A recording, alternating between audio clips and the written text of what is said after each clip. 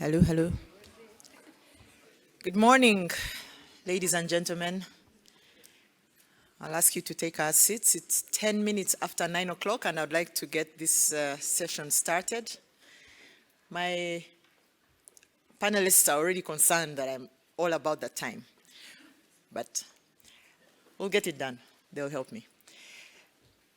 Welcome. My name is Connie Shemireirwe. I'm from Uganda, and I'm the director of the Africa Science Leadership Program here at Future Africa. And I welcome you to this last day of Africa Week. Yesterday, we had a full day.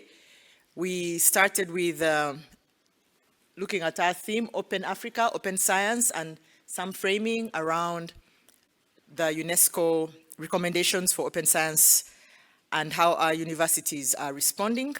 And then we delved into how the open science policy making across the continent is going. In the afternoon, we explored the value of African science and the voice of African science in Africa.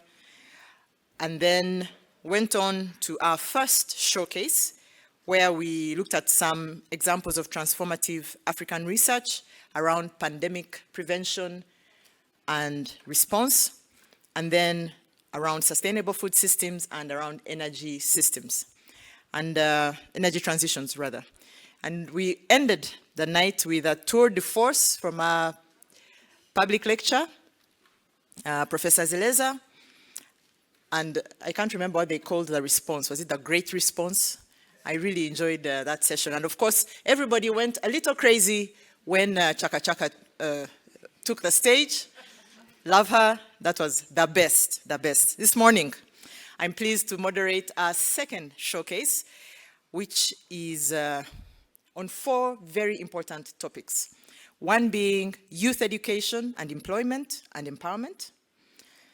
And that will be taken on by Professor Margaret Chitiga Mabugu, who's the Dean of the Faculty of Economic and Management Science here at the University of Pretoria.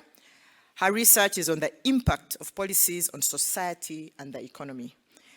And she'll be assisted by Dr. Olebo Geng Selebi, who's the Deputy Director for the Future of Work here at the University of Pretoria.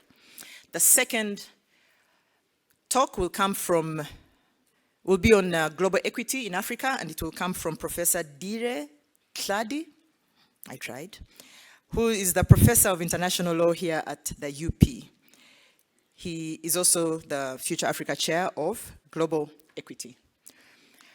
The third session will be on climate and agricultural tipping points, and that will be presented by Professor Barend Erasmus, who is an expert in climate change adaptation and the Dean of the Faculty of Natural and Agricultural Sciences at the University of Pretoria. The last session will be on digital futures, and this will be presented by Professor Vukosi Marivate, who's the Associate Professor of Computer Science and holds the ABSA Chair of Data Science at the UP. He works on developing machine learning and AI methods to extract insights from data. Professor Vukosi, I'll ask you to introduce your colleague because unfortunately he wasn't here when I collected this information, but you are also welcome. I'll pass. We will, unlike my colleague Tolu yesterday, who will tackle you if you're going over time, I'll just edge slowly towards you and give you a big hug. For some reason, people don't like hugs, so I think you'll be running off stage as I approach. Ladies and gentlemen, please help me welcome our very first speaker, Professor Margaret Chitiga Mabugu, to give her remarks.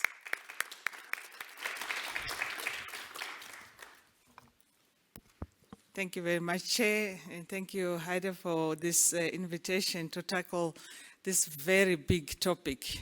But no, thank you for giving us just 20 minutes. And now 15, I'm told. I'm doing this with my colleague, Ole, who has already been introduced. So let's get on with it already. I'm just waiting for change I must click myself. All right. So I think, firstly, just to set the scene, we all agree that we need to nurture young people. They're energetic, they have big dreams, they're our future. This has been said so many times. If we do that, of course, we are doing a big favor for our young people, but for ourselves as well, for this continent, and I dare say for the globe. So this is, I think, not disputed by anybody. So let's talk about a few challenges. I do not have time to go into all of them, but firstly, just to note that the definition of youth unemployment is not agreed, particularly here on the continent. So the official 15 to 24 is really doesn't work necessarily for African countries. So we've extended it sometimes to 29 and in other countries even to 34 years, just to be sure. I will not be able to then when I generalize say everything about the different definitions. We know too, and this has been said enough yesterday, that the African continent has the youngest population. We celebrate this many times because it's an asset. It's a great opportunity for us in Africa to harvest this asset. But of course, we also know that at the moment, what we are sitting with is so much youth unemployment. So that's a huge challenge. And people have said that this is an opportunity. I'll say a little bit more later on, in my opinion, whether this is an opportunity or not. But yes, let's agree that there is an opportunity here, but at the moment, we are not really utilizing this opportunity. Apart from the numbers that we see on unemployment of young people, we do not count usually those who have given up looking for jobs, those who are employed in the informal sector, those who are underemployed, those who are in precarious sectors or industries where the work is indecent according to the ILO definitions. So the numbers that we see, that we read about, are actually not really giving us the true picture of unemployment of the young people in this continent. Firstly, if Teboho is here, just to say I agree with you, Africa is heterogeneous. I will treat it, though, in this short talk as if it's one big continent. And a lot of these things can be generalized under youth unemployment. Unemployed young people are more than 3 times in that excuse me, in that category than adults. That's a big worry. That's something we need to think about. In terms of women, we tend to see that, and as with many other issues in our globe, women are always behind, and that's also a big worry for us. Indicators are incomplete, I've already said this, and many people who are employed and not counted as unemployed who are young are in insecure engagements. So I will not go into the details of unemployment in countries, but I thought this dramatic picture about unemployment in South Africa just must sort of wake us up, especially those of us who were enjoying ourselves last night and continued after Yvonne. In South Africa, look at these numbers. This is the sort of adult unemployment rate of people who are looking for jobs. So we're not even talking about people who are who've given up or who are in informal sectors. In terms of youth, it's like double. This is frightening. This is unjust. This is not right. So it's up to us. This opportunity that we talk about, are we going to seize it? So far, we have really not done well on this continent to seize this so-called opportunity. Instead, it is staring in our faces almost as a time bomb, and we need to do something about this. So let's talk about education quickly. Of course, education unlocks opportunities. That's why most of us are here in this industry. We wouldn't be here if education was not important, so we don't dispute this. It's clear evidence is there that the more years you add to your education portfolio, the more you are able to get out of being unemployed or poverty, and the more you can advance yourself. This is true. We also see many opportunities and many institutions doing well on the continent, including our higher education institutions, of course, but many others there, the Andelas, the LIPS, the Bridge, and many others that are doing well in training people. We're not doing enough, though. But also another problem is that we're training people not necessarily for the right skills or for the right industries. So it's no good just churning out graduates as we tend to do, and then we send them to the market that does not exist. We saw yesterday, and we know this, that Africa in the last few decades has mainly been stagnant in terms of growth. The few countries where we have seen growth, we know that that growth was not inclusive. So there were no jobs being created. It was mainly in the commodity sectors or in the aid sectors, which are not productive, which do not add value, and so forth. So there's a problem. The market does not exist. So instead of skills chasing economies and economic activity, which does not exist, I suggest that skills training must transform economies. We must look at the demand for skills versus the supply for skills. That's the one first message. We do not want to sit with this very sad story where graduates are out there looking for jobs in our African continent. So where should we invest in when it comes to education? There are so many things I could say. Perhaps that's another Africa Week topic at some point. But I just want to mention two big points here. In a meeting where ILO invited young people to come to the table, and I believe that this is one of the biggest things we need to do with young people, they say that the sectors in which they see promise are these ones: the green sector, the blue sector, the platinum sector, this is all the whole digital world, the orange sector, that is the creative world, and the purple sector, the care sector. There is potential here. These sectors have not yet been harvested, so to speak. The World African Development Bank a few days ago mentioned the amounts of trillions that investors are leaving on the table in Africa in not investing in these sectors. The question, of course, is it that easy to invest in Africa? So again, that's another Africa Week story about what are the opportunities, what are the barriers for investment here on this continent. But to just say that this is an opportunity. The second opportunity is to go where the young people are. They are in the informal sector, mainly in agriculture. Agriculture is one of the most unattractive, informal, indecent sector at the moment. So the question is, what should we do? Skill them better. Have smart agriculture. This was mentioned already yesterday by some. Agribusiness development, exporting, using the African free trade agreements, but enabling free movement of goods and services and people on the continent. This is a huge barrier for us to realize this. So there's work to be done. I will not go through this, just to show you that some modeling has been done to show that indeed there are jobs, potential jobs in these sectors that we're talking about, and millions of jobs at that. Let's go to empowerment, and I'm running out of time already. So I want to say here a few things. Entrepreneurship. We don't do enough about entrepreneurship. I think we should. We're doing something. We at the University of Pretoria and others are working already on this with our innovation hubs, our entrepreneurship centers, our centers for the future of work, and many others, our Mamelodi campus. But we can certainly do more, coming together with partners, coming together with other institutions within the African sector. This is an area that has potential for improving jobs. We have to amplify youth voices and increase youth leadership. That's my second point in terms of empowerment. And here at Future Africa, at our Albert Lituli Leadership Center, Center for the Future of Work, other partners in this university can, with other African universities and partners, work to amplify the voices of young people. We need to ask them what are the areas that they think we need to assist them with. We should not think for young people because they can really think for themselves. Harness that power of technology. Obviously, this was also mentioned. The power of partnerships, mobilization was mentioned enough times during this week. We have an opportunity while we're in creating these new sectors or improving the existing sectors, informal sectors, to also address gender inequalities, to address climate problems on the continent, to address poverty on the continent.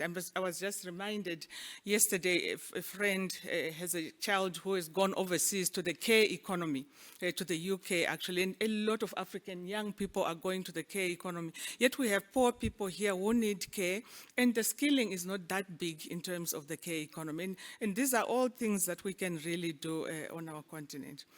overcoming challenges, this has been said enough. Our political systems are not good. Our institutions are not strong. We are more interested in corruption than anything else in this continent, I dare say.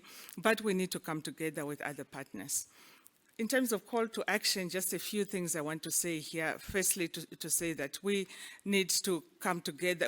Firstly, we must agree that we have a problem. Okay, so this dividend story is not yet a dividend. So we must agree we have a problem. Our best asset are our young people. This is labor. And labor is extremely expensive, but we have it in abundance in this country. Enhance the young people's voices. And finally, before I hand over to you, Ole, just to say, I'm privileged to come from a faculty that knows quite a lot about economics, about business, about finance, about policy. And one thing we know, and I would advise you for a fee though, where to invest in order to get dividends.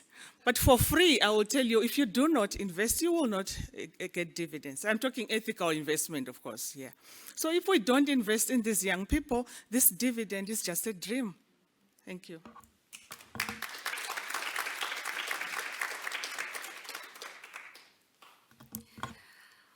All right, thank you so much, Prof. I think my responsibility here today is just as a youth to summarize the points that have been made and just to emphasize the importance of the work that we are doing as institutions of higher learning and specifically even at the University of Pretoria to address this issue of youth unemployment and just to emphasize the importance of us coming together as funding agencies, as universities, as public sector, private sector, in order to address this issue.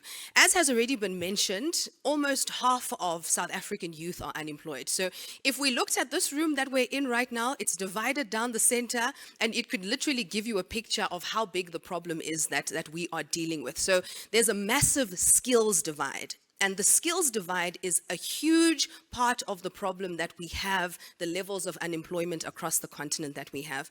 And currently if you look at AI and technology and the future of work and all of the changes that are happening in the future of work environment, you can see that there's the skills divide that we have is going to continue to get even bigger if we do not adapt to the changes that are happening in terms of AI, technology, and the future of work. Because with all of these developments that are happening, there are jobs being lost, right? And when we lose jobs, what happens? We have more poverty, we have more crime, and every other social ill that you can think of. But also, there is an opportunity, right? With all of this that's happening, jobs are also being created in Africa and also even globally. However, we don't have the skills needed to align with the jobs that are being created. On my slide now, if you can see, there's a headline that I saw, a news headline that says that AI will create 97 million jobs. We're just talking about AI. We're not talking about any other technological developments. We're not talking about any other changes in the future of work environment. Just AI will create 97 million jobs. But the workers, currently we don't have the skills for those jobs, right? So again, the skills divide is a massive part of the issue that's creating this joblessness and unemployment. So what we need, and one of the solutions that we've developed or thought of, is that we need more reskilling and upskilling. We have to provide people with the skills that will allow them to align with the jobs that are being created. Because the World Economic Forum, they say that the reskilling needs will be around 50%. Around 50% of people that have jobs need to be reskilled. So you can imagine people who are unemployed, the levels of skills development that they would need. And also we're seeing massive changes in terms of the types of skills that the work environment needs. So you can see there that there are certain types of skills, and a lot of these skills are we're not equipping our youth with those skills. So what we're doing is, again, it's about reskilling and upskilling, but this reskilling and upskilling has to be informed by research. Why? Because of the unique African context that we have. Again, the World Economic Forum put together a fantastic study, and they updated that study recently, the Future of Jobs study. But the reality is very little of the data in that study comes from an African context. So the World Economic Forum says Okay, these are the skills of the future. And of course, those are the skills that we need to be globally relevant. So that's important. But what about the unique African context? So we have to reskill and upskill according to the global needs, but also according to the localized African needs that we have. So that's why we have the Center for the Future of Work in the University of Pretoria, which focuses on research on the future of work that leads to skills development programs and develops platforms where young people can develop their skills. And our goal is, or the vision that we have, is to create a world in which all Africans have access to the skills necessary to meaningfully contribute to society through work. And I think that's a very important vision that we have. And of course, we can't do that without all the people in the room coming together and providing the necessary resources in order for us to accomplish that goal. So the public-private partnerships are very important for us to bridge the skills divide that has been produced, and also for us to help to produce the skills needed in basic and higher education to address youth unemployment. So again, we want to put an end to seeing images like this of young people with so much energy, so much potential, and so much that they can contribute. And we, as the people in the room, are the people that are going to make a change in this regard. So thank you very much for your time and the opportunity.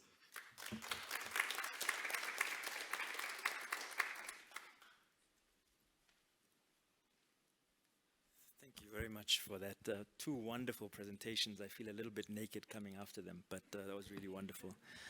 I'm a new member of the relatively new member of the Future Africa family. I joined in March of 2023. So I will do a slightly different presentation. I'll just basically give you an overview of the work that my chair is currently engaged in.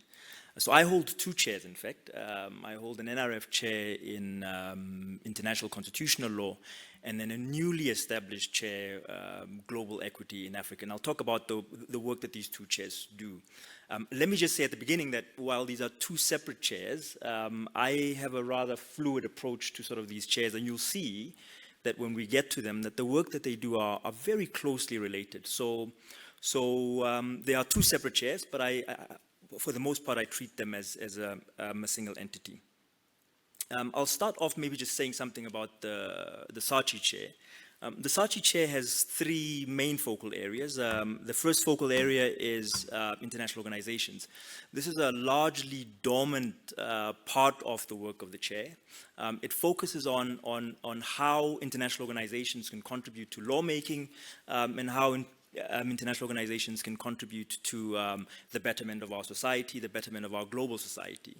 The second focal area, which is the one that is most active, is hierarchy in international law. International law is, broadly speaking, sort of a very horizontal legal system, which means that values aren't important. If you have a horizontal system, that means all rules are the same, you judge all rules in exactly the same way, which is very different from a constitutional system in which there are values, and so you judge rules based on the values that are pursued. So the question of hierarchy in international law really looks at to what extent can we say that international law is developing values, is becoming a more value-based legal system. And you'll see when we look at the particular projects that we have been working on under that chair, that's the part of the chair that's most dominant in terms of our work. And then the third aspect is lawmaking, and there's a very close relationship between hierarchy and lawmaking. So who contributes to law? Is it just states, or is it just states, individuals? Is it civil society organizations, and so on? I'll say a couple of things about the postdoc work that we've done over the last 3 years. The first postdoc who's just actually left for a job at WITS is Sanya Samtani, and she's working on, or she's been working under the chair on intellectual property rights and human rights. And she's got a book that's coming up on vaccines and intellectual property rights. The particular, I'm sure you're all aware of the debates to what extent should vaccines be made available, and to what extent should there be an intellectual property right mandate. The second one is a postdoc from Tanzania, and she's brand new as well. And her particular project is looking at the Convention on the Elimination of Discrimination Against Women, and in particular the extent to which the temporary measures for improving equity of women has actually contributed to lawmaking in domestic legal systems. The last one is Brenda Mwale from Uganda, and Brenda's particular project is looking at the role of multinational corporations in the governance of cyberspace and the contribution to law in that respect. With respect to PhDs, there are, broadly speaking, three types of PhDs that we have. So we have PhDs that are funded directly by SACHI, and we have 6 of these. And then we have PhDs that are not funded by SACHI, but that are very much part of the SACHI project. And then finally, we have PhD projects that have no connection whatsoever to SACHI. And you'll see from the list of PhD topics that we have there that there's a wide range, right? So the first 2 are related to use Cogens, but they're also very different. So the first one, the duty to mitigate climate change as a use Cogens norm, looks at, I mean, it really poses this question: if we think about climate change as the most serious threat facing our society right now, an existential threat, and yet it's not regarded as one of the most important rules in international law, right? So the duty to mitigate climate change is not on the same level as, say, for example, the prohibition of genocide, the prohibition of war crimes, and so on. And so it really pokes the question and asks the question, why is this the case? Why is this particular duty not at the same level in terms of international law? And then the second project poses the same question about the duty to fight poverty. In fact, the duty, it's even questionable whether or not the duty to fight poverty is a rule in international law. So if you look at these 2 projects, you see how they fit in both with lawmaking, because it asks how are these rules made, but also with the question of a hierarchy in international law. Why is it that there are certain rules that aren't perhaps as important, that are given a higher status than these particular rules? And then, of course, you'll see there that we've also got international humanitarian law related projects and also IT related projects. All of them fit in to the broad scheme so that I spoke about. In terms of PhD projects that are not funded under SACHI, there are 3. So there's one that concerns maritime boundary delimitations on the African continent, and so it looks at the mechanisms that we have so on this continent for dealing with maritime boundary delimitations, in particular for economic development and so on, and also to make sure that we don't have the outbreak of conflict. And then the last 2 are related to international criminal law, command responsibility, and sexual violence, and the role of the international of states parties to the ICC in the interpretation of the Rome Statute. With respect to, so this particular project has been, or the SACHI has been in existence since 2016. The particular achievements of the program to date have been 12 PhDs have been completed, and of those we've had really exceptional PhDs, 4 of them being published by Brill as monographs. In terms of other research outputs, I haven't spoken about my own work, so for the UN International Law Commission, but we've produced 5 reports for the UN International Law Commission, which resulted in draft conclusions, which are currently being considered by the General Assembly for adoption. We have, since 2016, produced 43 articles in peer-reviewed journals, and 7 chapters in books, and 10 books, including, of course, the 4 from the PhD students. Now, the Future Africa Chair in Global Equity in Africa is a new chair. So obviously there's less activities there, but I do just want to say a couple of things. I mean, the Future Africa Chair was born on the 1st of March. So at the moment, this is the Future Africa chair. There's no postdoc. There's no. I'm completely alone, but we're building it. And my sense is that, my hope is that 5 years from now, if a presentation like this is made, the very same achievements that you saw in the SACHI chair will also be reflected with respect to the Future Africa Global Equity in Africa chair. So let me just say a couple of things, or a couple of projects that we are currently engaged in, and a couple of projects that we hope to start in the near future. So the first one is that we've recently identified a new PhD who will begin in 2024, and the particular focus of that PhD will be recruitment of child soldiers, which of course is a huge thing for the continent. And then I'll just skip over here. And then a couple of projects that are underway at the moment. So the first one, which is currently ongoing, is the Intergovernmental Working Group on Drought Management. The UN Convention on Desertification is currently looking at ways to better manage drought, both from a proactive perspective, but also once it's occurred. And they're currently considering various options for sort of dealing with this. The Africa group on this particular intergovernmental working group has asked me to assist them in sort of putting forward particular ideas. The idea that the Africa group is putting forward, and that'll be considered in the next 2 weeks, is for a new protocol on drought. And of course, you can imagine that many other states are not particularly interested in this. So the role of the chair is really to think from a legal perspective how to advance the idea of drought as the best, the idea of a new protocol as the best way to sort of deal with drought. And then a project that I'm particularly interested in, the chair will be part of a legal team to represent Mozambique and Sierra Leone in legal proceedings before the International Tribunal for the Law of the Sea. And this so the particular issue really concerns two issues of global commons importance, and this is climate change and the law of the sea.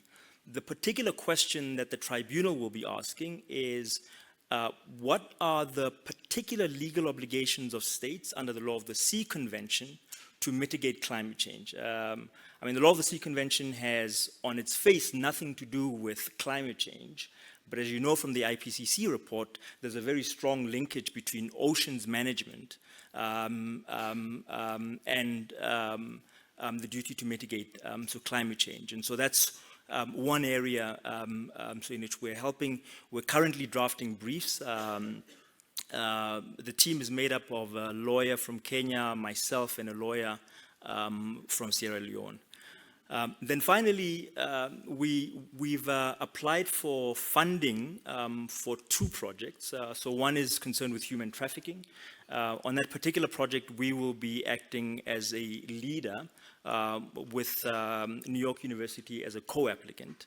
And then secondly, we'll have a project on social justice and climate change. The first project on human trafficking is really looking at what are the new methods that are used by perpetrators, but also what are the new methods that can be used by law enforcement to prevent so human trafficking. The second project on social justice and climate change looks at how we can enhance mitigation of climate change, but also how this intersects with environment, economic, and racial justice issues in sort of trying to resolve the issues of climate change. I'm very excited about the work that we can do under this particular chair. So obviously it's at a new stage, but as I mentioned to you, my suspicion is that in 5 years' time when this presentation is done, we will have much more to report. Thank you very much.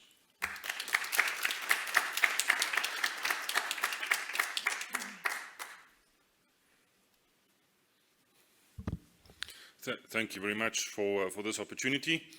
I'm going to sneak in a few comments before my timer starts. Too late. There's a few, starting off, we'll give you a bit of definitions. What do we think about tipping points? We'll talk a little bit about global tipping points that are reasonably well known. Then we'll start talking about Southern African and African tipping points, which are a lot less well known. And right at the end, I've got some suggestions about agricultural specific tipping points. So the definition of a tipping point is a consensus definition in the recent IPCC report. For our purposes here, it's about scale, a small change having a large consequence. That small change can be a change in the rate, in the impact, or in the frequency of any particular event. We do need to put on a little bit of a systems thinking hat to understand tipping points completely. We need to have a concept of different interconnected elements with different feedback loops. Some of these feedback loops are positive and some of them might be negative. Some of them, the negative ones controlling the system, making it more stable, the positive ones making it more unstable. And that's the mindset that we bring and the framework that we bring to a tipping points discussion. There's a little bit of ambiguity whether any large change in the system that is reversible is still a tipping point or not. And this, I think, is a case-by-case, local, regional, global discussion. For our purposes here, I'm comfortable if we just think about big changes as a consequence of something small that has happened. Also, these big changes are runaway changes. In other words, they are, most of the time, once they've been triggered, they run by themselves. Western Arctic glacier melt, well, that started. And the history has shown that once that started, it goes for the next 400 to 700 years, right? So sort of independent of what we do with emissions right now, we committed to that level of warming. And so we committed to that 1.5 meters level sea level rise. Never mind the East Antarctic ice shelf, this is just the West. So there's lots of examples of tipping points in our everyday lives. I think yesterday someone put up hands who's got residential PV cells on their houses. I think there's a potential for a large tipping point in the market. We don't even think about personal computing in our cell phones as a tipping point. It's just stuff that we do, but it definitely has changed how we interact with each other, changed how we socialize, and lots of other things. There's also quite a number of well-known environmental tipping points. Once you lose large amounts of soil carbon, well, it takes a hell of a long time to get that back into the soil with large implications for its fertility, right? So that's generally tipping points. When you think about the global and regional tipping points, there is a planetary system. There are some major systems around the globe that transport heat, determine the climate. It's responsible for biogeochemistry, nutrient cycling, rainfall, temperature, and these things are out of whack, to put it in simple terms. Luckily, we know which of these systems interact with each other, and therefore we can identify at global scale very good estimates of what tipping points and likely cascading system changes are. There's also potential for some positive tipping points. In the planetary system, there's about 16 large systems that have been well studied. Of these 16, 9 of them show real change or becoming destabilized. So the ability of the Earth to provide the living conditions, and I'm not talking about your ability to shop at Woolworths, living conditions of a temperature that doesn't kill you and rainfall that doesn't flood your house. The ability of the planet to deliver those living conditions is under stress. Also important to recognize, some of these systems interact with each other. So once one of them starts changing, the likelihood of quicker changes in other systems become much higher. So this means once we start looking at Greenland ice sheet collapse, slightly longer timescales, it affects the Atlantic circulation. There is a link, not very well understood, back to the Amazon rainforest, and then there's another link to the West Antarctic ice sheet, which is a little bit better understood. The Amazon rainforest, this is a big deal. At some point, if it dries out enough, local moisture production is not enough to maintain the rainfall, it starts drying out. Positive feedback loop back to the likelihood of fires and deforestation. So even what might start as a climate trigger, due to fire and deforestation, might become a much quicker amplified process. So if you look at the reference, Wunderling at the top right there, it's got a slightly different interpretation of the linkages that I've put up here.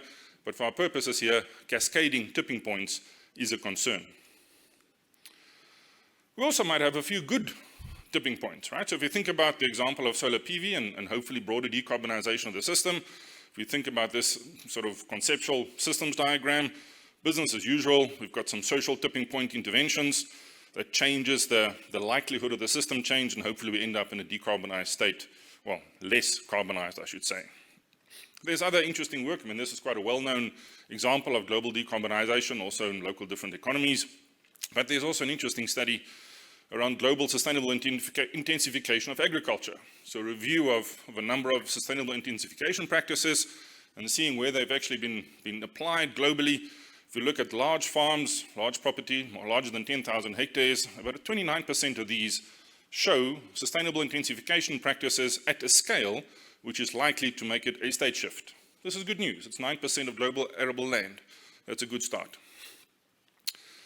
Let's zoom into Africa. This is not so easy as it sounds when it comes to climate change. So this is from the recent IPCC report showing you the amount of investment in climate research in Africa and the rest of the world. It's about 4% compared to the rest of the world, right? And everything we've heard earlier, the dividends that we need to unlock, this is not unlocking the dividends.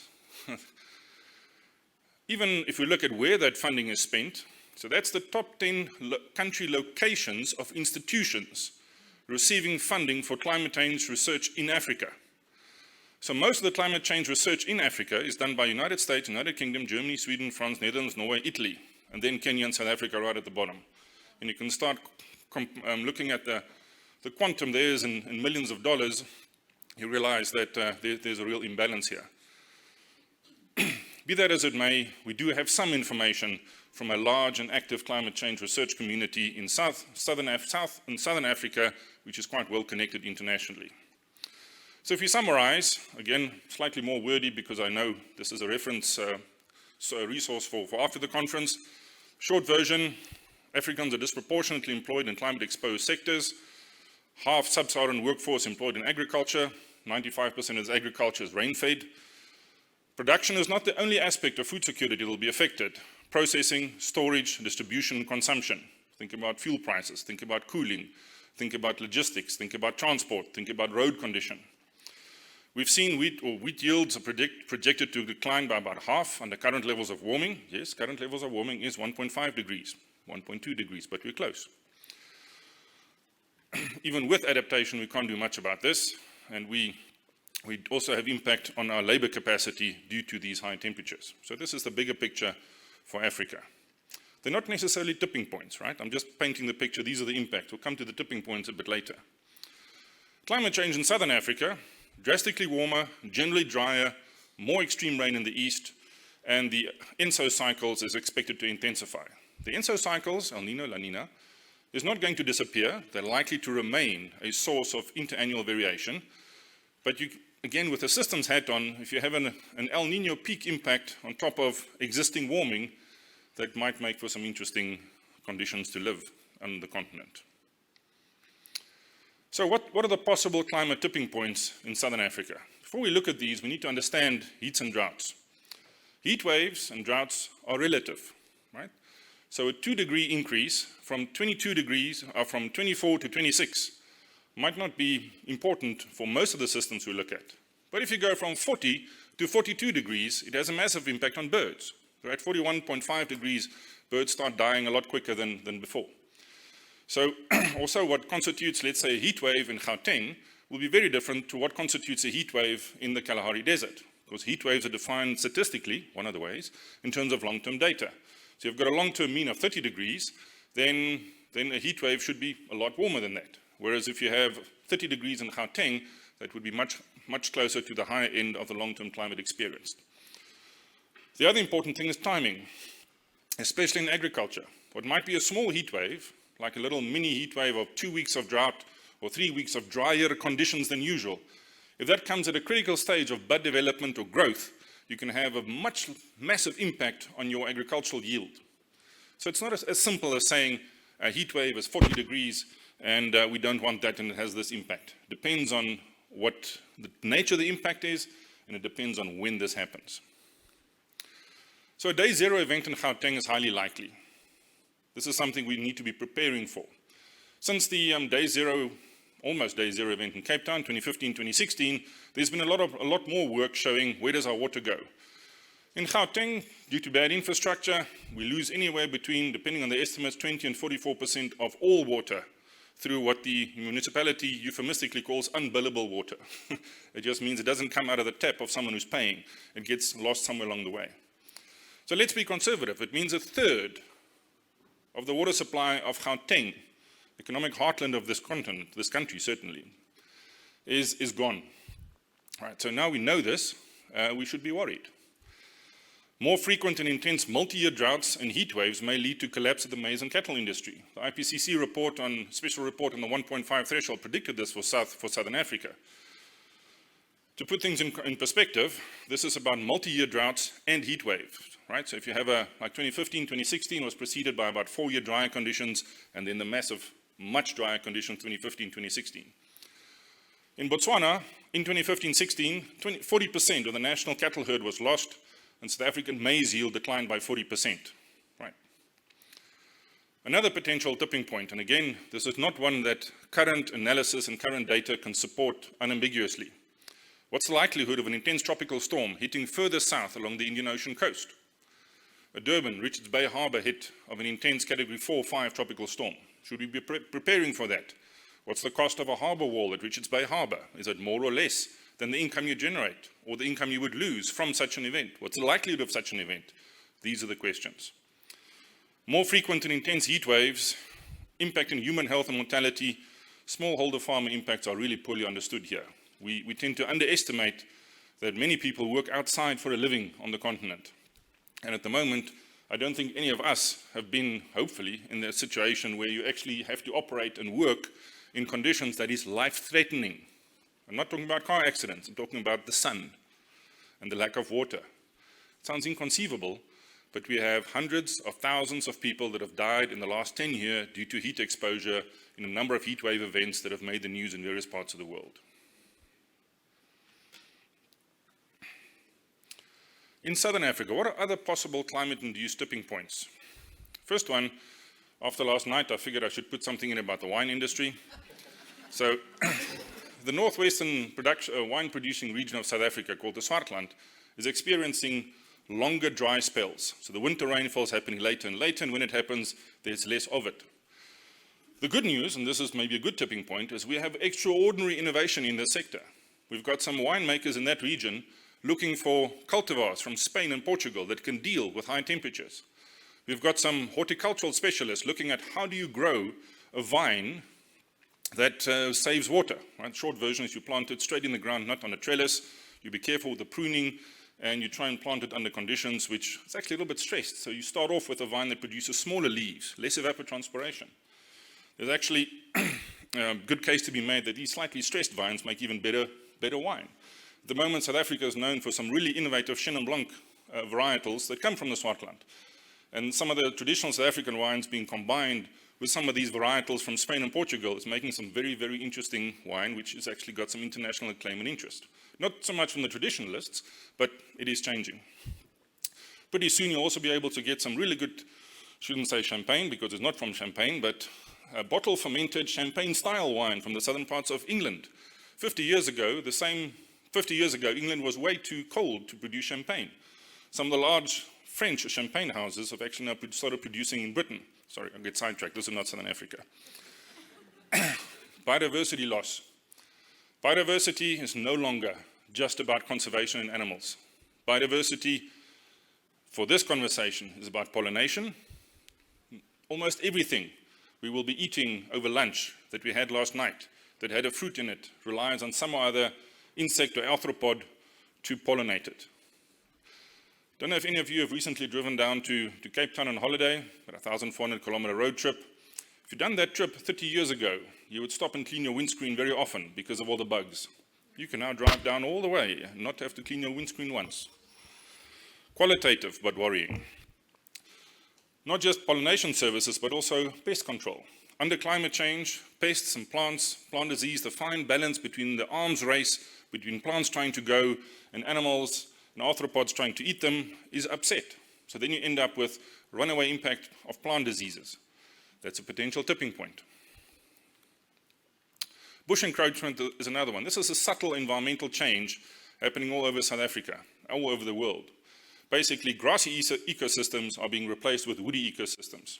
Yes, part of this is management relevant. It's my belief and interpretation of the data that there is a strong climate signal in here. And the reason is carbon dioxide affects woody plants different to grassy plants. It actually stimulates woody growth. There's some benefits. That's why You can easily buy lots of briar wood from Namibia, because that's one of the responses that Namibia is experiencing, big increases in wood, bush encroachment due to these high CO2 levels. But if you're a cattle farmer, this is bad news, because your grazing in the pasture is disappearing. There's one message you take from this slide, is that you heard it here first. We've got a group here looking at seasonal forecasts and modeling of ENSO, El Nino La Nina events. So on the 15th of May, Professor Willem Landman updated his forecast for El Nino. And he forecast, just to put things in perspective, on the x-axis there, the acronyms is May, June, July, August, July, August, September, and so forth. So October, November, December, this summer rainfall season, we are expected to experience a strong, potentially very strong El Nino event. Right? So the good days are finished. The high rainfall is stopping. We are now entering a drier phase with El Nino. Never before have we had a strong El Nino like this, operating on top of everything else we've experienced, right? I've just mentioned about the unbillable water. We have experienced social unrest. We've got high fertilizer prices because of the unrest in Ukraine. We have poor governance. On top of all those things, we're about to have this El Nino, right? Hold on to your horses. Strap down. It's a wild ride ahead. Sink a borehole in your garden. Final thoughts. Agricultural value chain risk is poorly understood for any large system, and any likely tipping points we understand even less so. Agricultural tipping points are unlikely to be only determined by climate change. Unfortunately, history has shown that we are really poor at learning from disasters.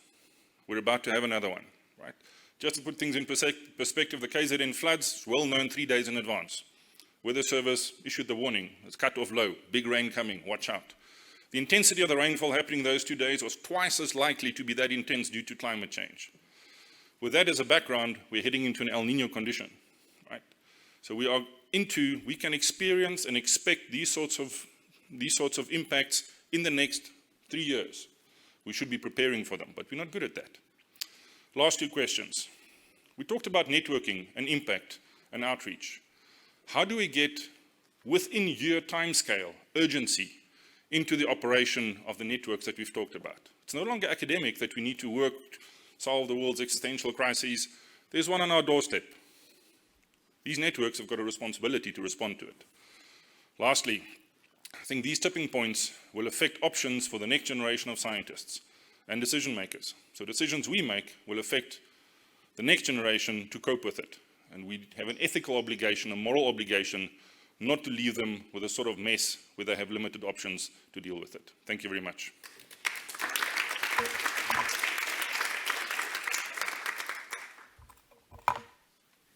Okay. This is going to be very interesting. We've cut down from, I think, 20 minutes to 15 minutes within there, just waiting for the presentation to load. I'm the chair of data science here at the university, and then Abuden Wudupe will be presenting also with me. What's interesting also is that I'm a CTO of a AI company, a startup called Lelapa, and also connected to many, many different grassroots AI organizations. I run the lab Data Science for Social Impact here at the university, which is made up of very young, vibrant people who are working on artificial intelligence and data science, most of them working especially at the intersection of AI and African languages. And that's the thing that I'm very passionate about, and I'm also very passionate about young people across the continent actually working within these spaces. In talking about transformative research, I wanted to ask the question, yes, is community all you need? And hopefully you'll get an understanding of what I mean on here. And through this is through this lens of how do we tackle AI and NLP for low resource African languages, right? So a lot of the tools that you see, now on artificial intelligence for languages, it's mostly you're interacting with them in English or in these high resource languages on there. There's been many, many breakthroughs. There's many, many tools that you've been using for decades, right? This is not something that's new. It's just been marching, moving forward, and actually improving over a period of time. But for our languages, our local languages, especially in South America and on the African continent, Southeast Asia, we have to deal with this thing of people not working in these languages because of their low resourceness. This means there's low availability of resources, whether it's data tools. It's hard to discover some of these resources so that you can use them in your research. Reproducing research is very hard within these spaces. Some people don't want to focus on these things because, hey, most of the research area is working in these high resource languages. You see, hey, ChatGPT is out there. Let me continue working in that space because it's working in English, right, on there. And then there's no benchmarks, and scaling and complexity is also very hard within these perspectives. So we wanted to deal with a lot of these problems and deal with all of them at once, right? We don't have time. Like literally, the time is ticking. If in a while we don't really work on these languages, it's done.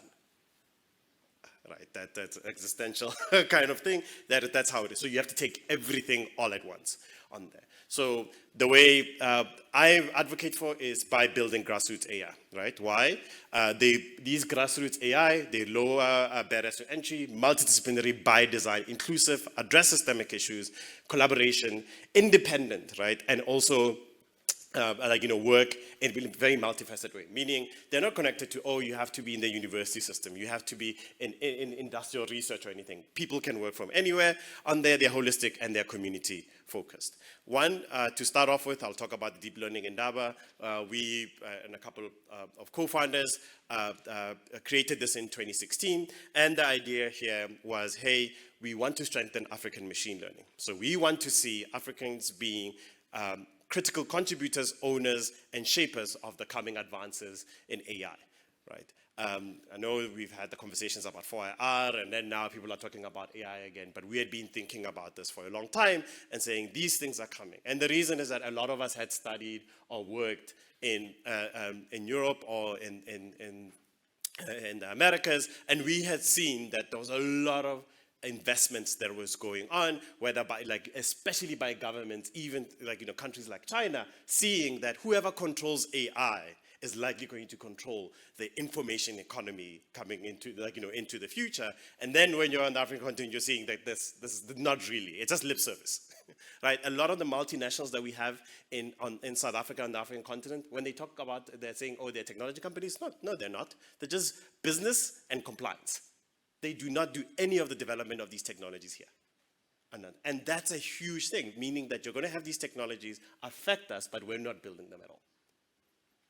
Right? And that's a big part. So with the deep learning Indaba, this is what we wanted to do. And we built this of saying, hey, let's build this conference. It's annual, that happens. And then it also has smaller conferences that are workshops that happen in each country, because we are not, we're very much diverse on that side. So we have also what we call Indaba X's that happen across the continent. And we also have sister and brother organizations across the continent. This is VETS in 2017, the first Indaba that we had. Initially, we thought we'll have 50 people.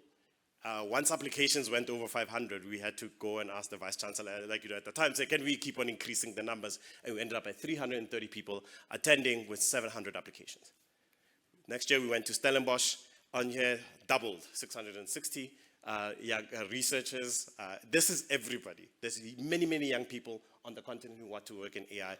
They are not being, at the moment, accommodated, whether within the university systems, where it's really, there's not many parts in reality. In the companies, they are underutilized. They're they're working as developers. They're not, so they found and say, no, we're also coming and we partner. So 660, over 1,000 applications.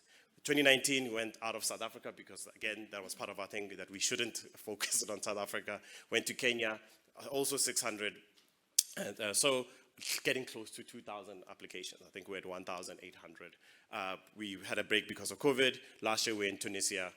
Because of uncertainties about COVID, we went down to 400, but then we're now getting, again, very high amounts of applications for this meeting, because people go there, they discuss, they debate, they learn from each other, and they build this huge network across the continent that's now in thousands of people who are working in AI. So it's not new. When people keep on kind of oh, there's a few people who work, and there's no, there's thousands across the continent who've been doing this, and I can tell you, grassroots AI is way further than any company, any government on the continent at the moment on here. And then now we're going to Accra this year. In September, 800 attendants are planned. We've already had 3,000 applications. And over the last 2 weeks, acceptances have been going out. It's like one of those things that time of the year. It's sad we can't accommodate 3,000 people. right, within this. And we're still looking for support in this case because we need to get a lot of students, especially to this place. And if you can, go to deeplearningindaba.com and contribute within there. But grassroots AI has been part of actually how a lot of AI has worked in the past. So I'm trying to see, I'm guessing it doesn't have, and you see this much over time of, yes, you have AI, you have very large or big labs in universities, you have private research organizations working in these spaces, but then grassroots AI has always been there because it really fills in these spaces that are ignored. Right, because people can choose and say, we'll work on this. And right now there's been just this movement of working on language models just because that's the thing, that's very much the popular thing. But then the grassroots look at things that people are ignoring. So looking at our languages, dealing with all those problems that are highlighted before, and Deep Learning Indaba was one, there's Data Science Africa, Black in AI, America's NLP, and then the thing I'll really be focusing on is Masakane, where in Masakane, now in 2019, at the Indaba in 2019, people who work on language came together and he said, no, we need to build a grassroots AI that specifically looks now at African languages and AI, and on there, for Africans, by Africans, in this specific way. And Masakani means we build together on there. This is the current board of directors. I couldn't join another grassroots AI. I sit as one of the advisors for Masakani, but again, young people who are sitting and right now literally leading a distributed research organization that has over 2,000 researchers connected to it. Again, point me to any university on the African continent that can say they have a research group that has over 2,000 people within there. And it's participatory. Everybody from the beginning of who's creating the language resources to the point where you have the researchers who are building the AI and then releasing these things. People work together. They come together. They have there's this weekly meeting. People come in and say, this is the thing I'm interested in now. There's a project that just came out now on Know Our Names, where it's about how do we build speech systems that can pronounce African names better. And then somebody just came and said, I want to do this. People coalesced around it and say, I volunteer, I will join this project, and they worked on it on a couple of months, and the paper just will now be published at Interspeech, which is one of the top speech conferences in the world. All right, within that. And everybody is part of this thing. This was the first 2019 meeting that happened in Durban in Nairobi, and that's Jade, one of the president of the board members, putting up that thesis of saying, we need to do this and we need to do it now.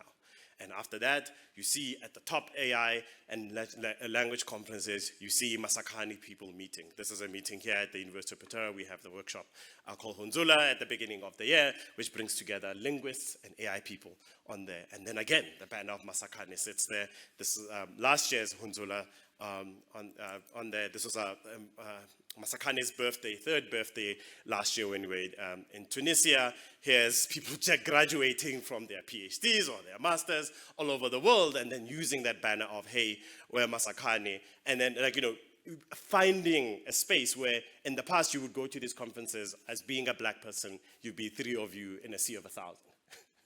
Now you go there and your people can identify each other because we're working together to build this thing. This is the ICLR conference. The first time a major AI conference was held on the African continent. I was one of the program chairs. And then this is the Africa NLP workshop that was there. And you can see how much we've grown now on there. In ICLR in 2019 had 16 Africans, or people who are identified as being Africans. Right now in 2023, in May when we were in Rwanda, it was 291.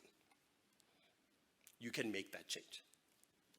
Right, on there. And what does it actually mean? People, oh, how do you do this? But then the research. This is the first paper that came out of Masakane in 2020 on participatory research and machine translation. This paper went on to win the first Wikimedia Research Award by Jimmy Wales, the founder of Wikipedia, for democratizing the internet.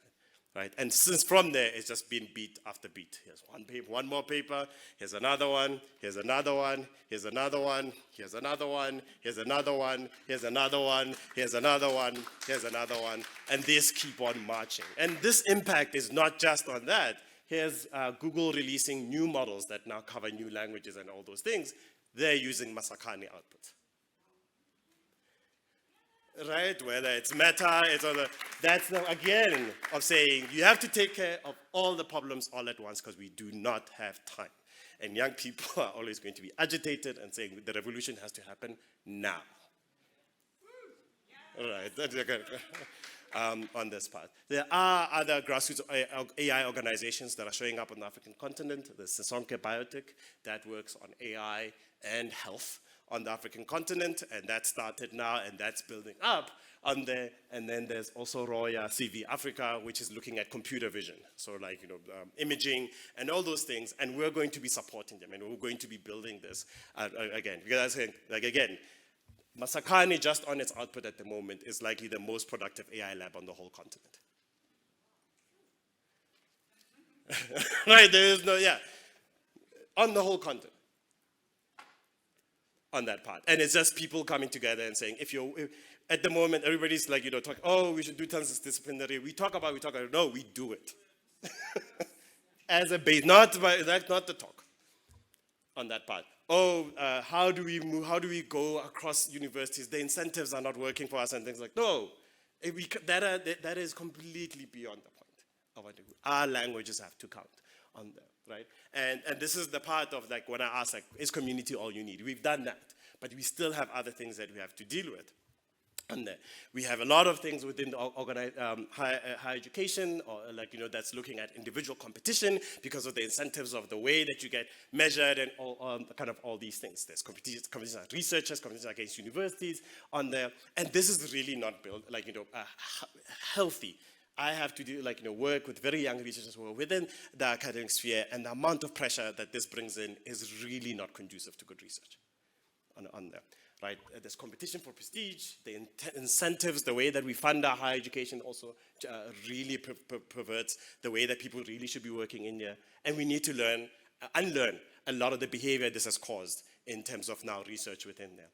And the world is moving towards more diverse teams. I always highlight this, and I'll say it again. If at the end of the day, in South Africa, in our higher education, we have a subsidy that is connected to how many people are on a paper. I know that with all my Masakani papers that I do publish with 60 authors, the university gets nothing, and that's okay. It's good science. It's not about the subsidy. Right? And that should be a thing that gets us to pause and think about this. Because there are then these behaviors that happen where people are telling you, no, please have less people on a paper. Thank you. Right, we have individuals and small groups in HRs, and we have limited resources. We need to break those barriers and on working. And just in my final thing, what got us here won't get you. What you got here won't get you there. And this is my thesis that I put towards the grassroots AI community here on the African continent at ICLR. We built up the community. There's impact of work.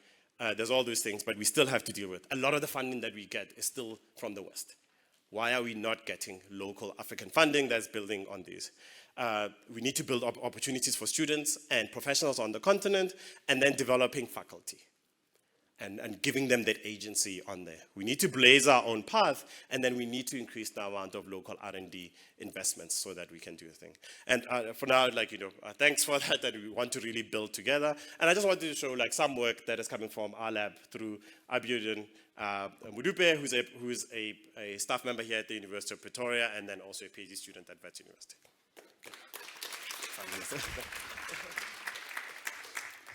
Good morning, everyone. So I'm just here to showcase some of the works some of the things that Vikosi talks about, and to be able to show the practicality of it and how this practicality has ended up being published.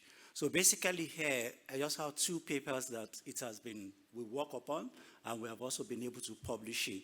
The very first one is actually using the AI architecture, AI technology to be able to detect the writing style.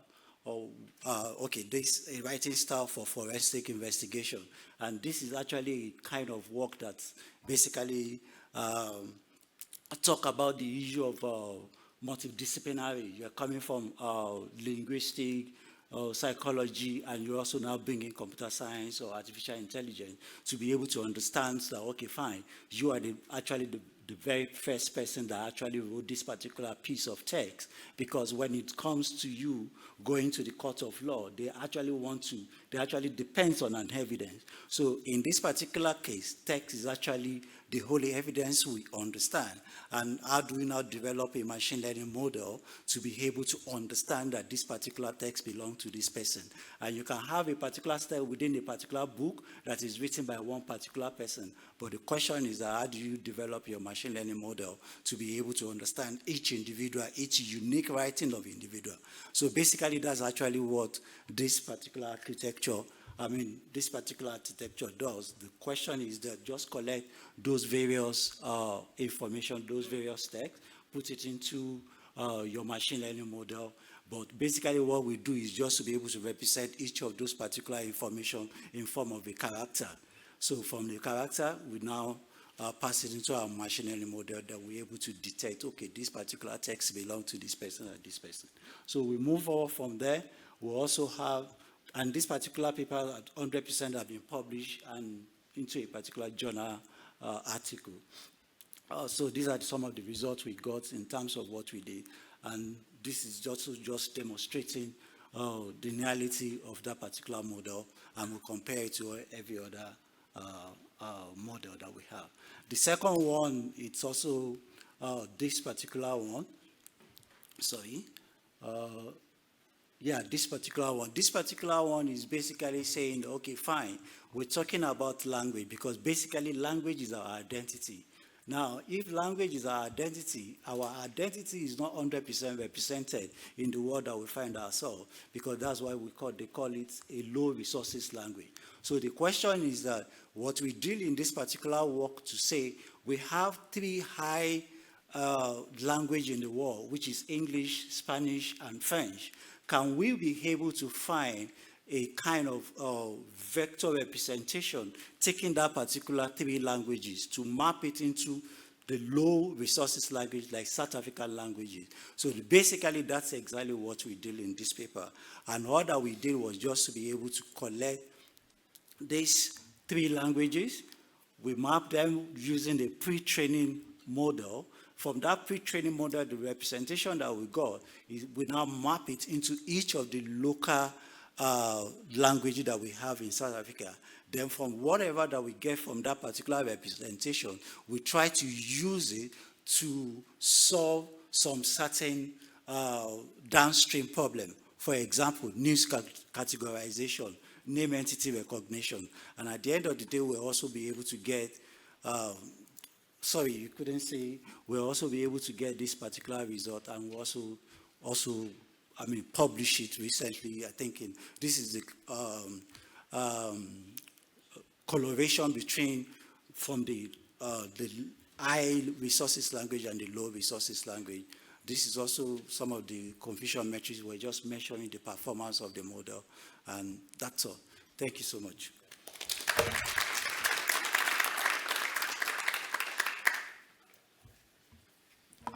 I think we can do better than that. We've had a tour de force from these presentations. Thank you so much. Lovely collaboration between me and my panelists here. And now we have a few minutes for some quick questions. I don't know if we have mics. I see one there, 2, 3. And keep your questions short. You're not too far from me to run up and give you a hug. Belinda. Mics, is somebody here? And yeah. Thanks, Please. Connie. And I would like a hug, but I'm going to keep it short. It just strikes me, this amazing set of presentations and panel has shown us how everything is connected. You know, we don't have social justice problems and environmental justice problems that are separate and separable. And I think it's often portrayed that way in higher education systems, that they are studied separately in separate ways. And I'm just wondering if anyone on the panel can reflect on this Global South perspective or African perspective on how social justice is environmental justice and environmental justice is social justice, and what that means for higher education institutions and how we acknowledge that inseparability as we move forward. Okay, Belinda, can we know who you are and what you do, or where you're from? I'm Belinda Reyes and I work here at the University of Pretoria. Okay. Thank you. Thank you. So presenters, just note the questions and then you'll give your remarks at once. Yes? Introduce Morning, yourself. everyone. Yeah. I'm Monica. I'm Urban Bidder. I work at the University of Pretoria, Innovation Africa Architecture. Sorry, Vikosi, to put you on the spot, but I had this discussion with you last night about like the ethics in AI, particularly as it pertains to health, because that's very concerning for me, because I'm a biostatistician by training, and I love how we use models and inference and all that, but what used to rain me down was that I still work with human participants. And I have to comply by the code of ethics and the alma mater and all those other things. So I get very concerned when AI models just do their thing. And I tell ChatGPT, what do you think about my mental health today, for example? Okay. Thank you. Thank you, Monica. We had someone up there. Over here, please. And then he'll go. After him will be you.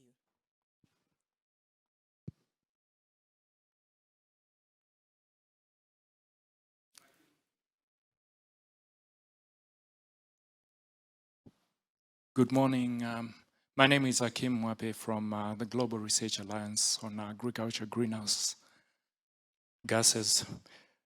4% climate funding for research to Africa as compared to other countries or other continents makes very sad readings. Are there any local initiatives within the continent to develop our own local African funding mechanisms for climate finance?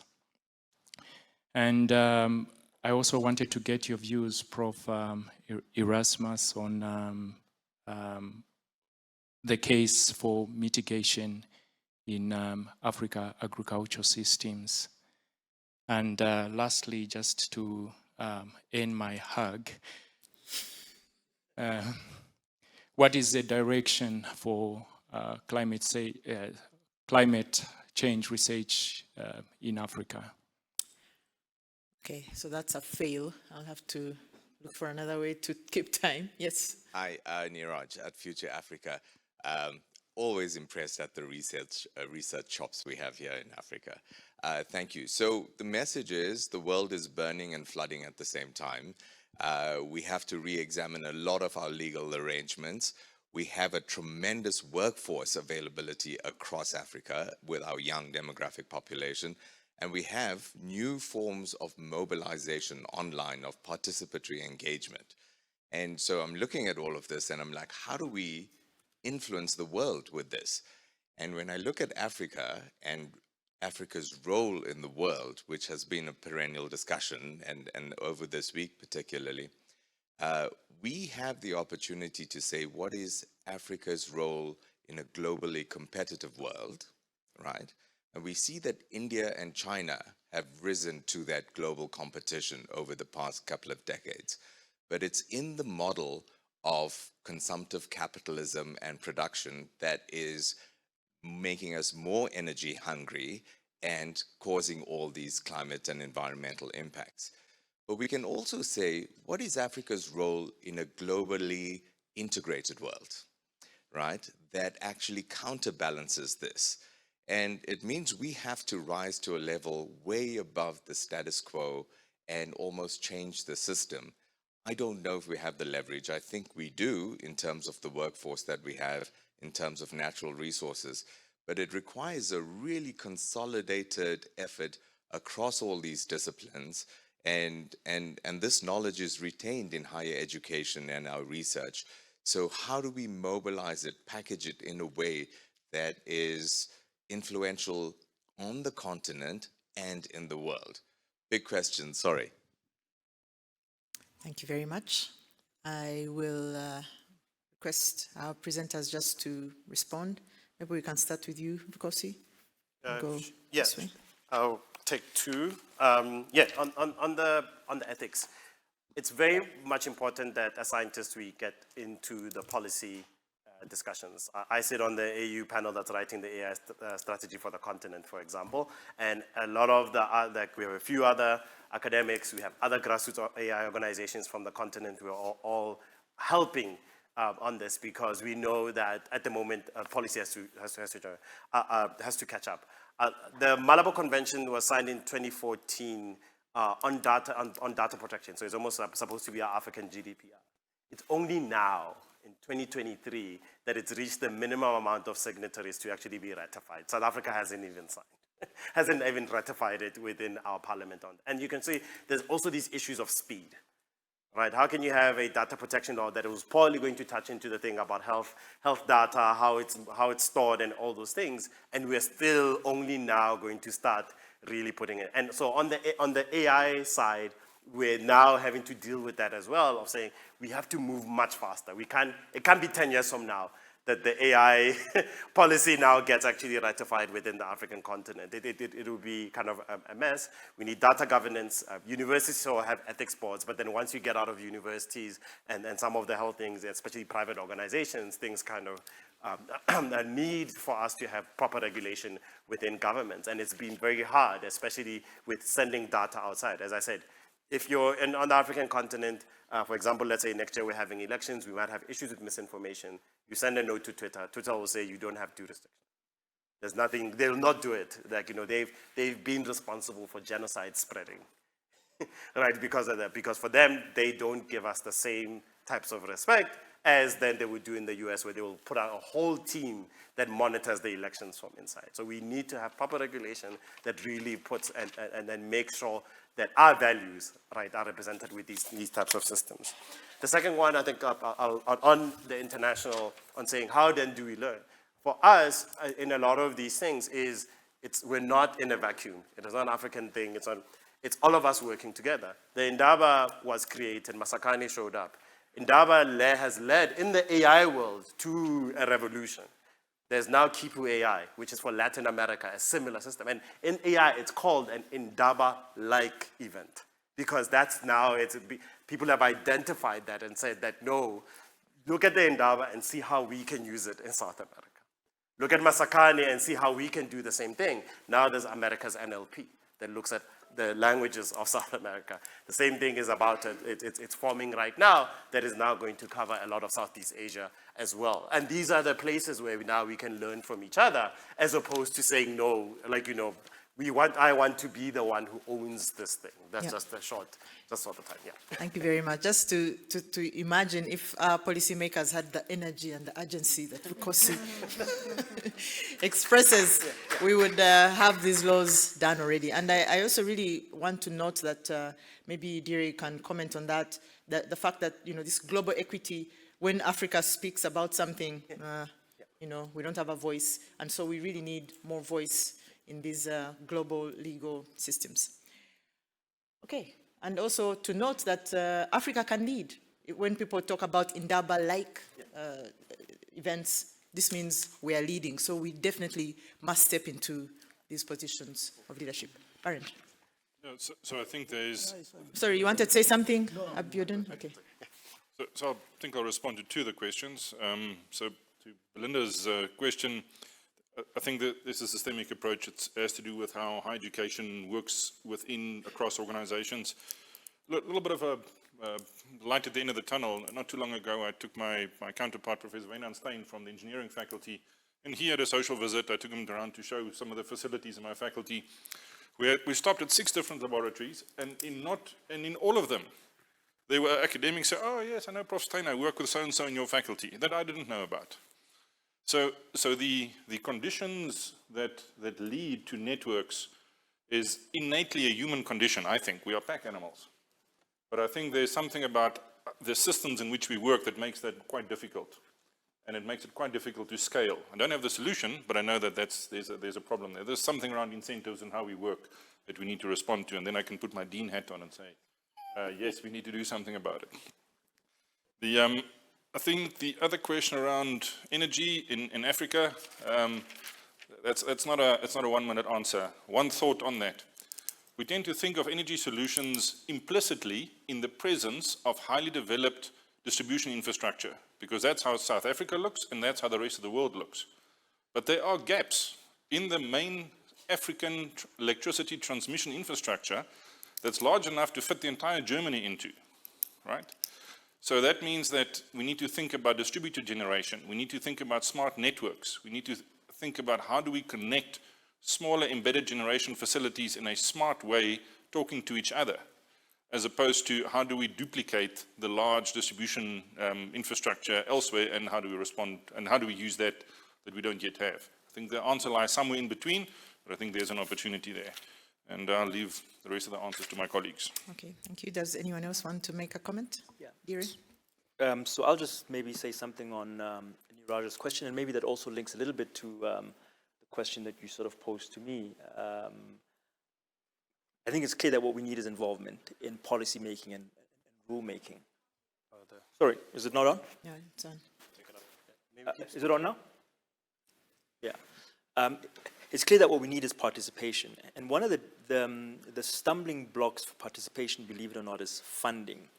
Because to participate, very often what you need is you need resources. One way in which in my teams I try to sort of go over that hurdle is basically to do things pro bono. So I mentioned these two states that we're representing in the International Tribunal for the Law of the Sea. That's completely pro bono. What that does is enables these two states that would otherwise not be able to participate in this very important process to actually participate. We have a similar, well, we're still talking to Rwanda now and the possibility of representing Rwanda in a similar case before the International Court of Justice in 2024. So that's one way that we can do it. The other thing is we have, and I think we've heard it here, we have an amazing amount of intellectual capacity on the continent. I mean, I supervise so many PhD students from across the continent who are really very smart and really doing wonderful, wonderful work. But the possibility for exposure is very limited. And I'll give you a couple of examples. The UN has, so one way in which the UN gets young people through employment is through internships. It's very difficult to get a job at the UN, right? I mean, if you want to get a job at the UN, you have to have engaged in some way with the UN, you have to have an internship there. How do you get an internship when internships are not paid? How do you take a student from South Africa and say, go and do an internship at the Human Rights Council or the International Law Commission or the WHO in Geneva? You're not paid, you need flights. To get a beer in Geneva, you have to spend 300 rands. It's impossible, right? So we have to think about innovative ways of doing that.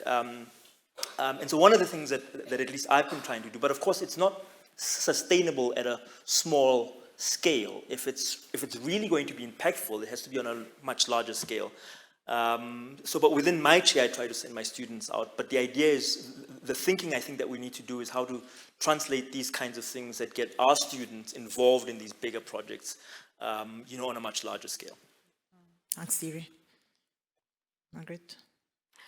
Okay, so I'll just speak to Niraj's point, especially the point of the Africa's contribution globally to the rest of the world. And when we look at the capacity we have in terms of even unemployed youth on the continent, there's a lot of capacity in terms of what young Africans can add to the narrative globally and add in terms of our skills and our contribution to society at large. Now, the reality is, how do we as Africans, it's a very difficult question, Niraj, but how do we as Africans create an identity for ourselves that is globally relevant? I think that's kind of the question you are asking. And to me, the most important thing is it comes down to us getting to work on the problems that we have currently. Now, most of our democracies, I would say, are relatively young, right? And we have so many socioeconomic issues that we are dealing with in Africa. And our identity and our contribution to the world will evolve from us addressing the issues that we have, right? So to me, having conversations like this and platforms like this, that is the starting point for us developing our identity as Africans on a global scale and the contribution that we are going to have across the world. So I would say that's where I'd come in there. Yeah. Thanks. I'd love to hear some final thoughts from you, Margaret and Abiodun, and then we'll close.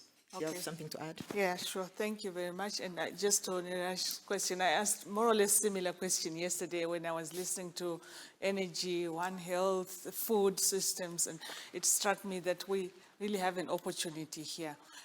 I want to venture and connect to the keynote address last night, which reminded us of the history of Africa. Just perhaps there's some human condition that we're missing, which we need to touch on in the African continent. The fact that we think we are fit to be slaves, which is our history many, many years ago. So we think what we must do is just to work for someone. This is the mentality, and this is more or less the training that we offer to many of our students, sadly. The idea that we should receive is also a problem, because this is what colonialization did to many of our continents. Maybe it's a mentality issue as well. So we wait to receive. Our African governments are not really funding research to the extent that they should. Our private sectors here in Africa are not philanthropic as we see in other countries. There is a gap there. And perhaps, so I'm really saying that we need funding. What Marivate is doing, you need funding, right, to bring all these young people together. So we cannot run away from that idea. We know that there is no funding available. So what do? We need to change mindsets. That's my parting shot. Thank you very much, Margaret.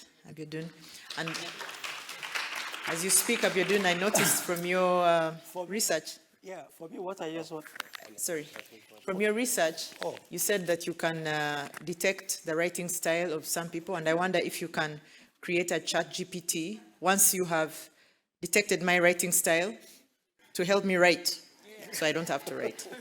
But that's that's basically what I wanted to say, because when you actually look at chat GTB, is actually basically the fundamental things there is about the feedback, human feedback. The human feedback is being reinforced, being retrained to be able to ensure that this model is perfect. But when you look at that, it's also learning from us. But the question remains is that do we have the regulations to be able ethically to protect my own privacy? So that's actually the key problem that I think our government really needs to stand up now and begin to put into perspective, because the evolutions of technology that is being coming up is increasing. It's on a fast speed. It's like 300 kilometers per hour on a road. And by tomorrow, we might wake up, we see another chat GTP. Mm-hmm. Do we have that particular regulation to be able to help us that are building the system to ensure that the human factor is put in place? Yep. So that's just perhaps because I did the writing style, I was able to we are able to look at maybe 300 influential people on the internet. Then we are able to write a script to crawl their information on the internet. And we try to now use that which we crawl, their information, to be able to determine their linguistic variations in their writing. Mm-hmm. Yeah. So, yeah. Thanks, Abiodun. And I think it gets to this question of ethics that Monica asked. Well, the conversation continues, and still, please do approach the panelists if you have questions. And my own parting shot is just to say that the conversation today just shows, as Belinda said, how much we have to talk across disciplines, because there's no one problem, especially in Africa, that can be solved in isolation. And for instance, we see that unstable conditions for the youth will create worse effects from climate change. And on the other hand, AI, who are speaking to linguistics, can help with youth employment. And all this, of course, is in a particular global legal framework, and on and on and on. And so Also, of course, these grassroots, the possibility for grassroots movements, but also the possibility for all of us to lead, to do some pro bono work, to have a vision, to really participate in addressing these issues. And as an educator in particular, I really feel that there are many places to start, but in Uganda, for instance, my background is in examinations, and you still find in an examination paper a question like, how many teeth does a dog have? And you ask yourself, why is this in the education? And how are we going to prepare the millions of children that are being born to participate in bringing us all up, or else we are going to be left behind more and more because everyone else is speeding ahead. Thank you very much for your attention, and thanks again to our panelists. And I believe we have about 17 minutes now, 20 minutes for break. The timing will be up here. Please, let the conversation continue. Okay, I believe we're running somewhat seriously behind time, so we'd like to get this session started. This is Plenary Session IV, and we're meant to look at the opening agendas and the priorities for impactful African research universities. How are we going to actually really make a difference? And we need to look at policies and practices that will dictate what type of impact we have and how we influence our students, the communities that we work in, and policy.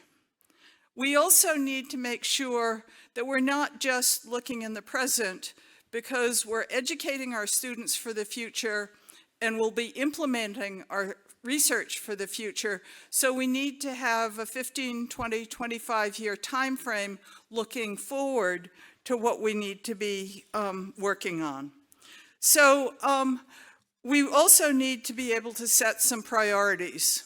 A lot of the problems that we're working with these days require models, so we end up with a lot of sort of spaghetti diagrams, and we need to separate the angel hair pasta from the linguine so we know what's really important.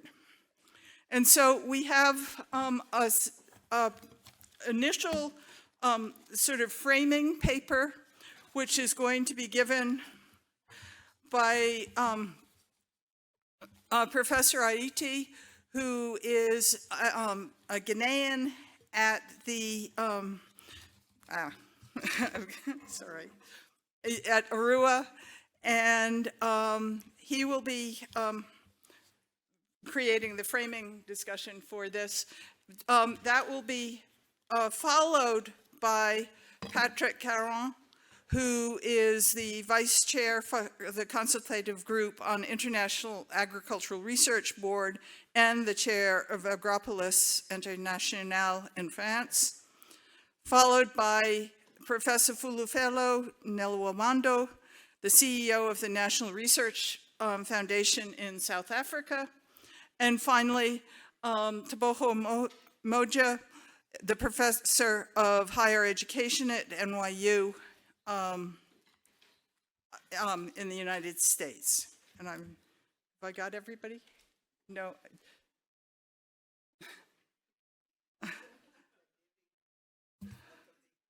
Oh, I'm sorry. I understand why I was making that mistake. Followed by that, there is a concluding paper, and I apologize for that, given by Alexei Chayap, who is the Associate Vice President and Vice Provost for International Student Experiences at the University of Toronto. So we've got one framing paper, a concluding paper, and a bunch of information to put it all together. Thank you.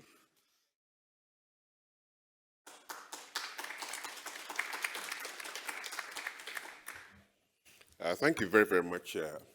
Let me begin by thanking the team from University of Pretoria, the Future Africa campus, for inviting me to join this very important event, the Africa Week.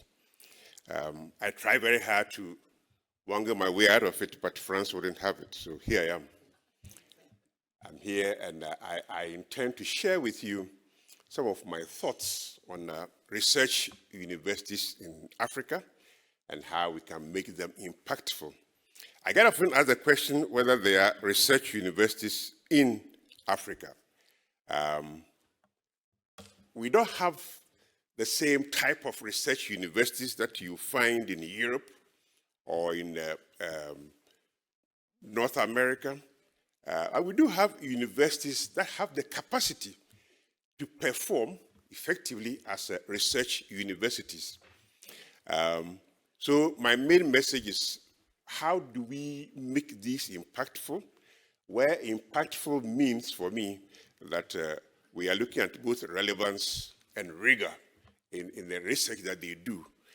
In many of the universities in the global north, when they talk about impact, they don't talk much about the relevance. It's taken for granted. It's a lot more focus on the rigor. But we in Africa have no choice.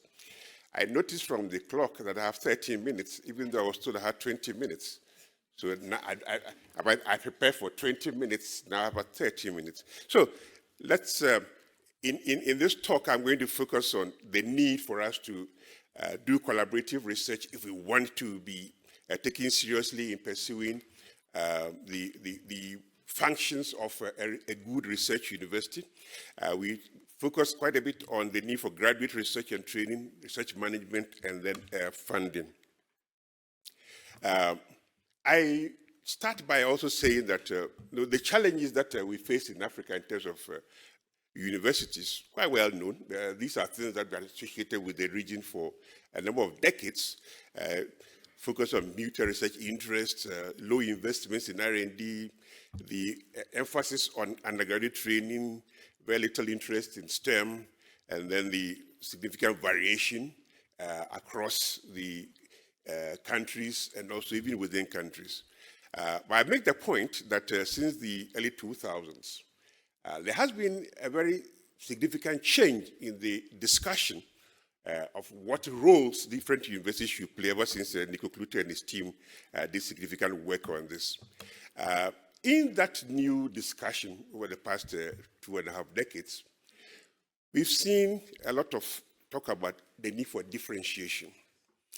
This has happened as we've seen a major expansion in the number of universities. We have both private and then the public, and various other entities establishing their own universities. So the university terrain in Africa is vastly different from what it was 3 decades ago. As a result of this, the need for differentiation, universities trying to pursue new programs, trying to improve, trying to look better, we've seen that vast change occur. There's great interest in research as a result of, and that's how the research universities come in there. And there's, of course, many institutions as a result of pressures from outside and so on. We have quality assurance frameworks that we didn't have before. In the last 2 decades, a lot of emphasis has been placed on governance at our universities. Previously, we talked about governance, but we didn't really pay much attention to it in the way we run our universities. Today, hardly any vice chancellor in the public university can have the kind of freedom that we used to have many years ago. The checks and balances are a lot more structured, and so governance has improved, even though there are still problems in many places. So this is the result of both internal pressures as well as external pressures taking place. I always make the point that people fail to acknowledge that African universities today are not the same as they were 20 years ago. People always assume that, yes, these were bad universities 20 years, and they are still bad. No, today, they are very good universities in Africa, and of course, they are horribly bad universities in Africa. So we've seen, as a result of these improvements, some improvement in our contribution to the world of knowledge. For a long time, everybody knew that we generated only less than 1% of the total global output. Today, I'm very happy to see, even though some people still talk about 1% and sometimes 2%, we are doing more than 3%. And the steady growth you can see over there in the Web of Science documentation. The unfortunate thing is that all of this, well, I shouldn't say all of it, about 90% of it is driven by South Africa and Egypt. And that's where, indeed, the rest of us need to think about. So it's not surprising when we compare African universities, the best in Africa to the rest of the world, it's best. We find very significant differences. So here, how does Africa, Cape Town, Wits, Stellenbosch, how do they compare to Harvard, Stanford, and so on? Clearly, we are in completely different leagues. But, of course, this must change. Of course, we also think about our partners. You know, how do we compare with our own partners? I've mentioned here the Guild because we have a very strong relationship with the Guild that I'll be talking about. But what this shows, what this chart shows us, is that some of the Guild universities are not much different from some of the best Arua universities, whereas King's College is in the class of its own. For me, I'm not saying this because of you. So King's College is clearly ahead of the pack in this year. I show this chart here simply to show that, well, Arua is improving, is trying to catch up very much with its neighbors or its partners, still has a long way to go, but it's inspired by these, and hopefully we'll be able to do that through the things that we're able to develop together. So let's try and unpack African science. Most of the research from Africa is in the health sciences. About 75% of all grants coming to Africa for research goes into health. And most of it is into infectious diseases. So clearly, even though a lot of money comes in there, it's largely skewed in favor of the health sciences. The research into STEM is very much lagging, and something needs to be done about it. So yes, things are improving, but they are improving in a very, very skewed manner. So how do we make research universities impactful? I argue that any metric measuring impact must consider both relevance and rigor. Both relevance and rigor. As Africans, we cannot simply afford to ignore relevance. I say this because the communities and society that we belong to have expended quite a bit on our institutions. And they do expect that as a result of the contributions we make, things will change. That poverty will disappear, that the inequality will disappear, that climate change will be slowed down, many, many things will improve as a result of what we do. And so they demand relevance from the work we do. But we also know that we are in a world in which our peers outside also are looking at what we are doing. That's where the rigor comes in. So we have a dual responsibility to be both relevant to our communities and also globally competitive through rigor. How do we do that? So that's what institutions like Arua seek to do. Today, apart from Arua, you have the African Academy of Sciences pursuing this. You have Science for Africa Foundation pursuing this. The NRF in South Africa is clearly a leader in trying to put together policies and programs that will support and guide research in a part of the world. And as they do that, they are focusing on both relevance and rigor. So to do this, we have already mentioned the need for us to think about more constructively about collaborative research, graduate research and training, research management, and then funding. For collaborative research, I give examples of things that we are doing and others are also doing.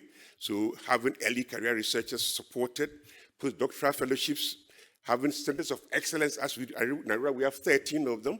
I know there are several others supported by the World Bank and others in Africa.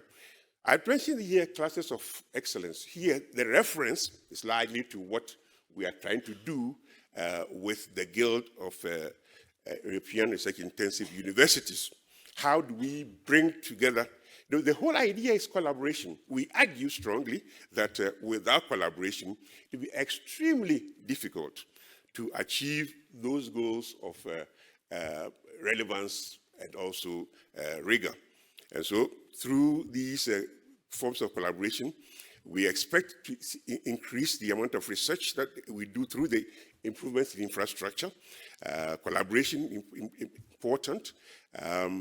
Working with industry and government is clearly very important. Increasing scope for interdisciplinary work is very important in this. Nurturing local ownership of such programs and the harmonization of the networks. We believe these are extremely important in moving forward on this. And I'll give you an example of what we do. Of course, we also talk about the graduate research and training. We are very, very committed to split-site PhDs. We do that for a purpose. The purpose being to slow down the brain drain and also improve significantly, bringing world standards to the work that we do. So what we pursue in the cluster of excellence is basically a lot of split-site PhDs and so on. But these split-site PhDs also allow us within the region, so the other sub-Saharan universities working with the South African universities, to improve on what we've been doing for many years as a result of these collaborations. So I give here several examples and principles that we can apply in looking at the graduate research. Research management is an area that we haven't done much in the region. In South Africa, it's quite well established as a profession. In other parts of the region, not so. How do we learn from the experience of other regions in doing this? Funding is one that, and here I'm very, very happy to not only mention the NRF experience, but also the Science Granting Council's initiative.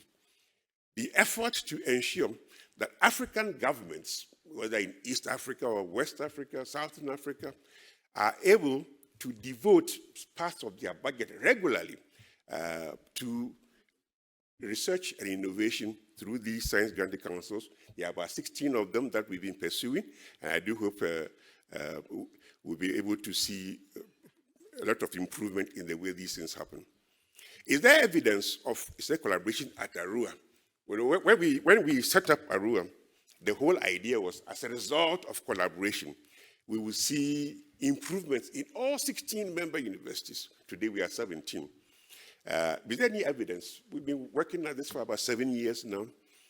We've seen improvements in collaboration among the South African universities. So there's a lot of work being done between UCT and WITS, UCT and UKZN, Pretoria, and so on.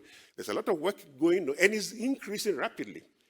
What we haven't seen yet is work between the South Africans and the non-South Africans.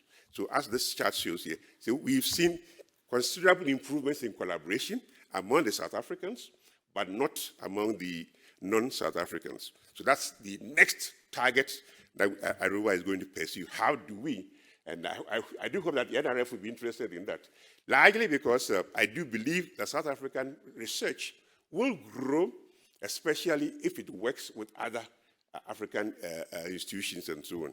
So it's something that we need to think about. Arua is working with the Guild, and on the 8th of June, the Vice Chancellors and the President are going to meet in Brussels to discuss what areas we are going to focus on.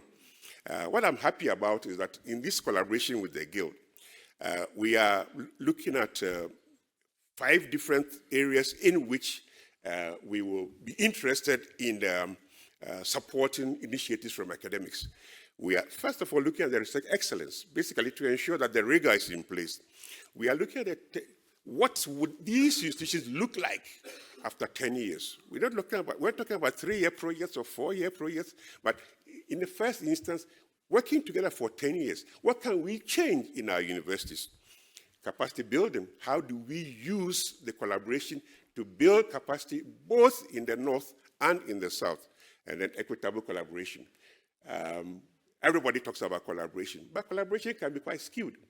So we use this to preach the message of equity.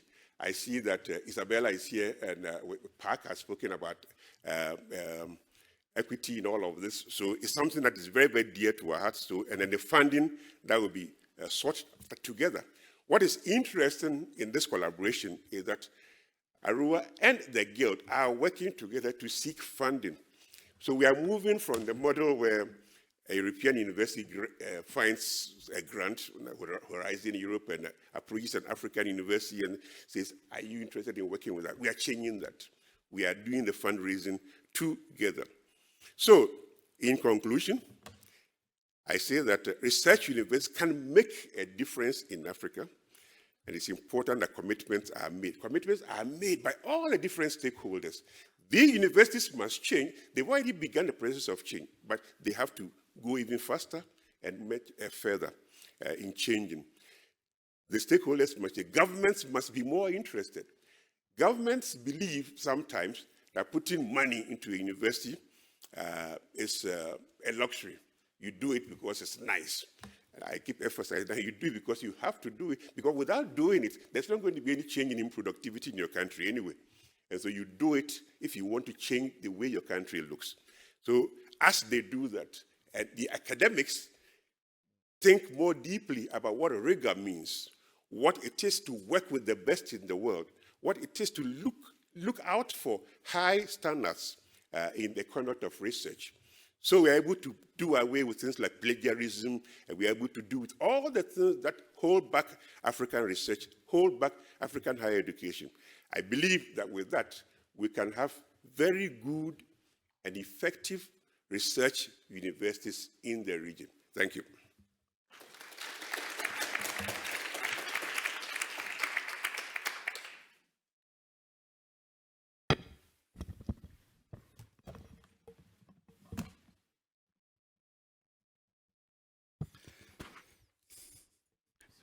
Good morning. We need deep transformation in the world. I don't have to convince you about that. I think we are all convinced.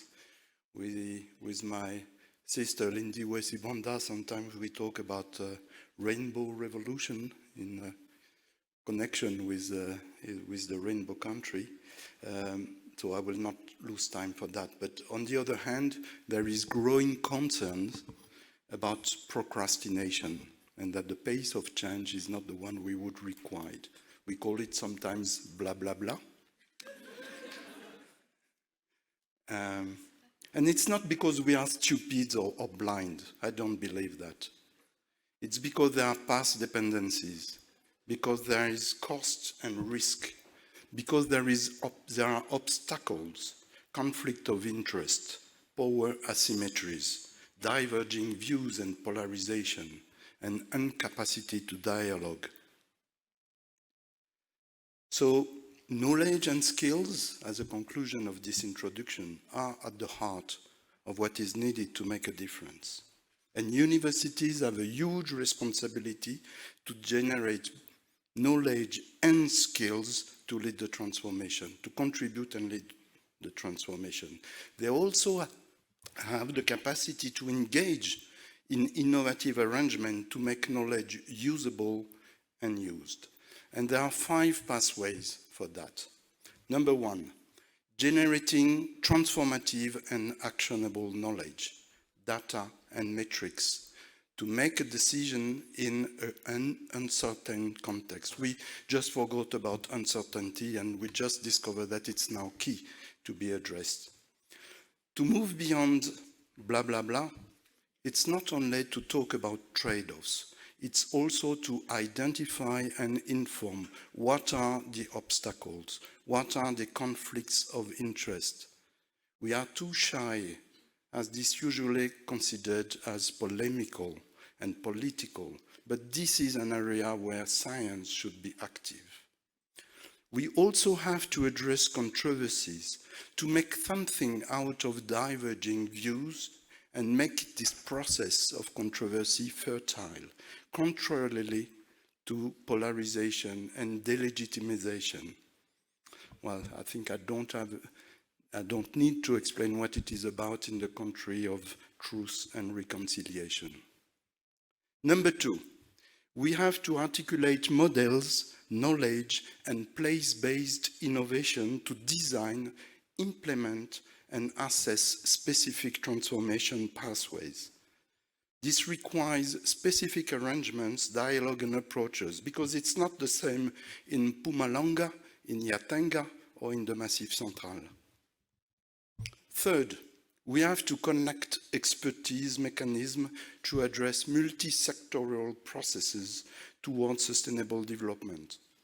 At the international level, We have to make IPCC, IPBS, the HLP for food security, the high-level panel on One Health, work together and address complex challenges because they are interconnected when we talk about environment, health, and food systems.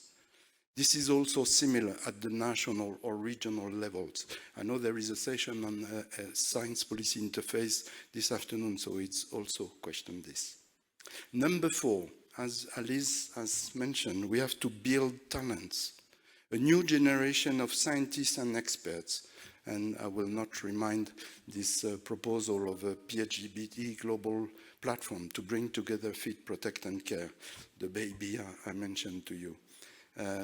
But we have to do that, this talent, with the required reflexivity about the role and responsibility of science, about the capacity to assess impact, as it was said in the keynote address, and about ethical behavior.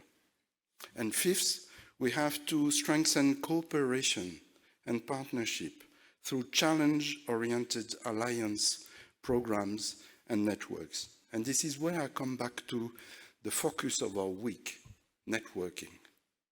How networking can be instrumental in that. Let me begin with an anecdote. I spent part of my life in Botswana 50 years ago working for a SADC institution. And I was supposed to look at networks. And I tried to explain that what were those networks, for me, from my point of view, were not networks. They were projects or programs. I tried and I tried and I tried and I tried and I gave up.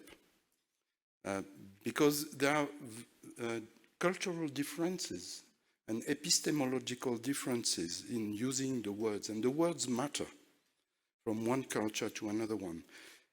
So we have to be precise about the words, but what we are talking about with all those words that I just mentioned, partnership, cooperation, and networking, it's about working together and different modalities of working together. But it's not partnership for partnership. Partnership is not an end goal. Partnership is important because it's a resource to make things happen. And if I quote my colleagues from the Club de Rome, partnership interest, because it's generator of emergencies in a context of emergency. And those emergencies are interesting. We have extensively discussed diversity principles and modalities for partnership during these 3 days. Trust, confidence, ownership, equity, accountability, reflexibility, governance, and resource allocation to make the glue. And I will not come back on that now.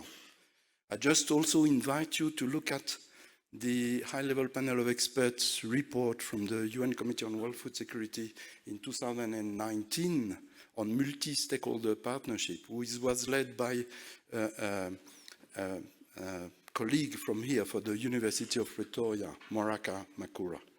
I would also insist on the fact that there is a strong connection between partnership, science, and higher education. The type of science that is produced is strongly dependent on the type of partnership arrangements through which it's produced. This is why my CIRAD colleague referred to the concept of platform in partnership to design equitable multilateral partnership. And there are risks. For the reason of time, I will not, and I will conclude, I will not really identify the risk for, sorry, I was misled because I still have 4 minutes there and I was taking my time. And yeah, but okay. Well, there is some risk about partnership, and there is a challenge to identify and articulate multi-layers behind the networking of networks. There are different granularity which makes sense, but we have to prevent them to generate useless competition and duplication, and on the contrary, generate synergy, consistency, and relevancy. Let me conclude. Yes, we need strong university everywhere in each context to address context-specific challenges, but also to engage in scientific diplomacy and build response to global challenges, as this was wonderfully highlighted by Isabella Abodorin. Let's move to development through research rather than research for development. And no academic country could be left, community could be left behind in this journey. Through network, it's about partnership to build collective intelligence and collective actions towards emergence and disruption for sustainability. And let me share something. I don't know if it's a narrative. I conclude with that. A dream or a vision. We should learn from Africa. Africa is incredibly innovative. Let's think about the way the cell phone was put in place without going through landline telephone. We can do the same for Africa. And Africa knows how to teach about partnership. This was very clear yesterday while dancing with Brenda Fassi music.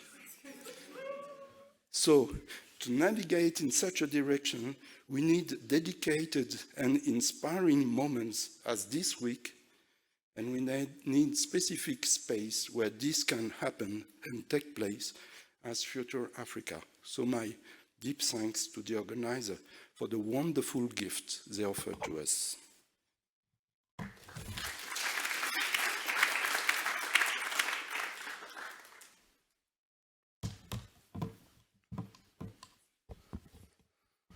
Good morning, everyone. So let me acknowledge all the distinguished guests that are in the audience, and safety protocols, all protocols observed. But I would like to acknowledge the Vice Chancellor of this university, Professor Kupe, for hosting this event in partnership with the NRF and the Department of Science and Innovation. I won't repeat what has been said. I agree with a number of points that have been raised. In particular, issue of relevance in RIGA, I think, becomes a very critical component for the universities. But I want to start by saying research universities are national and continental assets which can and should play a role in the societies, in enabling inclusivity and advancing societal and economic development. And this is what will lead to impact. As such, you'll agree with me that these universities need to be adequately resourced. At the onset of COVID, we as NRF, and the same applies to a number of global funders of research across the globe, we got serious cuts from governments in cuts of research funds. And when one looks into that and you try to interpret it differently, you can say it's more of a statement that the governments were making, saying that we can actually make bigger impact ourselves by taking money from you as researchers and putting it in the hands of citizens. You can argue whether that's true or not, whether that was well framed, but that was the story. You can interpret in that form that they felt that they can actually make more impact by taking money from research to the citizens in one way or another. What does that really mean for us? I think what it actually means is we need to actually relook into our role as universities, as researchers, to address this gap that might be sitting within the policymakers. An important way to increase this will be for us to highlight the benefit of research to society. Strengthening research in priority areas requires the identification of key challenges facing the country or region, as well as the establishment of multi- and interdisciplinary research centers to respond to these challenges. The Sustainable Development Goals highlight many of the areas where research is needed to respond to African developmental needs. And if you look into the SDGs, probably the first 7 SDGs, SDG 1 to 7, they talk largely to issues that affect the Global South.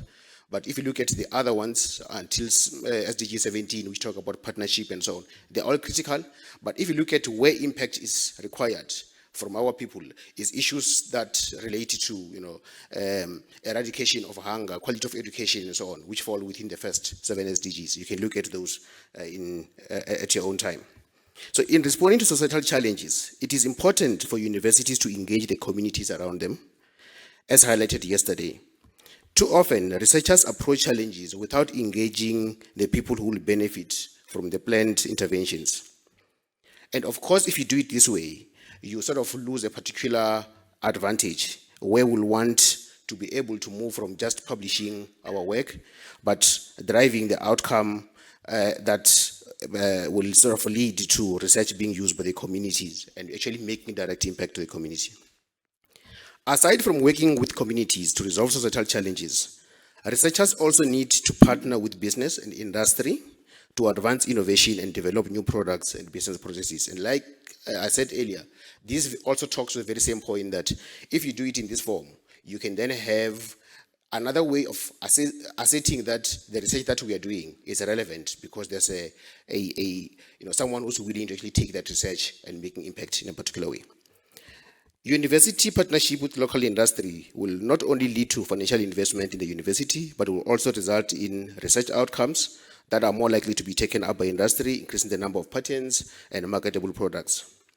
Recently, a South African academic and engineer, Professor Molalo Doyoyo, has been in the news about his latest invention on the cementless concrete based on the fly ash. I'm not going to go into that story now. But the key part is that there are a lot of these impact stories that don't really make it to the citizens. And we just have to find ways of ensuring that our research is communicated widely, is communicated openly, and we ensure that citizens can fully understand that the research that we are doing actually addresses their problems. I want to move very quickly towards conclusion, but I want to just say, alongside the financial sustainability path, it's very, very important that we need strong research supporting institutions across our national systems of innovation to support our universities. The co-design of priorities for enabling national systems with universities are invariably coordinated, and it is a task of all of us to be strategic on how we partner as systems and eventually as regions, as mentioned earlier, to ensure that the right focus and the right investment and the right set of shared goals are communicated. In fact, the NRF will in the near future embark on the Revitalized University Development Program, which will be integrated initiative across all NRF funding instruments and in close collaboration with system stakeholders to fund and inform the whole of organization approach to universities and with a key focus on strengthening the universities in those areas that need strengthening. It has as its goal equity and equal opportunity, but also investment approaches for excellence and competitiveness. At the regional level, the NRF has been playing an important role in the development of the Science Granting Council initiatives, as well as the OR Tambo research chairs on the continent.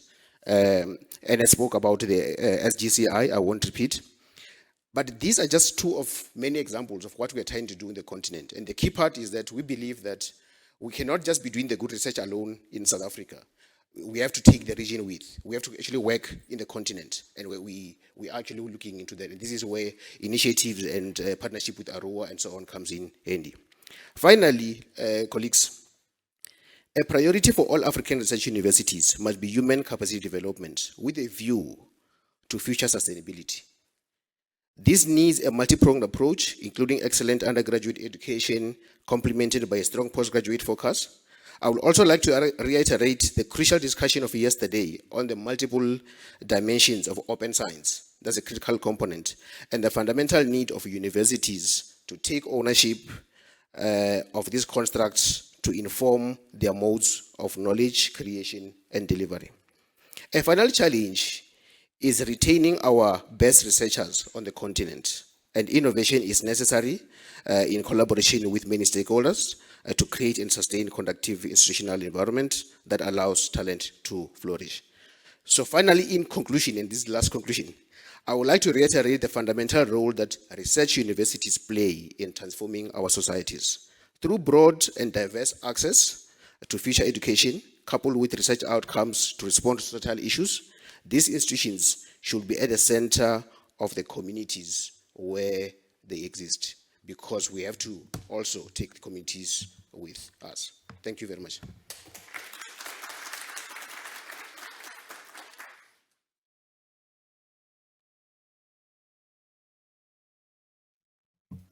still morning, so good morning. I checked 6 minutes before we get out of the morning. So, okay, so priorities for making our African universities more impactful also. And if you ask me that question, I'm not shy to say that what we need is money. That's the elephant in the room that we dance around, that we don't really tackle directly. When you talk to students in the students' movement, they usually talk about wanting more money, needing more money. And when I was in government, then we would sort of put money on the table, and they would still come back, complain, and say, don't throw money at the problem, solve the problem. So I'm not saying that by having more money, we're going to solve the problem. I'm not calling for governments to throw money at the problem and end there. We know that research in Africa is seriously underfunded, and the political leadership knows that. The political leadership makes statements. Statements go back to the ones that I could find, the 1980 Lagos Plan, when governments committed to funding research at the rate of 1% of the GDP by the year 2000, another 20-year plan. Not immediate, even though the problem was immediate. It was 20 years. 20 years later, we're still not there. We have political leadership through AUDA, African Union Development Agency, that was born out of NEPAD, also again committing to say that we're going to fund research at that high level. So there is recognition of the fact that research is underfunded, and we keep on expecting universities to actually deliver. And that's why we'll envision them and all that, because we want them to deliver, and we think maybe if we think about them in a different way, we will be able to do that. So many people have talked about the need for research funding. Margaret, you did this morning, and Folu, you mentioned it, Professor Rieti, you mentioned it, and so on. We need money. If you go into some of the universities, we are struggling with the research infrastructure. We don't have appropriate research structures. We need money for capacity building. Most of our capacity building programs are funded externally. Even at UP here, we do have some programs that are funded externally. And with external funding, we know that our priorities get adjusted, because the funder also has their own priorities. They might be relevant to us, but they might not be your number one. It might be your number 12. But because you need the money, you do bend backwards to sort of focus on their priorities also. We know the old saying that the one who pays the piper calls the tune. We need to call the tune, so we need to pay for that. We need money for interdisciplinary research. We need money for collaborative research. We need money to address pressing societal needs, and we need money to make sure that we can do an analysis of our own research to find out if it is impactful or not, so that we can make evidence-based decision-making or opt for evidence-based decision-making. So with all this, I would say somehow we seem to be at a stalemate. Universities are doing more with less. They're expected to do more with less. Governments on the other side keep on blaming institutions that you're not doing relevant research or so. On the academic side, we write a lot about the policy research nexus. We need policies that are informed by research or so. We blame one another in this whole game or so. We talk even in the academy about research being inaccessible because we're talking to other researchers and other scholars, and not translatable to the way that it can be consumed by the broader public, including the policymakers also. The question is our research really irrelevant? Are we producing irrelevant research or not? So, to some extent, I would say that what makes our research sometimes look irrelevant is what was discussed on the first day when we talked about the problematic research assessment strategies that we use in institutions, where tenure denials are done on the basis of where you publish, how you publish, what research you're doing, and all that. And with that, I want to pose a question to us saying, we have a small pie for research, small pie, small pot of money or so. And I'm just wondering whether we should consider really dividing that pie clearly to say that we value basic research, we value applied research. Shouldn't we divide that pie to say a certain percentage has to be for this kind of research and another percentage for that? Just food for thought, because for now, I think the tendency is just to frame our priorities around agenda issues that are very broad. It can be health, climate control, food security. But out of it, should we go further, take another step to say X amount should go for applied research so that we can have direct impact. We know that basic research is very important, but its results are not seen immediately. Also, I'll stop there with that point. My other point that I'll make very quickly is I hear very little of us talking in our universities about the effect of the pandemic on our own research approaches, how we conduct research. We seem to be continuing or expecting to continue with business as usual when we know very much that we had been affected by the pandemic in terms of how research is conducted and how research is disseminated. We saw collaboration, we saw how results were coming out very quick and actually using research results in a different way also.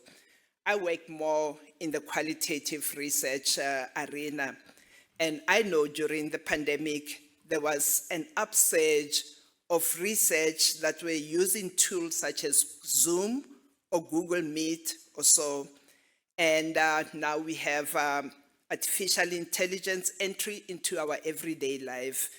And when we look at that, Ahmed on the first day talked about how in neuroscience, it was found that about 34% of the publications were made up, some were plagiarized or something of that kind.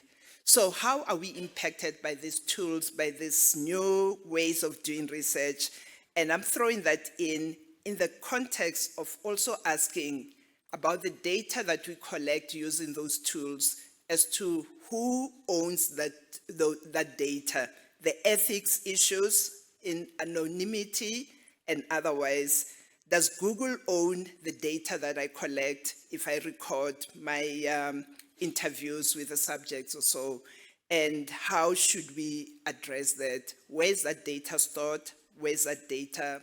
Who owns that data ultimately? Thank you.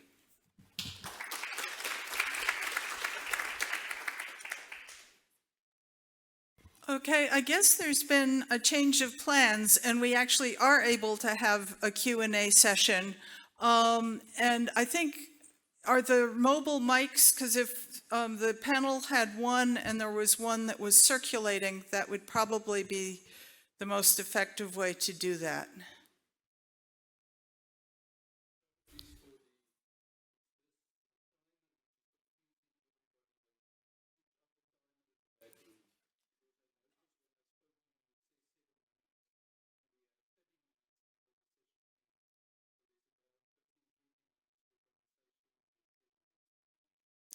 Okay, we had been told that we had to tighten up, but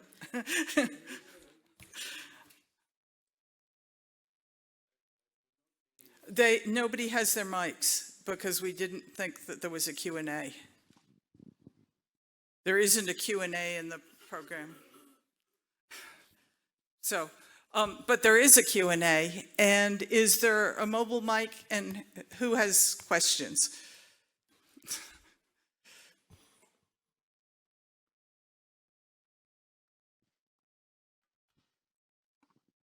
Thank you so much for valuable inputs. So my question is quite simple. I'd love to hear from each of the panelists whether there are any, or, you know, one thematic priority that is neglected that should be on our agenda. I think yesterday we agreed research on open science might be one.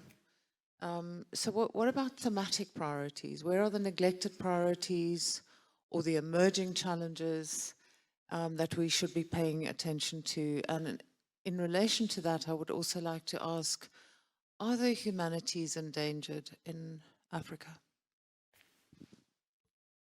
Why don't we go down this, and I want to make one other comment, which is we haven't eliminated your talk, but it will be the true conclusion.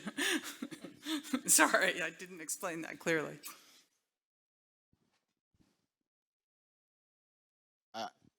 Should we answer right away, or? Why don't we get a couple more questions? Julian? Thank you. It's Desik Naidu. Just something that, well, two things related to the same thing. I mean, the first issue is to ask whether or not on the African continent and in our various countries, we are making a suitable investment case for research, development, and innovation.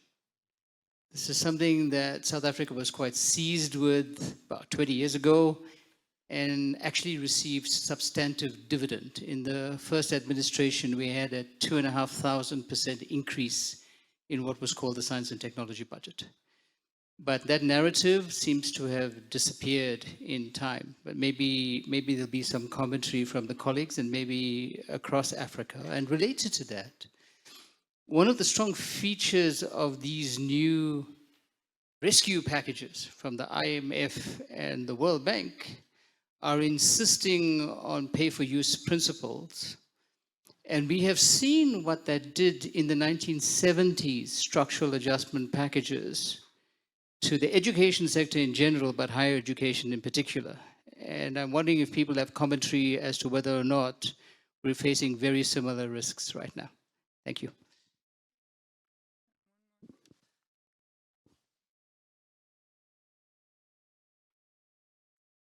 My question relates very directly to the theme. Sorry, it's Julia May from the University of the Western Cape. My question relates very much to the theme of the session, which is on creating impactful research.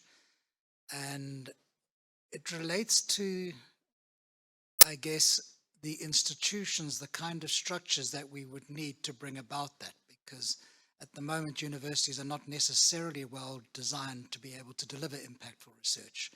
We spoke at length yesterday about how the incentive system doesn't necessarily reward the time that you need to put in to be able to achieve impact. So I guess I'm asking about the institutional changes that we would need at universities to be able to bring about that. Now, I'm aware that Patrick was involved in the Maquette program at the University of Montpellier, and I know that next year you're talking about the role of disruption, the role of disruptive institutions. I asked yesterday in the session, the DG of the NRF, the question about the specifics of why do we talk about centers of excellence? This is kind of now a more focused query to Professor Aote. Why do we talk about centers of excellence? And to remind us, we also agreed yesterday that not only do the words matter, but the order of words matter. So what's the difference between a center of excellence and an excellent center? Thank you. Okay, why don't we answer those three questions? We've got the overlooked themes. We've got ways to look at how to leverage more funding and creativity in that. And we have how are we really going to have impact?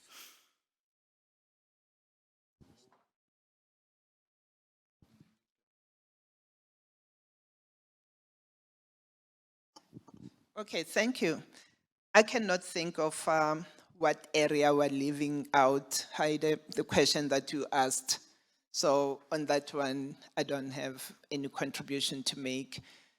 On resources and having resources, I feel we're not putting enough resources. That's why my comments were on the fact that we need more money. And we are running the danger of being controlled from somewhere, being pulled like a puppet from somewhere, the same dangers that you raise about structural adjustment programs. So until we commit our own money for our own problems, we keep on calling for research that's relevant for Africa by Africans, but we don't say, and we'll pay for it.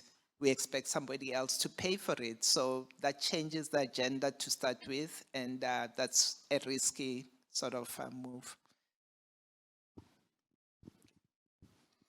Thank you very much. I'll be very brief. On the thematic areas, I think it's very difficult to sort of think of one on top of the head now. But the issues of open science, I don't think we've really internalized that fully within the science system in terms of what it actually means and how we need to actually drive it effectively. So I think there's still a lot of conversations that are required for us to fully understand what that means. So we're still far from fully understanding it and fully using it productively. It's just one area that I can think of quickly. You ask whether humanities are in danger. I don't think so. But what is required is for us to find ways of bringing all areas of science to work together. Again, that's something that we have not been able to do for many years.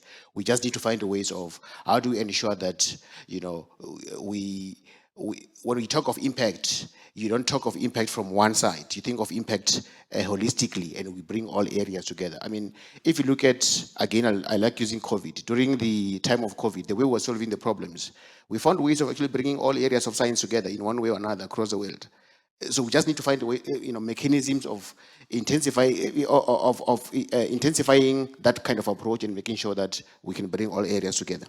The question around whether we are making the case strong enough for funding, I don't think we are. But again, this has to be understood in the context of priorities of various countries. South Africa has always wanted to grow to 1.5% of GDP being the money that we put for research. We're very far from that. The last figure that we have is 0.62. So we are not even halfway through that.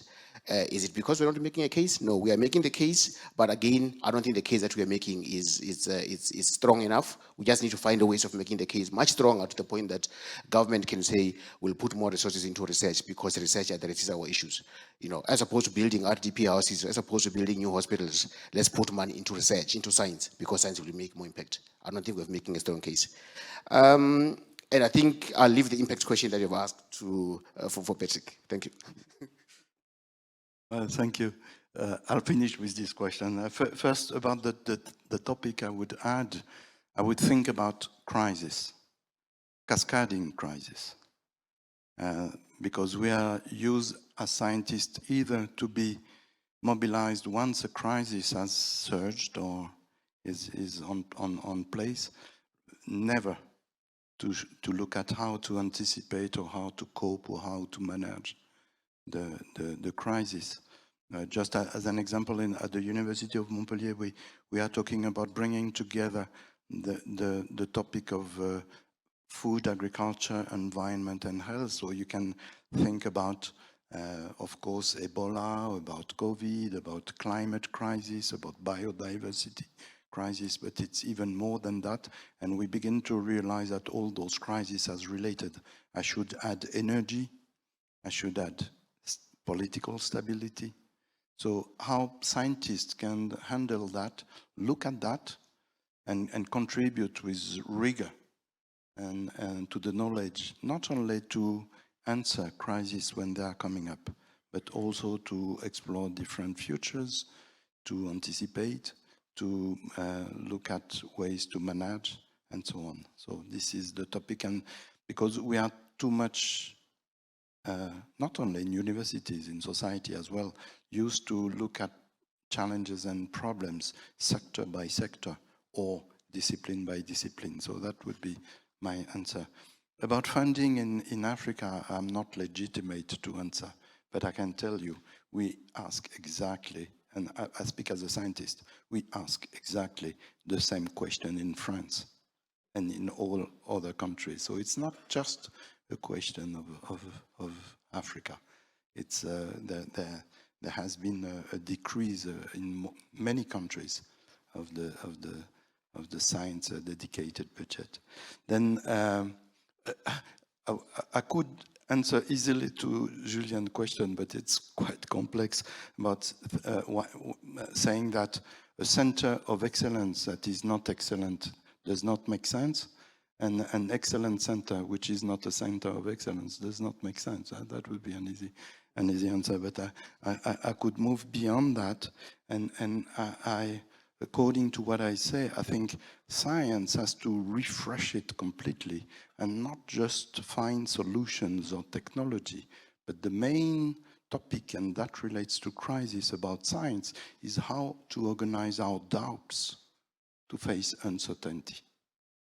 And excellence should be about that. Well, be it center of excellence or excellence center, or rather both.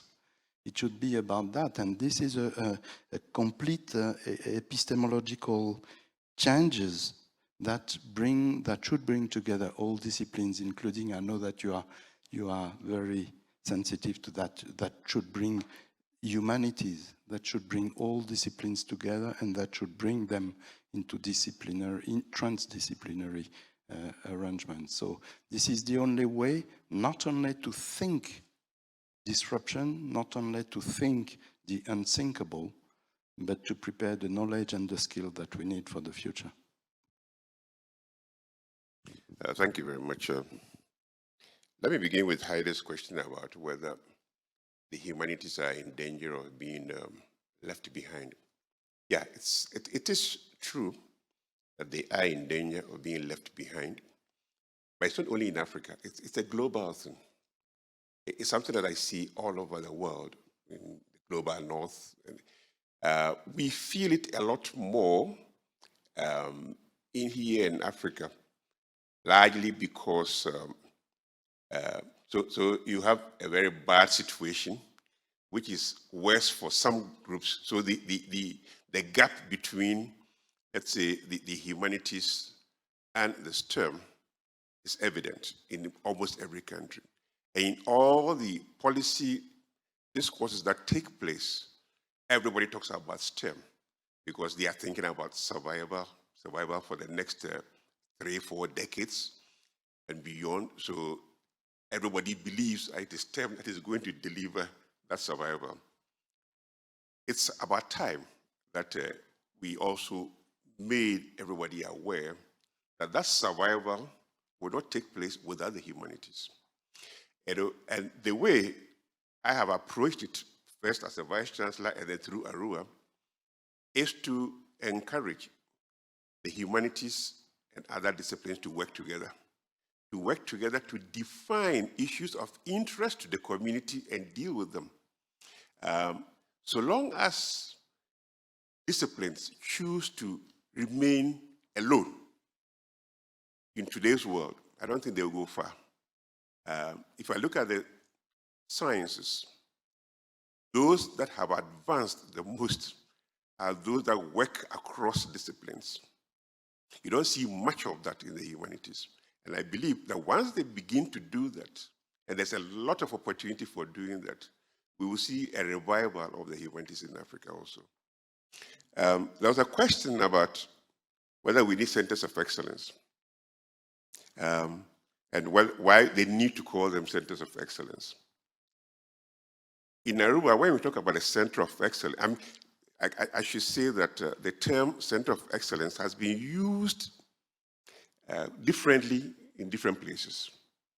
In Aruba, when we say a place is a center of excellence, what it means for us is that it's a point of aggregation. It's a point at which we bring all the excellent researchers within our network to work together and also make them available to students as a collective. So that's what makes it a center, is that collective. So if we create at UP a center of excellence focusing on food security, in our minds, I don't know whether that's how it works in practice, in our minds, Franz and his team are going to go around Aruba looking for all the best scientists working on food security and bring them together, and bring them together and make them accessible to students in Dakar, Accra, Lagos, Dar es Salaam, etc. That's the whole idea. So it's not simply an idea, but it's bringing people together at a place. So that's what we mean. And our universities sort of discussing or are very much aware of the need for change, and so not going to sit down and be marginalized through funding approaches. And so as we saw in the 80s and also 90s, there's that possibility. But I think, as I said in my talk, there are so many different changes taking place in the universities that we don't pay much attention to. We don't pay much attention to them, often for very varied reasons. We don't pay much attention to them because we don't expect them to happen. And even when they happen, we refuse to acknowledge them anyway. Let me give you one example. Rankings. Rankings are the most disputed development in higher education in the last decade. There are those who love it, they swear by it, and those who hate it.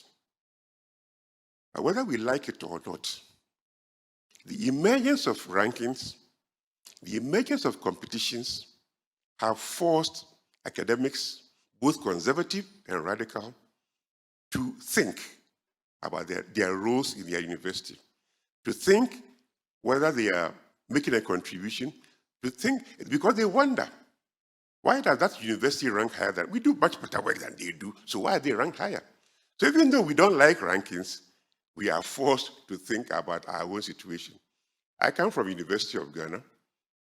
When we were first ranked, everybody ignored it. Everybody ignored it. So I heard people say, oh, we've been ranked because they feel sorry for the Vice Chancellor. Today, because other Ghanaian universities are being ranked higher than University of Ghana, everybody is talking about how do we improve. So for me, it's not an issue of how do we do better in their rankings, but the fact that people in the arts, people in the sciences are discussing how do we do better, not simply in the rankings, but in general.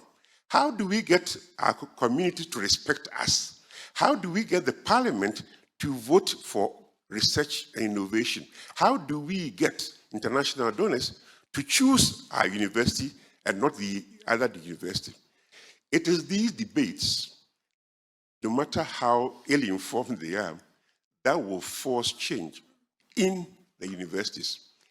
Where there's no debate, nothing happens, nothing prospers. So let us encourage debate. Through those debates, humanities will change.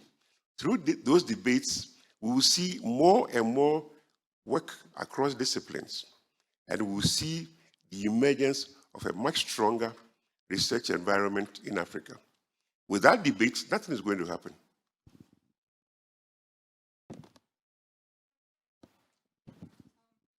I think that that's what the time we have allocated for the Q&A, and now we get, actually, you get the chance to respond to the Q&A and give your concluding statement. So thank you, and thank you for your patience. Thank you very much. First, like everybody, thank UP for organizing such a wonderful event. Thank you, everybody, for being here. I mean, speaking as being the last person to speak here, I would tend to, I was almost going to say what Paul said yesterday, which is, I concur. Because basically everything has been said by my predecessor here. But in any case, it's been an amazing week. And yesterday we had such a good time with Yvonne Chaka Chaka. But she started, at some point she said, well, who said academics don't dance? So she was teasing academics, but in fact, it speaks to the perception that people have of academics in our society in general. That we are often perceived as people who live in a totally different world, who live in their silos, who have no connection to anything that concerns them. And I think this is a challenge we really need to overcome, which speaks to what we've been discussing in this session about research impact, research relevance. Maybe if the house cleaner or the farmer somewhere deep in the country knew about what Ernest and Paul and everybody else does, they would not think of us as people who live in a different sphere or planet. So, which speaks to exactly what we're talking about the relevance. Maybe one question I want to ask is, how well do we communicate about what we do as researchers? When they have an impact, how well do we communicate about that? Maybe there's a perception that they may not have an impact because people don't actually know about it.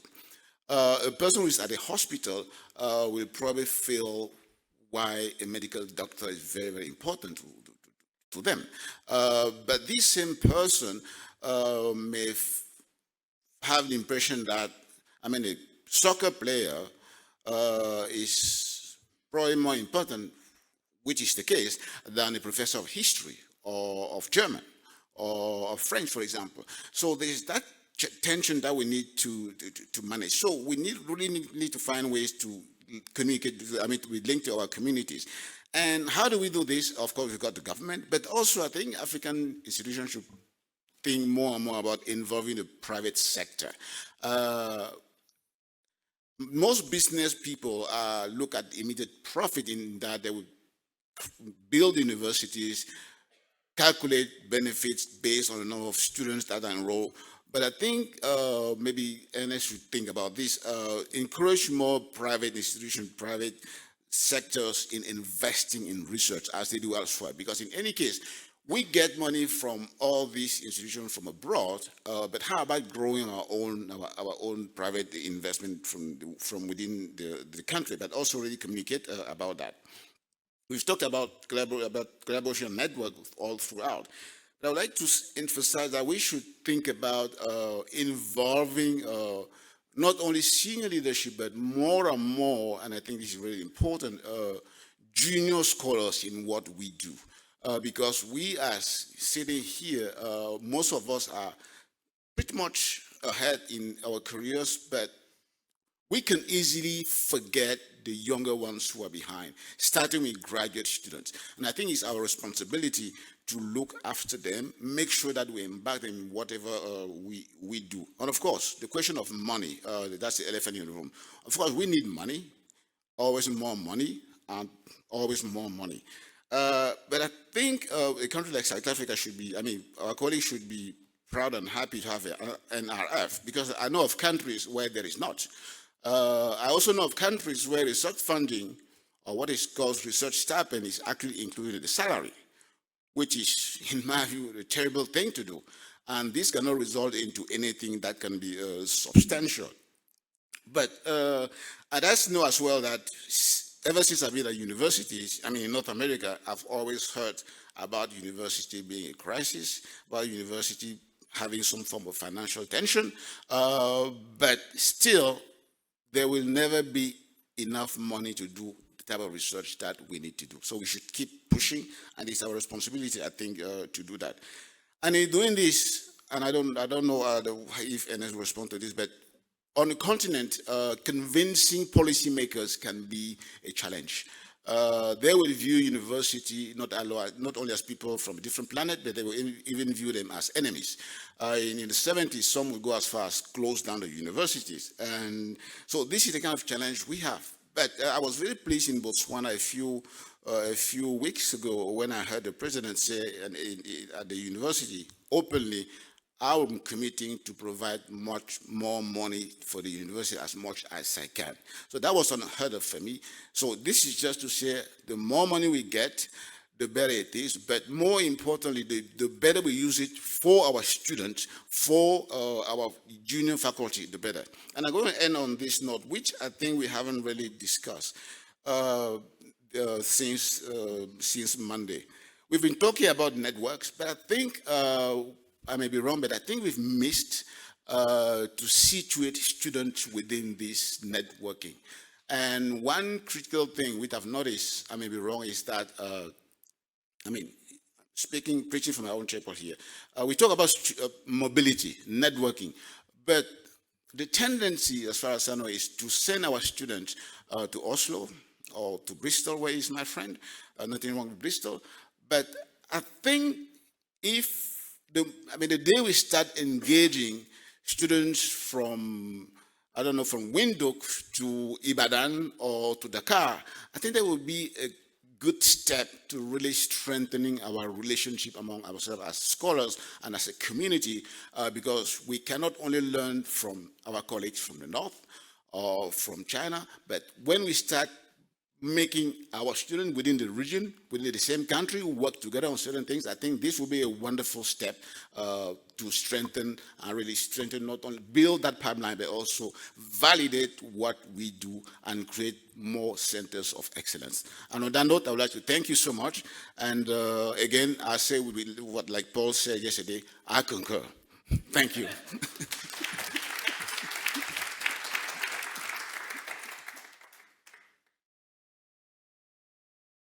Well, thank you very much. That's the end of this section. The next session is lunchtime, and after lunchtime, you should be in your seats at 2 o'clock. Thank you.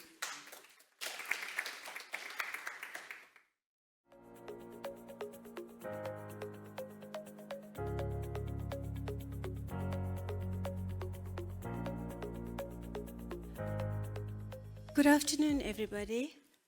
And yes, apologies, we just went in 5 minutes a little bit, but this is Friday afternoon on the last session of a very inspiring week, very much overwhelming to the thinking processes. So I do hope that this last session will be a little bit more relaxed, enjoyable, and take it forward from the fact that this session by no means is not going to be addressing some of the very critical common themes that came up from session 1 to session 4. So very warm kind of wishes to everyone that are here and have sustained the whole week. I think the program is very well structured, and we're going to possibly be looping back with the theme of this session to the very first session with networking of networks, which was a very interesting one. For myself, I'm Harsha Dayal. I'm from the Department of Planning, Monitoring and Evaluation in the Presidency. I do hope that, dealing with the very distinguished academics that are on this panel and in the session today, that we're going to invite some very deliberate, rigorous debates and discussions, but I think that we do want to hear from the audience as well. I believe that Professor Robert Jones is not here, just to confirm that. That would mean that we will have a little bit, I was very prepared to be assertive and keep to the time, but now I'm going to be a little bit more relaxed with the scholars here. So just to bring out this session, Opening Pathways to Action, Unlocking Science, Policy, Practice, Interface. Now, I think this is possibly, for me, very much in my heart to be able to say, if we can crack this, it will by no means be cracked today, but at least start a conversation here today. So in terms of pathways to change and pathways to action is what we are here for. I'm going to introduce Mr. Desikan Naidu as the first one to be able to frame the inputs. He's currently holding the head of African Climate Risk and Human Security at the Institute of Security Studies. But what is interesting, and I've read everyone's resumes here, that other than the positions and portfolios they are holding, it's very interesting to see that each one of them have been involved in more work than the academic area to actually bring meaning to the work that they do. So being a little bit more of the activists that they are also. So Mr. Desikan Naidu, over to you. Thank you, Asha. It's nice to see you all here. I've chosen to do a very particular take on this. I hope I got the algorithm right. But we are looking at RDI in general, because this is what this conference is about, and around African partnerships and building the African RDI team for impact. And we are looking at the convergence of three very big things that are happening currently. One is climate change. The other is the basic needs, the foundation layer, if you like, of services in the world, as defined by the Sustainable Development Goals. And of course, we want this confluence to happen together with the 4IR, because the 4IR may hold in it that leapfrogging opportunity that we want to see for the African continent. But I wanted to choose out the climate lens to look at, not only because this is what I'm currently immersed in, and Hasha is one of my bosses at the presidency currently with the Climate Commission, but also because it connects these dots in a very useful way. It currently has huge political capital. I think it has great scientific capital, and it's something that maybe we can build on. So firstly, for yesterday, Happy Africa Day, 60 years old. That's quite a milestone. 40 years to Agenda 2063. So all the things we didn't do for 60 years, we're going to have to double up on that in the next 40 years so we can make 2063. And maybe, the people who were there before us were generous enough not to accelerate the timetable so that we could use this point to rethink the trajectory and be even more innovative in the way forward. This is my present to the other leaders who didn't act as fast as they did. So, moving on. The first thing that has to strike you is this thing called climate change and its various impacts. Now, we have been through a series of high scientific inputs around this. The 6th assessment report is by far the one that has had the most public conversation in the world compared to its 5 predecessors. It is also the report that says explicitly, and I want to point out that this is not the scientific consensus, this is the political consensus. The political consensus is that there is consensus scientifically around the impact of climate change, in particular the anthropogenic impact of climate change. So all the wishy-washy stuff that happened before that is no longer on the slate.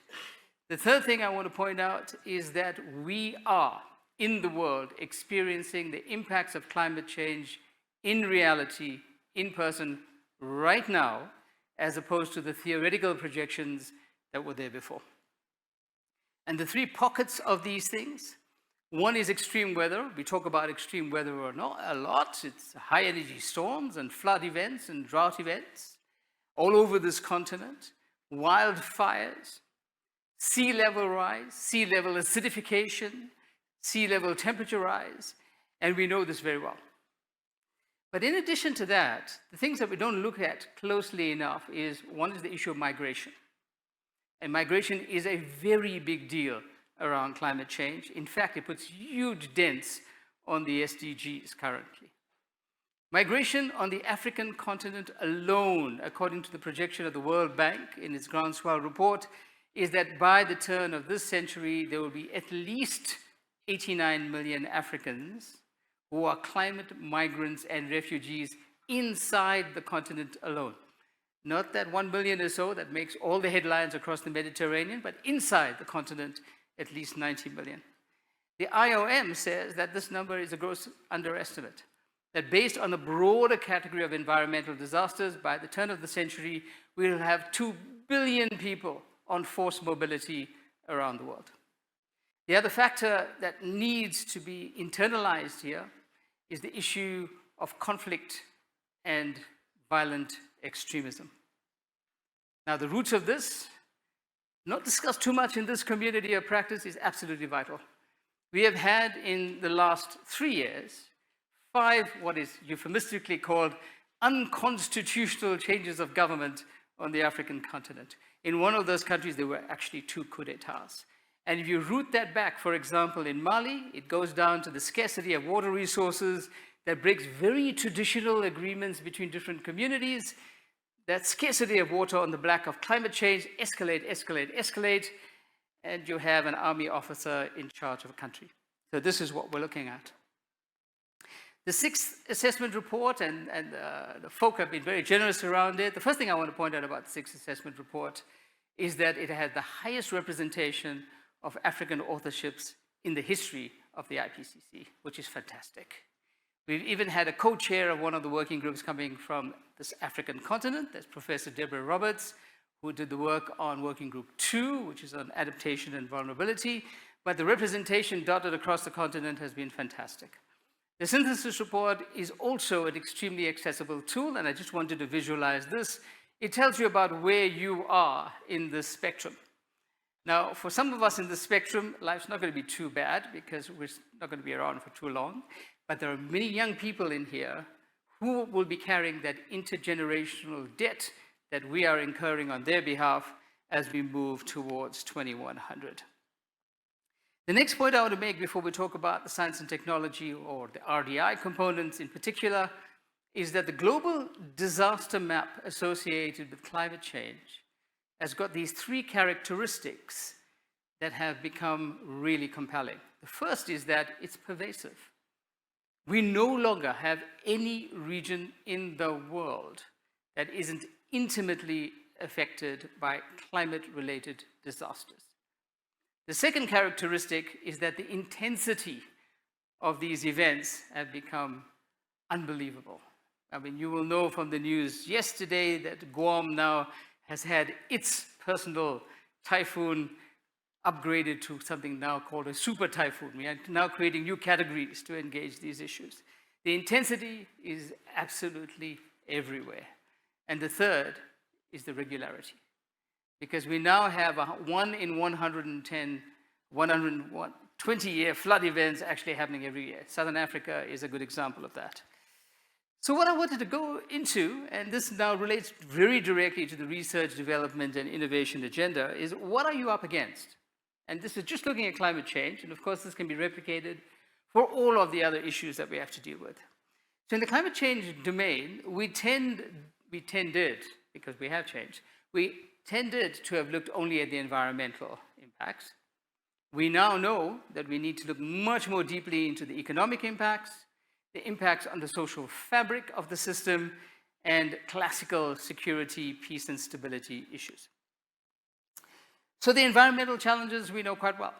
We know about the extreme weather events. We talk about them very regularly. Many of you write about them, and there are some very interesting papers that are out. And this is something we have generally banked. And if you look at the picture on the right, and this is from one part of Africa, this is the Horn of Africa, and the Horn of Africa is demonstrating what the impact is of having 6 failed monsoons in succession. In the local parlance, it means the 6th year of continuous drought, and this is the impact that it has had on the system. In addition to that, we're looking at biodiversity loss. People are talking about the existential crisis that we are currently in and the next mass extinction event. This is very real. We're talking about progressive environmental degradation right around the continent, because it's not only about the extreme events. This gradual increase, a very rapid gradual increase, of average temperatures is destroying our natural capital to such an extent that our inability to bounce back is becoming more and more apparent as we go on. And this is having an impact on water resources, on soil structure, on the general geology, and of course, the biodiversity of the system. A rising sea level has its own issues, and I won't go too much into that because I want to get to the other parts of this. Let's talk about the parts we don't talk about enough. One is, what are the social challenges associated with climate change? The notion of climate anxiety as a global phenomenon is something that has risen. There's a lot of literature around that now. For those of you who feel the need to take pictures of these, the Secretariat has a copy of this, and you're welcome to it. So the issue around climate anxiety, very real phenomenon. something that is becoming installed in great levels and a little bit of examination. But beyond that, the issue associated with the basic services cluster and the low resilience infrastructure that we have in most of Africa, I would argue, in most of the world, is causing the kinds of social tensions that will make our social delivery process that we have witnessed in South Africa for quite a while now look like a Mickey Mouse game. The intensity is still in front of us.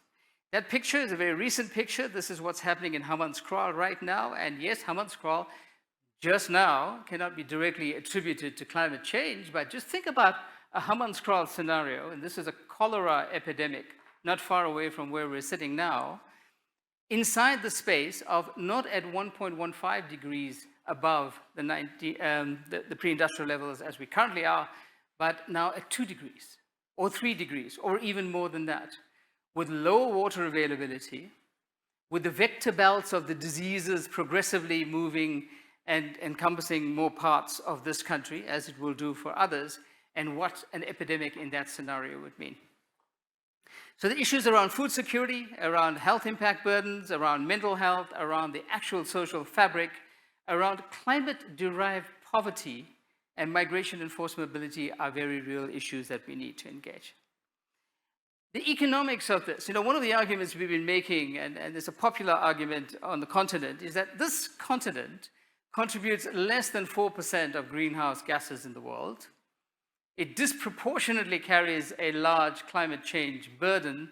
Should we not be allowed to continue to use the fossil fuel assets, and we have a couple, so that we can go to a level of development, and that level of development will organize for us to be in a much more resilient space around managing this climate change burden.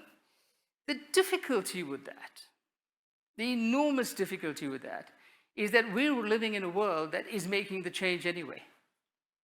So we're going to have to deal with things like CBAMs, which is the climate border adjustment mechanisms, if you like, the new carbon trade barriers in the world, which means Africa will not be able to supply the markets that we currently do, let alone expand them.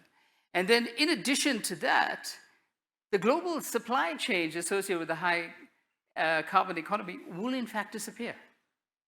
And then there are the series of other issues associated with the economics, including the cost of adaptation and loss and damage inside the system, and the genuine dilemma of what you do with $10 trillion worth of fossil fuel assets that you actually sit on the African continent right now.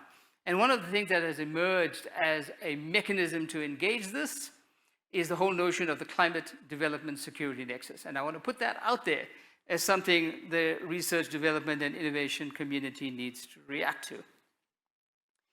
Then the final one in that quad is, of course, classical security. And that picture, for those of you who don't play in that space, that's the hall in which the African Union Peace and Security Council meets. Its similarity to the UN Security Council is only marginal, because, well, that's another story for another day. So social unrest on the back of climate-retarded growth on the African continent, indeed beyond it, is a very real phenomenon, one that we are seeing the dividends of repeatedly.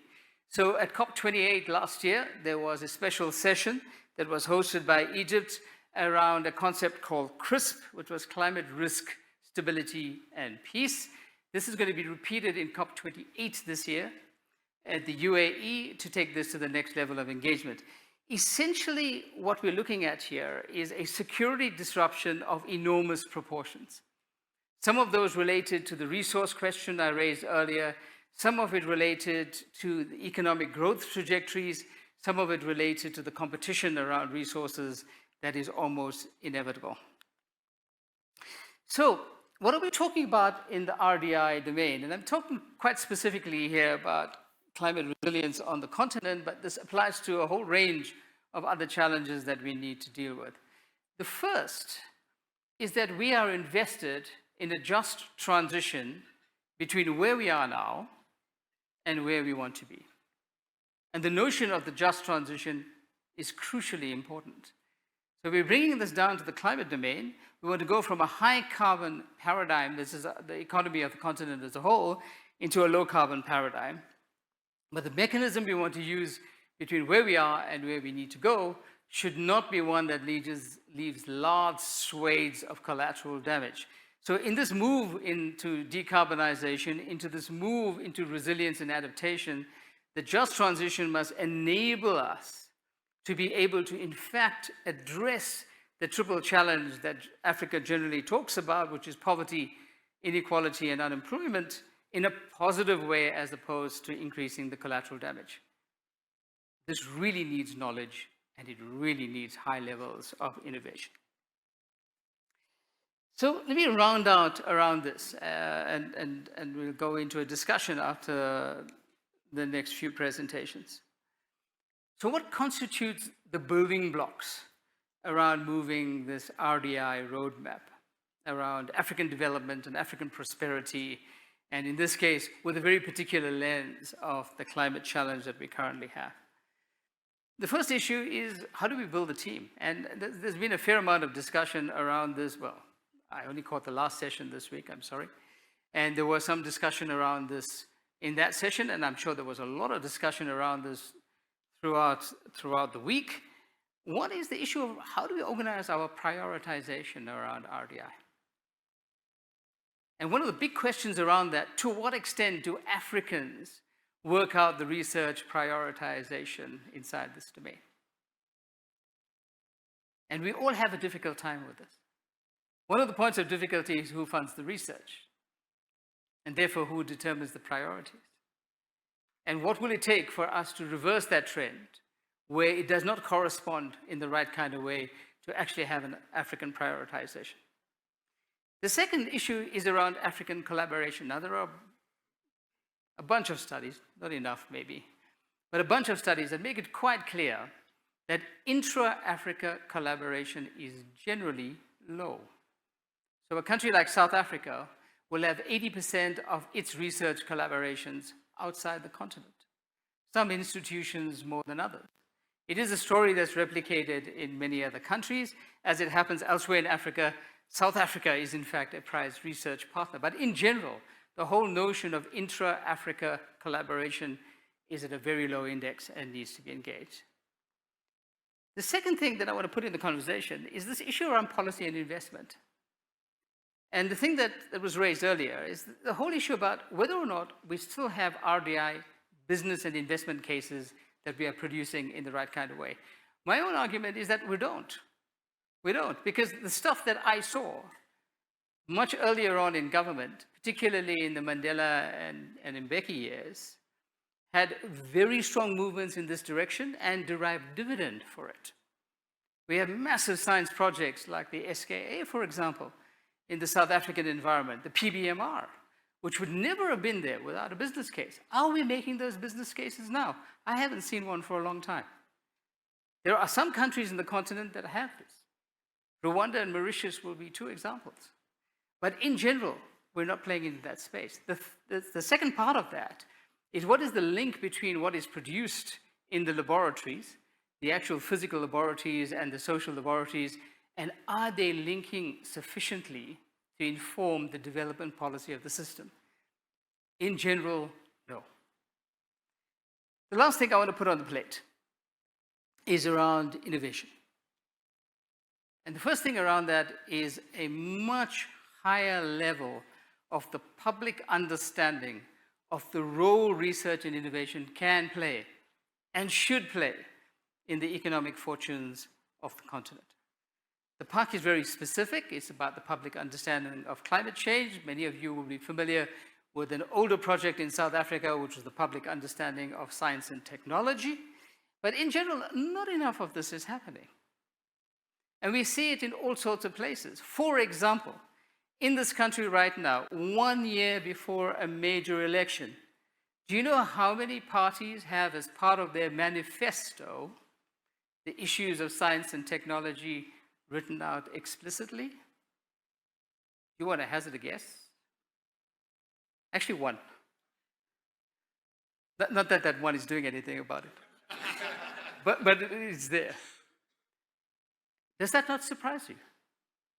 That the political leadership of the country does not think that this is a sufficiently important issue that the public understands for this to become a priority. I think it's quite telling. And then the other thing that I want to put on the plate is the issue around organizing iconic African projects. Because the bottom line is nothing succeeds like success. It's a grim reality.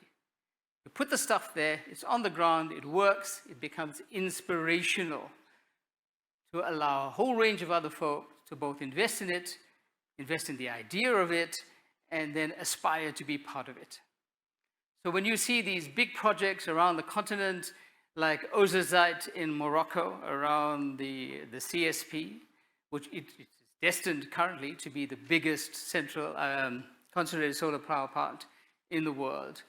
The wind turbine farm plans in Lake Turkana, our neighbors in Namibia organizing for green hydrogen to become the mainstay of their global footprint around energy. This is inspiring. This is in this field. But for all of the things that we think are important, this is exactly what we have to do.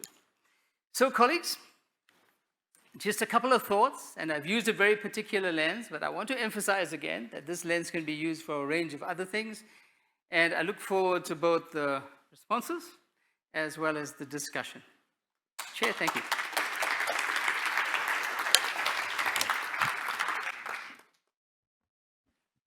Thank you so much for already framing so much of the most critical inputs.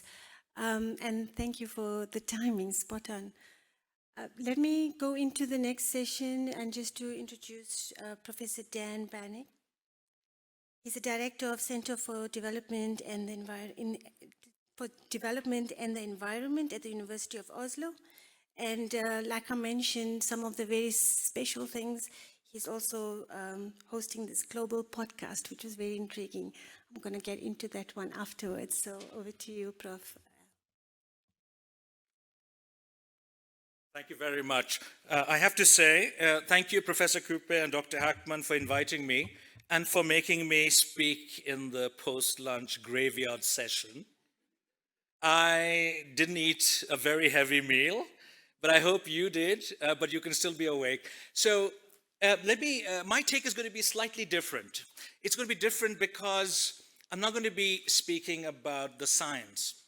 I think we've moved to a certain stage where we know what the evidence is. The really interesting question is, what is being done with it? And are we looking up? Do you remember that film that came out recently? What are we doing? We know the IPCC reports. We know certain things are bad for us, but we still do it. And the question that we really need to be asking is, why aren't we doing more? And so let me reflect a bit, perhaps having my podcaster hat on more than my professor hat on today. I love being introduced as a podcaster, by the way. So, you know, in Oslo, a lot of my colleagues and I have been criticized over the years. You're not disseminating enough. You do a lot of this work, but the taxpayers are paying you money. What are you doing with it? And so some of us, you know, began writing more op-ed pieces. One began to write for Conversation Africa, gets 30,000 hits, much more than the few people who read my books and articles. African Arguments. You write op-eds in newspapers. I used to do a column in a well-known African newspaper. It was so stressful because every Thursday I had to do this, and on Tuesday I had to submit this. And I was always looking for something interesting to write about. My wife said, you know, when you die, in your tombstone, they're going to write, he wrote an op-ed, or he had a column, because she was so frustrated with my stress every Tuesday. And then I realized that these are not enough. And around 10 years ago, do you remember there was this fashionable thing called the massive open online courses? MOOCs, right? So we, of course, got onto that bandwagon, and I offered Norway's first international MOOC. I was at Stanford then, and Stanford and Oslo, we collaborated on something that we thought was really interesting, and it got a lot of attention from the policymakers. It was about what works, promising practices in international development. And we got a lot of attention because much of the discourse then was about what did not work. And policymakers and students, by the way, many of mine were like really frustrated after a long term of hearing everything that doesn't work. It was like, tell us, give us some hope. We want to make a change. We want to do, we want to make a difference. So we devised this, and students in 142 countries with policymakers, the UN, the World Bank, there were politicians taking this course. But now, not everything was win-win. It was supposed to be a 6-week course. After the first week, we noticed that people were falling off. Not like you falling off to sleep, but it was just that the first week was wonderful, and then later on it wasn't. But what was particularly interesting for me, from a personal perspective, was to try and get some of my colleagues to do this course. The first thing was, yeah, so how long? I said, no, it's only 10 minutes. It has to be very catchy, the presentations. Because research shows that the attention span is 3 minutes on YouTube. Okay? So then my colleague said, no, but we're used to 2-hour lectures. I said, no, you can't do that. It has to be 10 minutes. And that was very difficult. Why should I do it? What's the incentive for me? I said, well, you're famous in your country. You'll be world famous now. Well, that was a good incentive. But it was just to illustrate for you some of the challenges. We are often stuck in the way in which we do teaching. Just think about PowerPoints and the 2-hour lectures, and we have to be a bit more disruptive, I think, in order to really reach the audiences. And I realized soon that MOOCs were very passé, by the way. We couldn't do more of that anymore. All kinds of issues, bandwidth, etc. And so something wonderful happened during the pandemic. Everybody says it's bad, and I know it was really bad for a lot of people. But for people like us, it was a blessing. I stopped traveling, which is great. And I finally found time to do a podcast. Now, why is this interesting? Because policymakers actually listen more, I'm told, than they read. If they read the abstracts of the articles, not the article themselves. And so there's a lot of pressure on us to make the abstracts actually very attractive, because you only have like 10 seconds to grab their attention. And so over the years now, 108 episodes later, 4 seasons later, to talk with policymakers, to talk with ministers, presidents, but also scholars, young scholars, has been wonderful. And what has been really fascinating is that this has been a sort of a door opener to the world of the UN, the World Bank, and I've had extensive interactions with them as an academic, but as a podcaster, I have a totally different view of what works. Just earlier today, I was invited by the presidency to talk with the senior director in the presidency about fantastic buildings, very impressive. I felt very overwhelmed being there. And it was wonderful that the director wanted to know, so what works? What are the best practices? Tell me about it. And so we had a great discussion for an hour. And then I asked him, what is it that you would like to have more of? And he says, it isn't as if academics are not talking to us. Our problem is that we have too many people, everybody wanting to influence the policy process, and there are very few of us guarding this, and we have to filter this and make this available to politicians so that they can use it in their daily lives.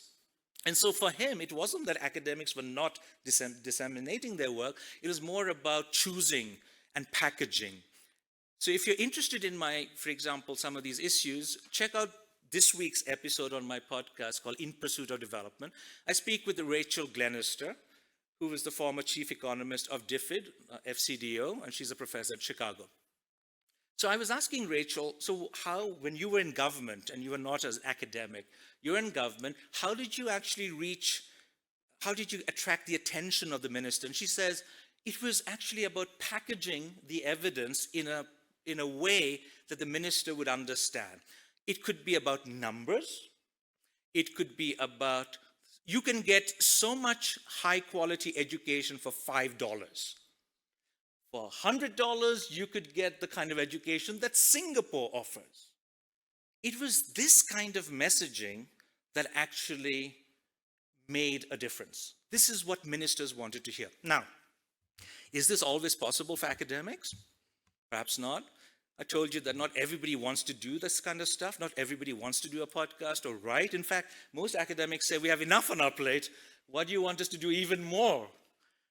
But of course, some of us like to do it, but it isn't always win-win. It comes at the cost of family life. My boss, my rector is here, so I can say that everything I do on the podcast is on my free time at night, in the evenings, at the weekends. Not everybody wants that. The work-life balance is already a challenge for academics. But then there are also other issues at stake. Not every academic or scholar really wants to have a piece with very clear policy outcomes. We are more comfortable being critical, independent, and balanced, but we are a little worried when we are asked to say, what's the solution? That's what ministers often say. You spent an hour talking about this issue, give us some hope, give us some solutions, and we're not very comfortable. So, and because a lot of scholars feel that it's somebody else's job to translate and operationalize that. So I think we need to also think a little differently. We want to be interdisciplinary, but we want to be perhaps a little bit more policy-oriented, and this is particularly important for those of us who work on development. I mean, it's very strange to say, I work on global development, I work on local and national development, but I have nothing to say to a policymaker. I think we need to change our thinking, be a bit more practical. But this does not mean that everybody can do it.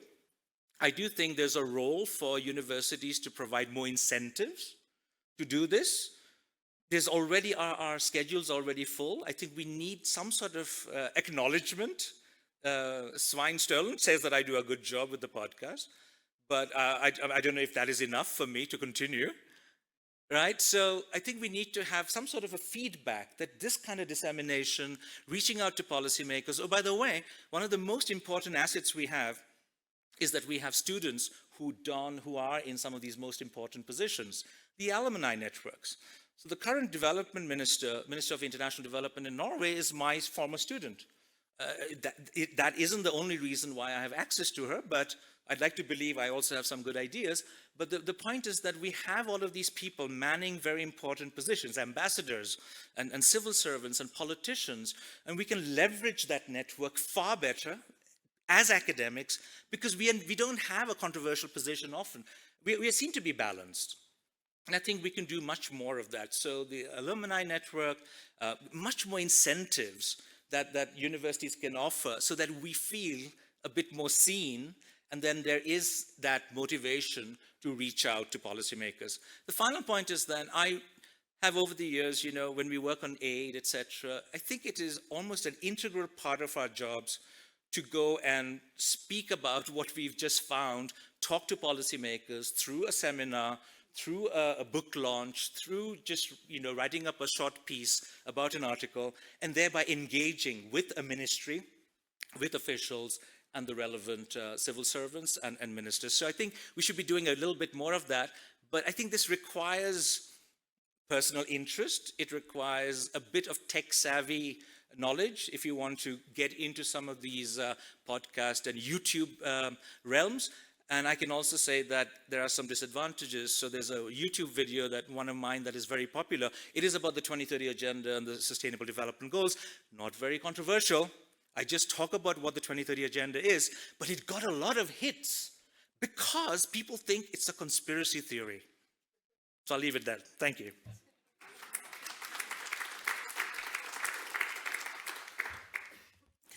Thank you so much, Dan. And I think that for the challenge statement is actually good for an academic to challenge the other academics in the room, right?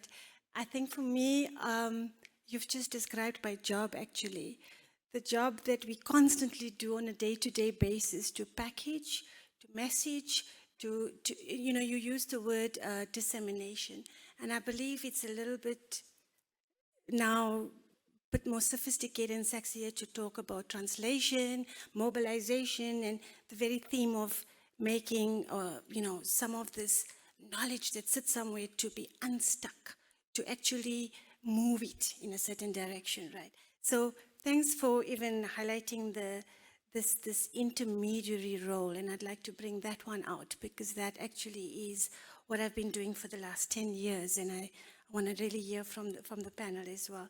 So let me introduce Professor Belinda Reyes. She's Professor of Sustainability Science at University of Pretoria right here on this campus.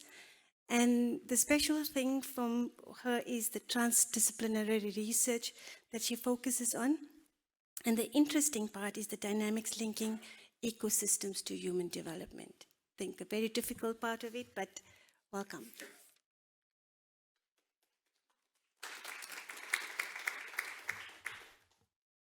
Thank you. Thanks for the introduction. And thanks to Haida and the team for inviting me to be here. And thanks to all of you for pitching up on a Friday afternoon.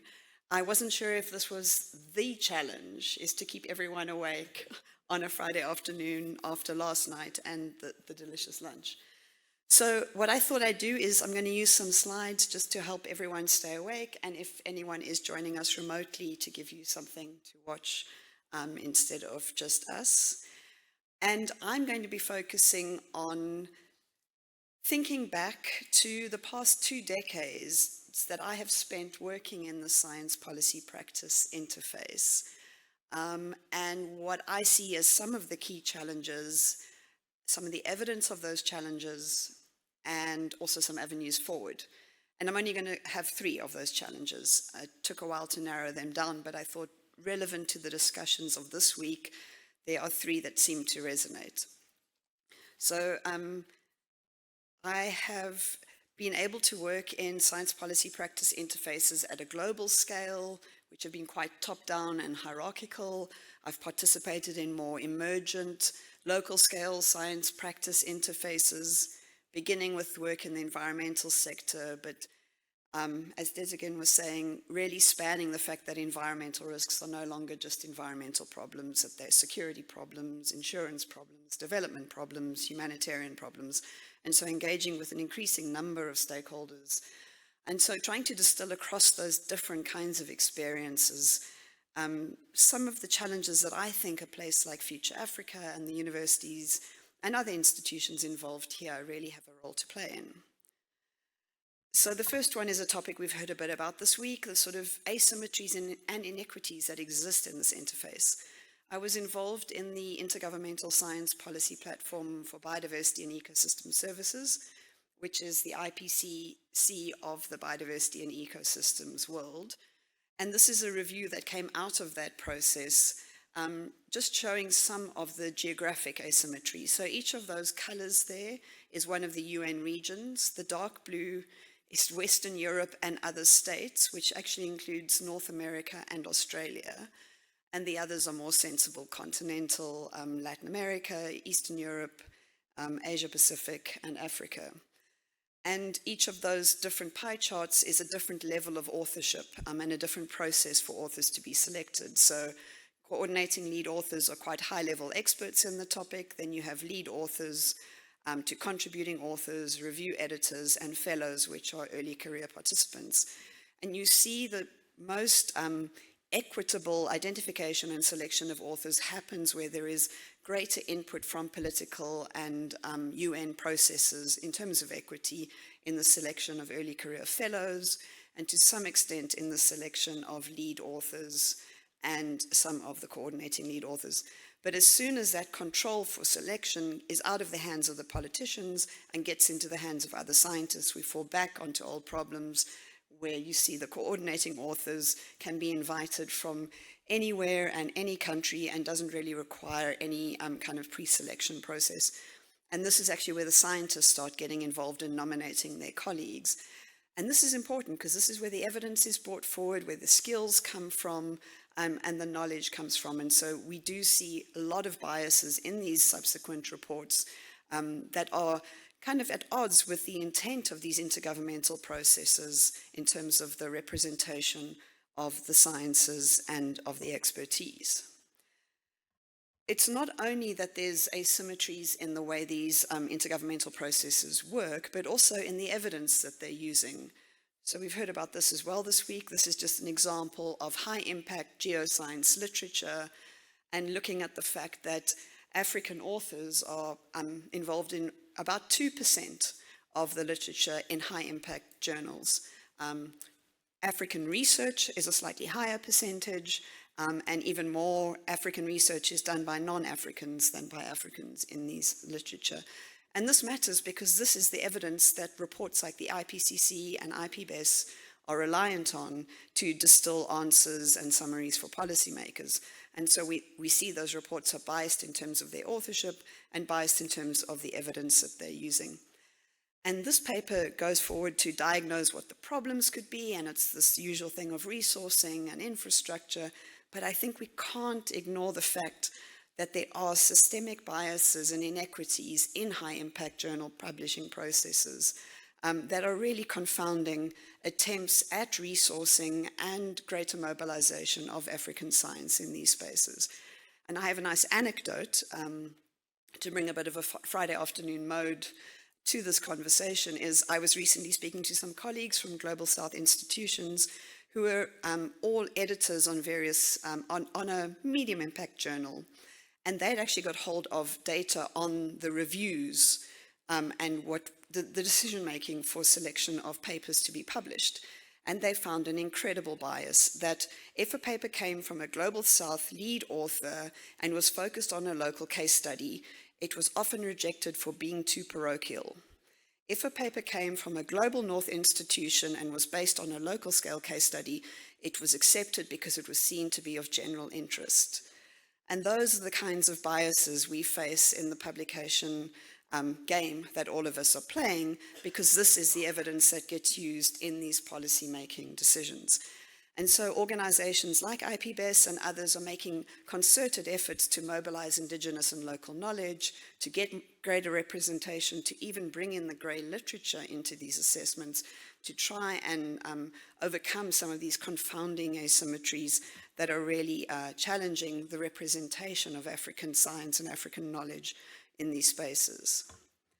The second challenge I wanted to look at is the role of participation and inclusiveness. If we really want the research and policy and practice interfaces to be truly transformative and disruptive and transgressive, we really need to think about the models, the conceptual models that underpin our thinking about what these interfaces look like. And I would argue that many of the times we see them as these quite linear models where scientists produce knowledge that is then used in policy and practice. And Esther Turnout has this wonderful quote where this model sees scientists as the holders of knowledge and other stakeholders as holders of values or perspectives that need to be corrected by the science. And there's an arrogance in here and a linearity in here that I think we just are no longer thinking about when it comes to these interfaces, and moving far more towards these ideas of the co-productive perspective, this messy space where you're neither scientist nor policymaker, bringing these experiences together. And I was recently fortunate enough to be part of a large-scale review of how resilience is being used in development, and some of the innovations are coming from the policy and practice arena, not from science. We walk into these spaces thinking that we have theories and we have methods, but practitioners of theories and practitioners of methods. And the innovation isn't necessarily captured in the published literature, and we need to go to the grey reports and the interviews. But I think that that's the hub of innovation that's truly exciting in these more transformative interfaces. And finally, this is the challenge I wanted to end on, and it echoes a bit of what Dan was pointing to. So in the last 20 years, I've had the great privilege of working with many early career researchers, practitioners, and policymakers who all want to be working in this messy interface between science, policy, and practice. And this is actually a paper that came out of several PhD students who'd all done transdisciplinary PhDs and a collaboration between Sweden and South Africa. And this was their documentation of their experience and some reflections on what they'd learned. And this was really brought home to me on Wednesday when I was meeting with some postdocs, and they were all laughing that I have a student number that started 9-3 and not 0 or 1 or 2 because of the year that I started studying. And it made me realize when I was studying, that was 30 years ago. And so the methods that we were trained, the way we were trained, those are no longer the way that we're training many of these younger scholars. And so they're beginning from an interdisciplinary perspective, not from a monodisciplinary perspective. And what they reflect on here is it's no longer a debate between breadth versus depth. You need both. And their work was very much about the depth being the methodological robustness and rigor of the work and training that they've had, but this additional capacity of epistemological agility, the ability to see the world from others' perspectives, to see that there are other perspectives in the room. And if you can't put yourself in the shoes of others, to be able to trust them when they say, this is what it looks like when you stand in my shoes. And so they reflect a lot on this, this undisciplinary journey that they refer to it. But the challenge that I really want to highlight here is how precarious this journey is for so many early career researchers and practitioners and policymakers, not just in university environments. Reliance on soft funding, short-term contracts, no healthcare benefits, no pension. And these are people in their 30s and 40s. We're not talking youngsters now with moms and dads to bail them out when they need to go to hospital. And so I'm really challenged by thinking about what careers are we offering, what security are we offering, and what incentives are we offering in all the institutions we work in that make this an attractive and secure place to do this important work. Thank you.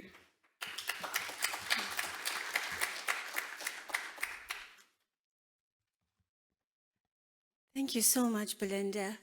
More for actually bringing out and interrogating what the evidence base is that you're talking about and from which we draw out and make decisions on.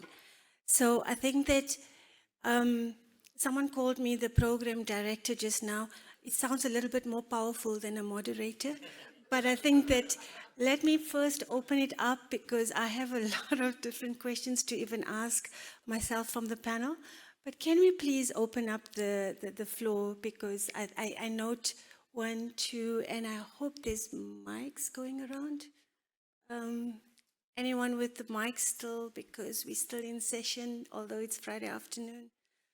So I think that, you know, can we bring that out? And I wonder if some of the questions will still be able to also be in the conclusion when Chuck's come on. So there's one over there and number 1, 2, and 3 over there. So can you just briefly introduce yourselves and be a little bit succinct with your question? We do want to make a second round as well, if we can. Thank you. Thank you, and thank you to all the speakers for the great talks. Tallulah Oni, University of Cambridge. I have a question that is a combination, combines the last 2 talks. And I want to challenge, perhaps Dan, the notion that that work you do should be out of hours. Because given Belinda's presentation on the, not even the expectation, the expectation of impact, and when we're doing this kind of work where we want to make sure it's connected to a real world and inform real world decision making, shouldn't that be what the academic enterprise is about? And if that is the case, should this not be a core part of work and not an expectation of something that happens out of hours? Because obviously there are implications on equity and inclusion and who can take on that kind of role out of hours for differing kind of responsibility reasons. So I think institutionally we have to challenge the notion that it's okay for core essential activity like you do to be something that is okay to do out of hours. So I'd love to hear your thoughts, maybe the last 2 speakers on that. Thank you. Over here. Masafumi Nagao from Japan, formerly with the United Nations University. I have a question to the panelists. In Japan, in the process of development, when we talked about science, we also talked about technology. We talk about science and technology. They went together. And if anything, we put more emphasis on technology than science. Today, we just talked about science policy and practice. Well, we talk about research and practice, and we talk about research and development. In Japan, we put more emphasis on development than research. So my question to the panelists, all this week we have talked about science, but don't you need technology to mediate science to have relevance for the society? Don't you have to have development research or development work in order to make science relevant for reality. I'm taking 10 South African agricultural business CEOs to Japan next month. They are going to look at Japanese technology for agribusiness. I'm going to take them to one agriculture university for looking at the frontier science in agribusiness related areas. But their interest is more in finding what there is about technology that is relevant to their practice.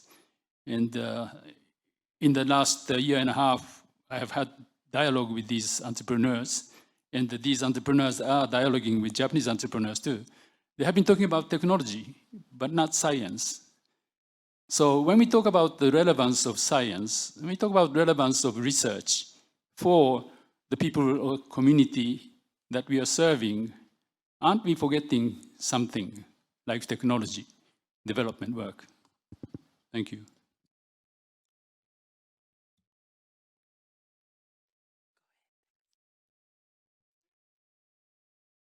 Testing. Yeah. Ed Gerstner, Springer Nature. Great session. Des, yours was terrifying. Dan, yours was really hopeful. Belinda, really, really, really interesting, important problem that I want to find an answer to. What my one theory I have is that if we can improve the representation on the journals, on the editorial boards of our journals, that will improve the representation of our referees, which will improve the decisions that you're talking about, just bad editorial decisions. I don't know whether that's true. Is there any evidence that improving representation from Africa improves those kind of decisions? And secondly, how do we recognize the contribution of the great literature? Because it's utterly vital, and we've got to be doing more to tell people, to tell the world that that's where the evidence is that will help us find the solutions that will address the existential challenges that we face today. Thank you. Thank you. Let me stop there, and while you're thinking for the next round, just to ask maybe Belinda, you can come in first. I think the questions were also, and then Dan, and then maybe Deskin. Great. So I'll start with the question around, should the work that we do in addition to our jobs be seen as extra hours, after hours kind of work? And I mean, it's one that's been challenging me, because I think people like Dan and I, we can afford to make those decisions. But it's been worrying me as I see the impacts it has on the equity of participation in those who don't have the privileges that I have. And so, you know, this is what has been fundamentally challenging to me, that several of my PhD students who've done transdisciplinary PhDs have struggled to find employment. And it made me think, am I training the wrong things? And so this is why I realize it's not enough to be training these new transdisciplinary capacities and to be exploiting this massive interest that there is in this without opening those career pipelines and investments and career opportunities out there. And so I think we do need to, I'm sure this isn't a new discussion, especially within the University of Pretoria context. We do need to think much more broadly about what is the role of an academic or an employee at a university, and there are already some thoughts on those additional measures and incentives. But I think the idea of diverse career pathways is one that holds a lot of hope as well, that not one solution can't fit the set of problems. The second point about technology versus science, I mean, I really don't think this is an either-or question. We need technology and we need science. We need research and development. The problem that we've encountered is often that science is seen as just technology. And if that isn't accompanied by humanities and social sciences, we've seen the unintended consequences of those technological innovations. So, you know, I think that's the point we're making here in this interface, is it's about and rather than or. Finally, on the representation, I hope this doesn't mean I'm never going to get published in a Springer journal again. I think there has been massive improvements because of considerations around representation on editorial boards. We've seen the changes personally and institutionally around that. I think it's still challenging because of the limited numbers. So you get one African editor on several journals compared to one American editor who's only on one journal. So maybe not exactly getting the same time investment and support for that.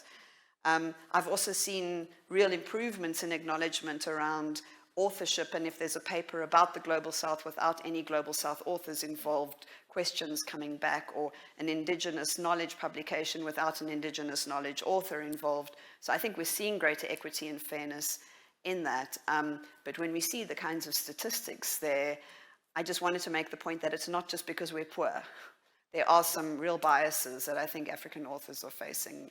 And I've seen how much easier it is to publish with a well-known European co-author than a less well-known African co-author. So that's my answer to that. Thanks. So the last question first.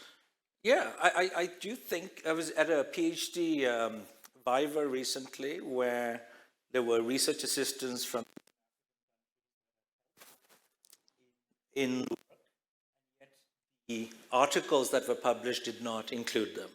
And so this was raised actually by one of the opponents in the Viva saying, they did valuable work, why did you not consider them co-authors? So I think there's much more of that going on, and I do see diversity increasingly in many of the journal editorial boards. The first question, thank you for hearing me about, it was, since my president was here and he's left so I can be more free perhaps, but it was a bit of a, it's not a cry for help, but I think, and you're absolutely right, we are much more privileged because of the phases that we are in our careers.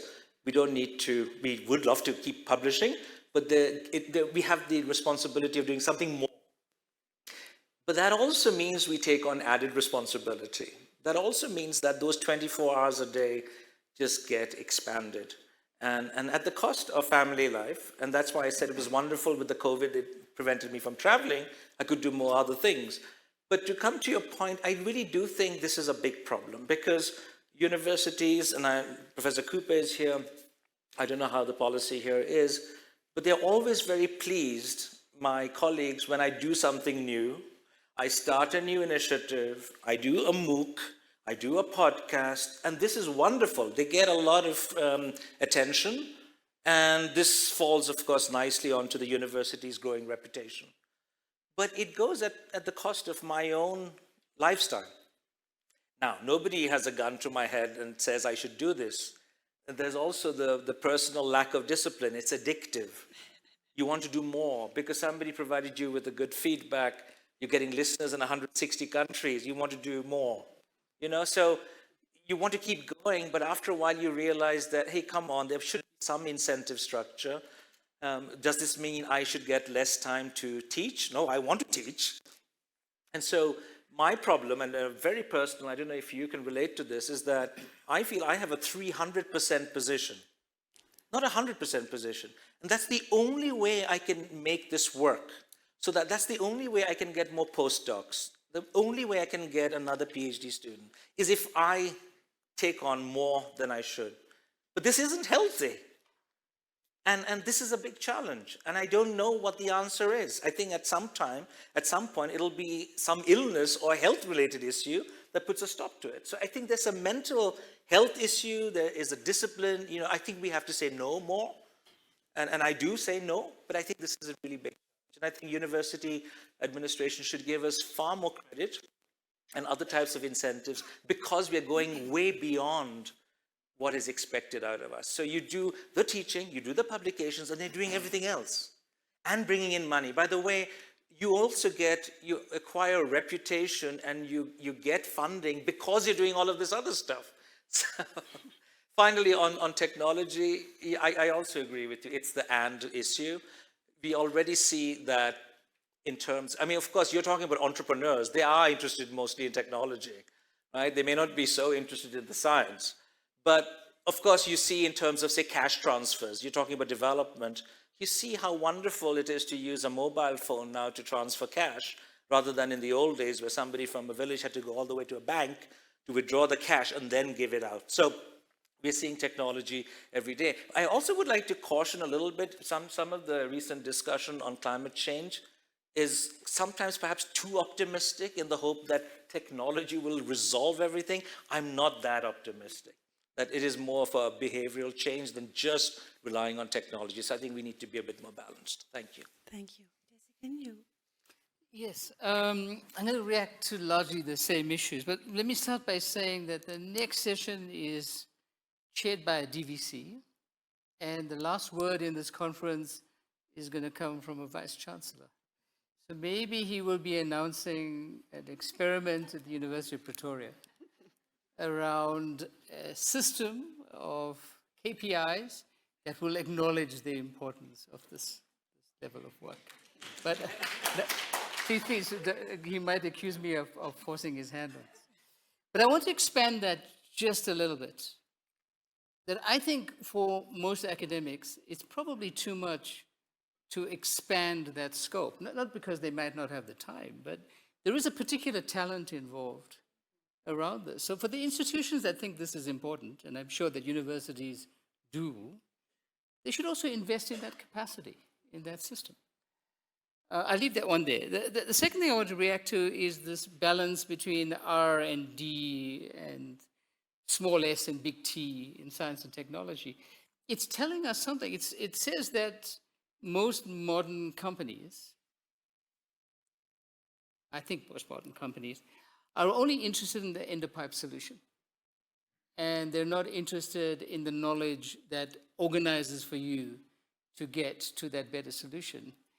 I would also argue that those companies may well be disinvesting in their future competitiveness if they continue to do so, because those enterprises that do make that investment are going further upstream on that innovation value chain are the ones that we are seeing that are having higher dividends.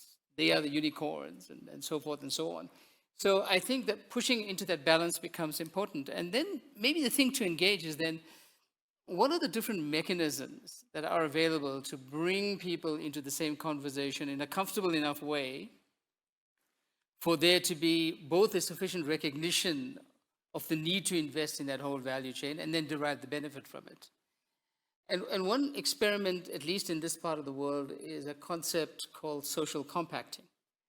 Now, there's a lot of argument against it, and it's come under a lot of criticism for delaying some important decisions, but the reality is that when you bring major social group representatives into a joint discussion around a particular issue in a well-curated way, you develop new teams inside that system.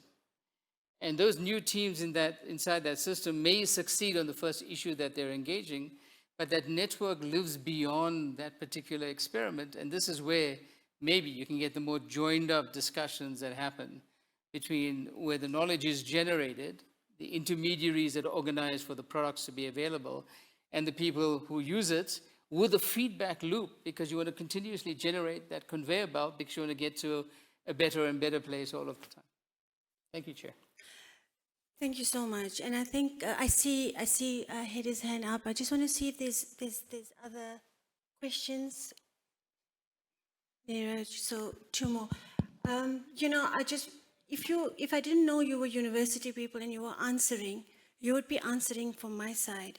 And Belinda, you had a slide there saying this is not a linear process. And I think this again, you're bringing out that relational side of it, that is the murkiness or the messiness that we're talking about, because while you engaging on amongst yourselves as research institutes and academics, we also have those intermediaries within the policy space, and then you brought that out in your conversation with the presidency itself, that what is it that we both sides do and then come together in the middle. So I think this is why it becomes exhausting in our own separate spaces.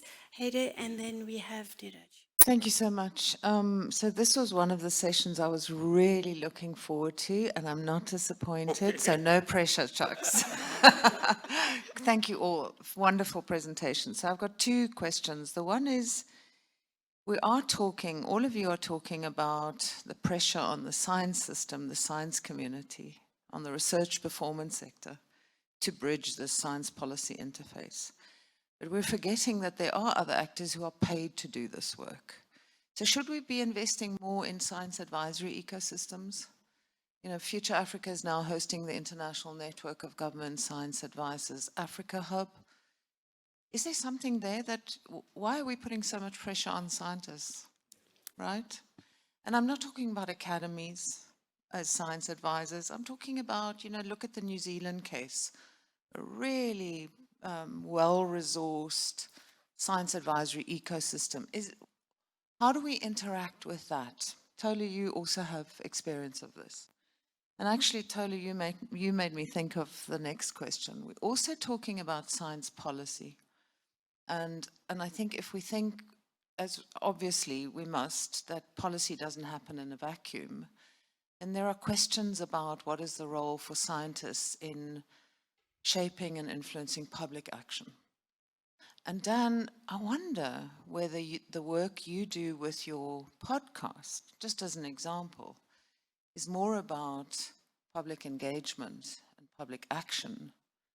Not saying it's less important, therefore, but I think that science policy public action interface is something that often we don't talk enough about, and I'd love your comments on that. Thank you very much. Sure.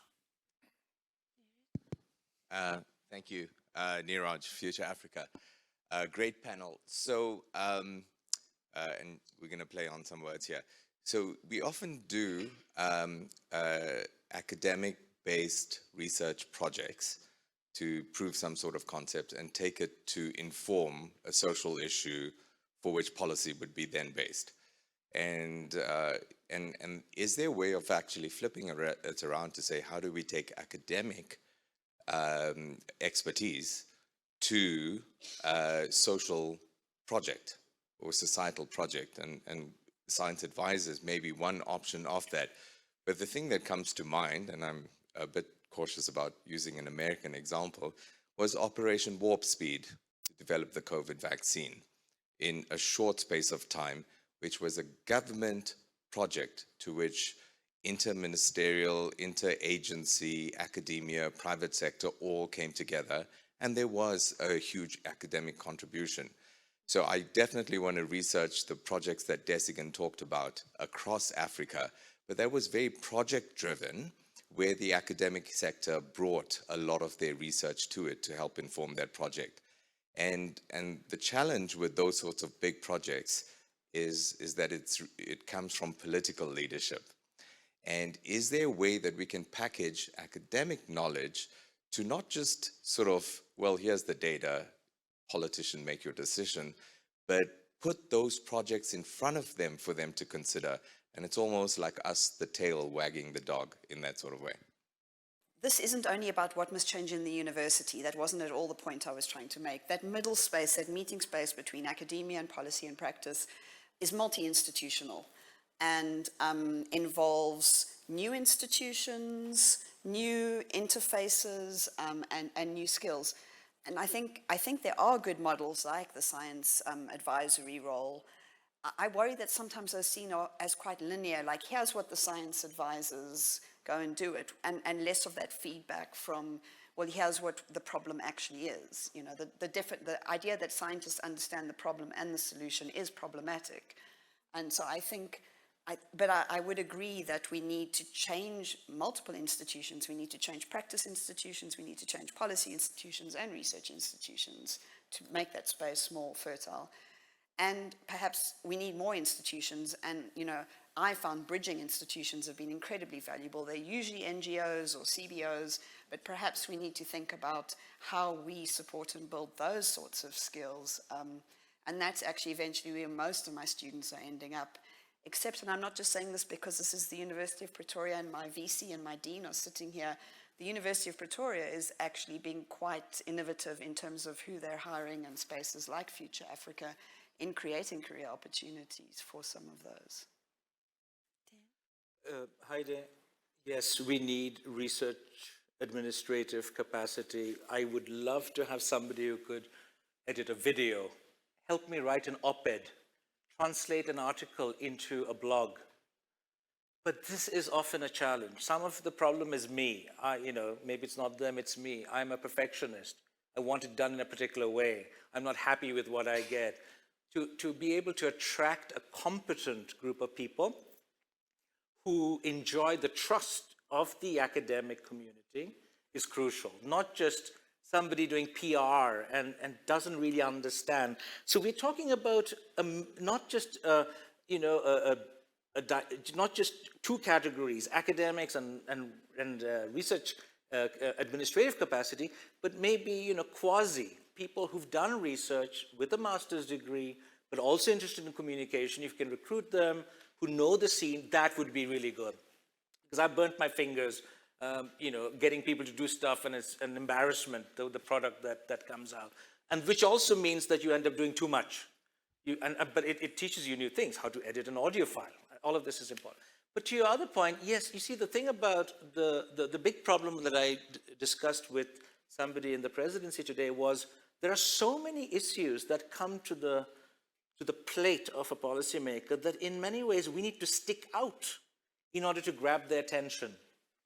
And that is where a podcast or an article that gets a lot of hits makes you stick out. And so, yes, it is dissemination. I met a state secretary in the Ministry of Foreign Affairs who says, oh, I've heard your stuff. So you're actually disseminating, communicating the science, but it is not enough. You have to do the follow-up. So I've started with the follow-up. I do a talk show. I do a talk show inviting politicians, but the initial fame offered me the opportunity to be able to do the follow-up. And I think that is what we should be thinking about. Thank you. Desikan, do you have anything? Yeah, quickly. Firstly, just to react to the idea of a grand challenge driver. There's a bunch of experiments in the world. Some of them almost succeeded. One of the failures in that, if I use the Gates reinvent the toilet as an example because it's highly funded, is that its conceptualization must actually include the entire value chain up front. When it doesn't, then you have a big win in part of it and you struggle through the rest of it. And that's something that's worth looking at. And then maybe just a last word on this advisory system. I mean, there's a whole lot of work around the world around advisory structures. South Africa has NACI, for example. And NACI has, and I must be careful what I say, there are current members of NACI in the room, I'm a past member. And there are many other equivalents in the world. The ones that work are the ones that actually fit into a demand pull architecture. When it becomes an advice push, and I would argue that the South African one is largely an advice push, it doesn't work as well. So I think that the ecosystem is something that you have to pay a fair amount of attention to, and they're not hard to fix. But lessons from somewhere else, from the Institute for Security Studies, it gets a lot of attention from policymakers. Because when you're talking about frontline security issues, serious conflict, organized crime, you don't have to work as hard to get the attention. They come and demand it.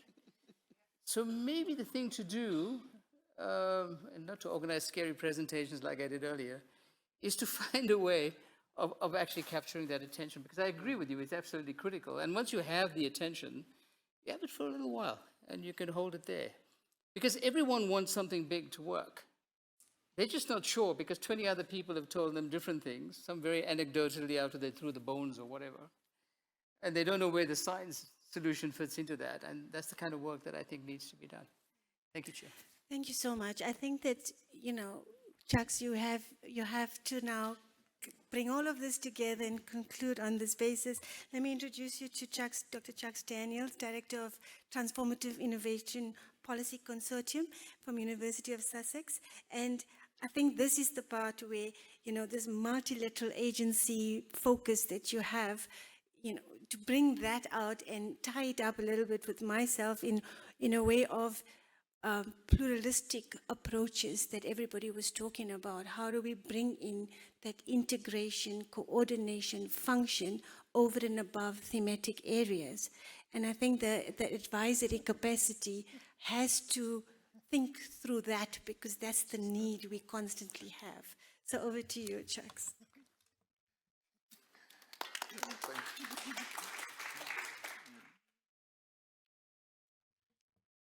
Thank you, Heidi, for saying the session didn't disappoint. That's very good. So thank you. There was also been some important terminologies. Some speakers, your presentations being terrifying, some very pleasing, some very welcoming. But let's thank you to the organizers again for the impressive work. I know the final concluding session will say that, but on our behalf, let's just add that as well. We also been very fortunate to have the VC here. Yep. All through yesterday, most part, but also today. So we'll try to keep it short, please. Maybe I'll use my time, so it helps because we're already running behind time. Yeah, okay, so thank you everyone. This session was very, very good, very important because it actually feeds back on the previous session, which we stopped on the importance of research, importance of relevance, importance of rigor, but also importance of impact and transformation. So these are the keywords that have been coming across all through the week. Africa, leadership, transformation, science, these important words have been coming across through the week. Again, future as well, not just because we're in future Africa, but also the future. Where are we taking all this to? Where is all this taking us to? Where is the science going? Where do we go in? So we've had a very impressive discussions here. I won't go through all of them, as you know, because again, not just because we're beyond time and it's a Friday session afternoon, but because there's a lot has been covered, really a lot has been covered. So if we summarize what came out from the first speech from Desigan, we know the science is there. The evidence is there. The science for climate change is there. There is a lot of knowledge out there. It is here, so we are suffering from it. There's no escape. Floods are higher, the challenges are here. So those are the big points. So the science is good.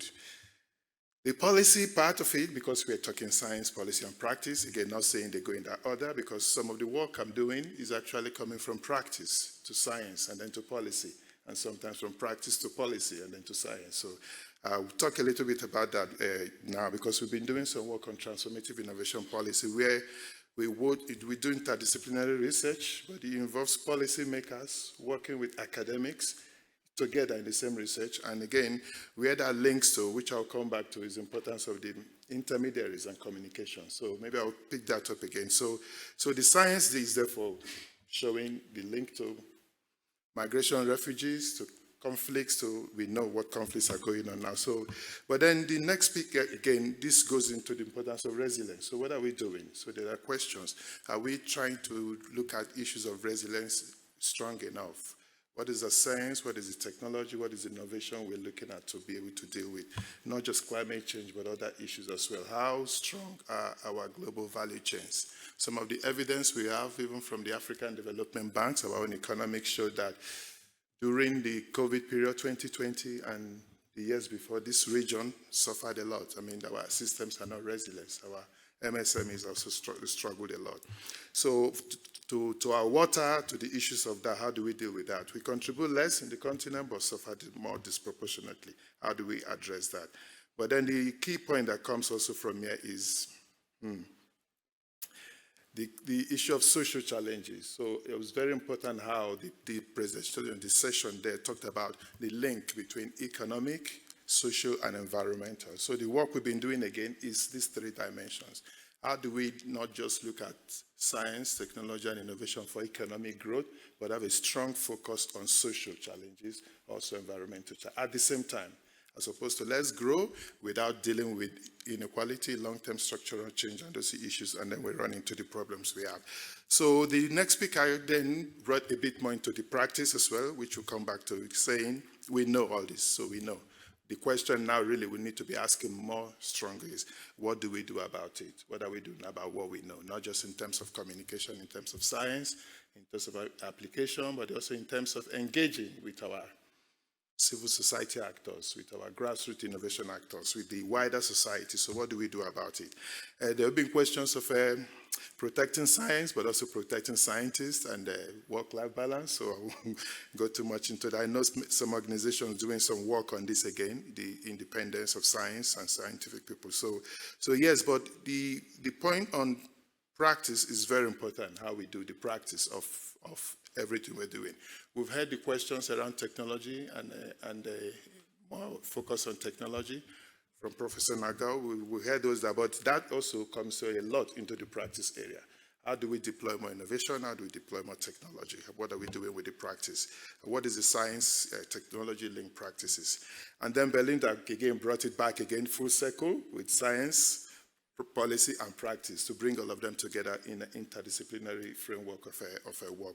Pushing for that, but highlighting some important things that are also not being well addressed or not well looked at. We're pushing a lot, I do it as well, in transdisciplinary research where we involve researchers, civil society, other actors, and then we're also training PhDs on this. There are doctoral schools I know who focus on this, but the challenge again comes, what is the future? So I talked about the future being one of the key points we're looking at. What is the future of the science in this area? What is the future? How do we use them? What is the future of the scientists that we're training? How do we create more career opportunities for them? But the questions that then we raise for that is, again, what kind of science then do we need for the kind of transformative change that we want? So is it more disciplinary, more interdisciplinary? Where do they meet? Where do they mix up? Where do they come in together? So just to try to conclude it quickly so that we can also make some few points going ahead. Some of the priorities or the recommendations coming out from the discussion is the importance of questions around priorities. Who's setting the priorities? So how do we develop a more research agenda, more science, technology, or research agenda, and the priorities? Who prioritizes for who and for what? So those are some questions. And then the importance of collaboration again. By addressing issues of collaboration, we will be able to deal with many of these. It connects to governance, which didn't come up a lot in the discussion, is a lot implied, but also governing the actors, governing the ecosystem, both academics and thinking of their work-life balance, but also improving the public understanding. There's a lot of discussion around investment before. Professor Yeti is here and other people as well who talked about funding, and then learning as well on what funding should look like, and the importance of not just funding for funding's sake, but funding major policy and investment instruments as well. There was a point raised around where do we learn from big practices, showcases. If we want to get more impact, which was discussed before, if we want to think about more impact, have more relevance to the society, maybe we should build big infrastructure, showcase infrastructure, flagship programs. But that employs some questions. Again, we have to be careful the way we do them because, again, governance issue, we have to not build big infrastructures that don't link to the society, that recreates inequality, that exacerbates, that doesn't connect to the grassroots actors the way they should be connected properly. So so that is important on how we launch, on how we go forward, but now we also present science. Again, we have a lot of discussion around dissemination and good practices. And so what we do in some of the work we do is we call them niches, identifying good practices, niches, small protected spaces who did good practices on climate change, but also on other areas. How do we connect them up? How do we join them up so that these good practices begin to speak to each other and then they may be able to grow and then become something that is more transformative. So that is important, learning from the good practices we have, but also connecting them up and then moving into more disruptive innovation approaches, because some of the disruptions we expect to have either in climate change or the challenges we have may not come from the big players only. They may come from alternative practices, new practices that are emerging but need support, need to be protected. So how do we identify those, create this space that then brings them going? I will just make one more point on the engagement, because the way the engagement is also being discussed a little bit here sounds as if there is science, a linear way science going there. So that is the point I made before on the importance of not just us engaging with policymakers and other parts of the economy, but also having the way we're designing some of the research we do now, so they also are part of the research. So we're not producing materials to engage with them, but they're also engaging with us. So there is a two-way approach, really, which is a bit more difficult, but this is the future. So the speaking and the shaping research we're doing in the transformative innovation policy work we do, they're actually helping us to provide feedback on the research as we do them. The points on journals and biases and those, I think we'll deal with them, but there is a lot of work to do on that, but also it's been addressed a little bit so on that area. One quick one is around the role of intermediaries, which came out a little bit, because many of the challenges we're also talking about now are what, as Heidi was saying, but also COVID also showed that in the UK we saw where Formula One was able to work with others in developing different actors. But the research we were doing then was, so why did this work? It was because they were actors, as we were saying, and we know how the research space works. They also know how the industry space works. So they were able to bring these actors together to be able to produce massive innovation that works. So how do we use civil society, other actors as intermediaries to close the loop, the gaps and the silos we have? So this again comes to dissemination. So 3 big words to stop. One of them is many of the change we're looking at, many of the impact, many of the outcome we're looking at is going to require behavioral change that came out, whether it's climate change, whether it's in the research space, whether it's, as Dan was saying, we academics may also need to change some of our behavior so we don't overwork ourselves, but many of them will do that. There's also room for public action, and lastly, we will need collective action to be able to get to where we want to go, the next point in our agenda. Thank you.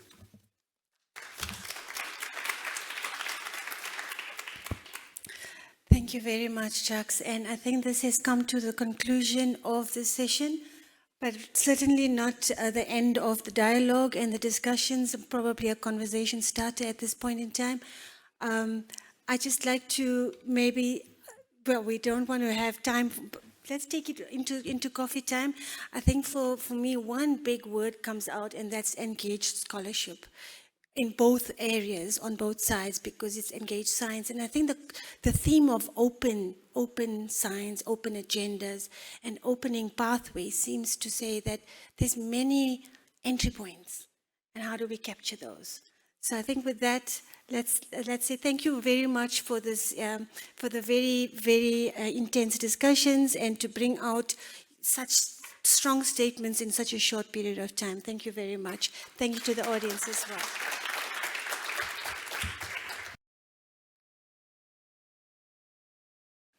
Colleagues, good afternoon, welcome. Thank you for standing in there and hanging in there for this afternoon.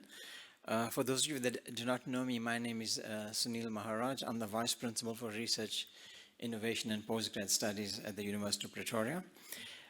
So as we know, this is the last session for today. And of course, we have come to an end of a week of, I think, very engaging, rich and truly open dialogue, and of course, some call to action. There has been many networking opportunities, both within the sessions and outside the sessions, of course, to strengthen our existing partnerships, and very importantly, to forge new partnerships, to create new ideas on how we go forward. So mine is a very simple task this afternoon, is basically to give the opportunity to our moderators and other colleagues to do some reflections. And of course, for us to see the way forward in terms of what we have done, what was good, what was great, what we could do differently, and what we can take forward, especially given the fact that there's a plan on the table to have a similar kind of event in 2025. So we're very honored to have 2 guests who have volunteered to do the reflections this afternoon, which is quite a difficult task because they must take 4.5 days of work and put it now in 10 or 15 minutes, which is quite a formidable task. But of course, they are real bright scholars, so they will do this, I think, quite eloquently. So it's my honor to introduce to you Dr. Ed Gerstner, Director for Research Environment Alliances at Springer Nature, based in the UK. And of course, who you met this morning, Dr. Connie Neshwemererewe, Director for African Science Leadership at a program in Uganda, but also based at University of Africa, Future Africa as well. So I'm going to leave it to them to start. I think they said they'll sit there and have a discussion and present, and then of course engage each other and maybe engage the audience as well. And we'll also give the audience an opportunity also to maybe give suggestions or ideas that they would probably like to see as well going forward. So Ed, I'll leave it to you to start. Well, I'm going to pass it to Connie first. Okay. Thank you very much, Ed. Am I audible? Good evening, good afternoon. We, Ed and I, have been listening carefully. I've only been listening for 2 days, Ed for a bit longer, on what we had during the sessions and the questions and the discussions, and what this made me think, what this made him think. What I heard and what I'm looking forward to hearing in 2 years' time. Yeah. So that's how he was approaching his listening. And the first thing you all may have seen me raise it was the question of what we mean by African science. And this was to say, is it science that addresses the questions that matter the most to us? Is it science done with fellow Africans? And one answer was offered to this, to say that, well, it's African scientists and African institutions and also science that focuses on the local context, which is fine. But then as conversations continued, the question still rises, but who decides what the African scientists in the African institutions, in the African context, research? And Professor Erasmus this morning informed us, for instance, about the minute amount of climate funding that comes to Africa to do climate research. And you saw the list of countries, 8, the UK, Germany, US. That's what they call African funding that goes to African science.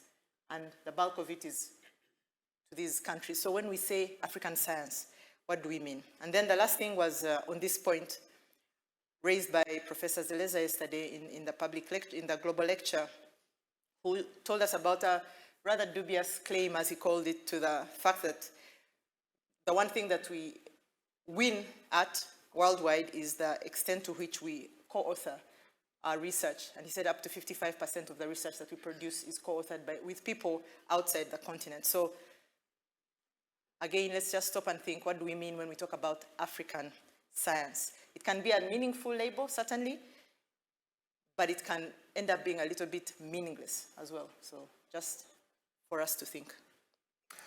I have multiple different feelings about the question. I think it's a really interesting and important question.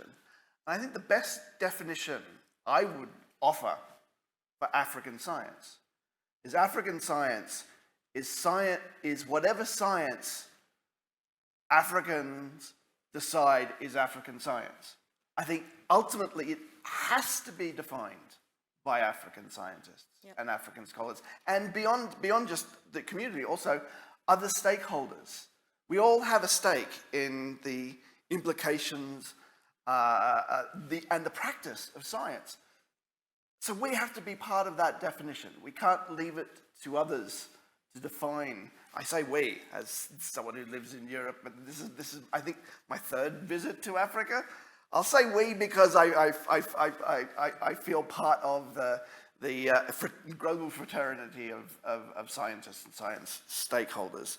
And the points that you raised about co-authorship, it's interesting. We've often, at Nature, we've often championed the idea of research collaborations, and I think I don't think you could argue that there's anything. There's nothing wrong, and we should celebrate research collaborations. But we've often held up co-authorship on papers as an example of good collaborations. And it's only really this week that it's occurred to me that there is a downside, that there is a potential downside. Not a universal downside, but there are issues that we need to be mindful of when we look at those. And some of the things that I heard was the importance that I really like that if you choose the tune, you have to pay for it, but it is the person who pays for it that chooses the tune. And so those collaborations need to be about co-ownership, not junior partnership. That's what I heard from Funmi Olonasakan. I should be better at names.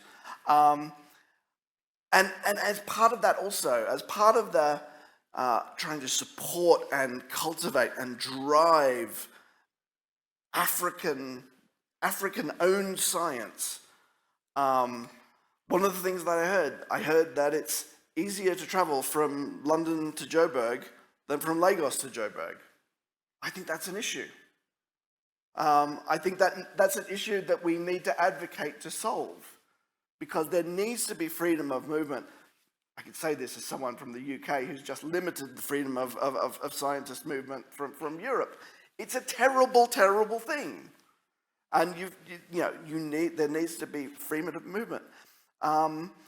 And so what I want to hear in 2 years' time is how barriers to Pan-African collaboration have been broken down. That's what I want to see.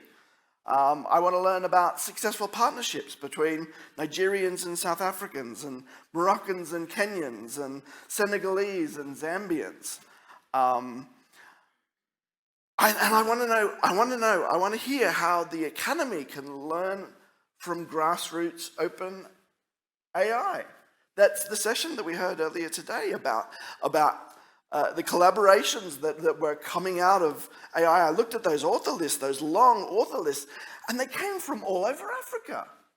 And these things sprung up in such a short space of time. And they are clearly driven by Pan-African needs and desires and solutions to Pan-African problems. So I think the economy should try and learn from that grassroots initiative. I want to know how open data is being used to drive collaboration across the continent. When I was in China for 6 years, and I had a meeting with the president of the Chinese National Natural Science Foundation of China. And we were trying to convince him that they needed to develop policies on open data.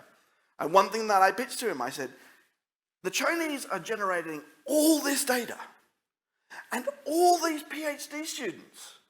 Imagine if you were to able to unleash all those PhD students on all that data.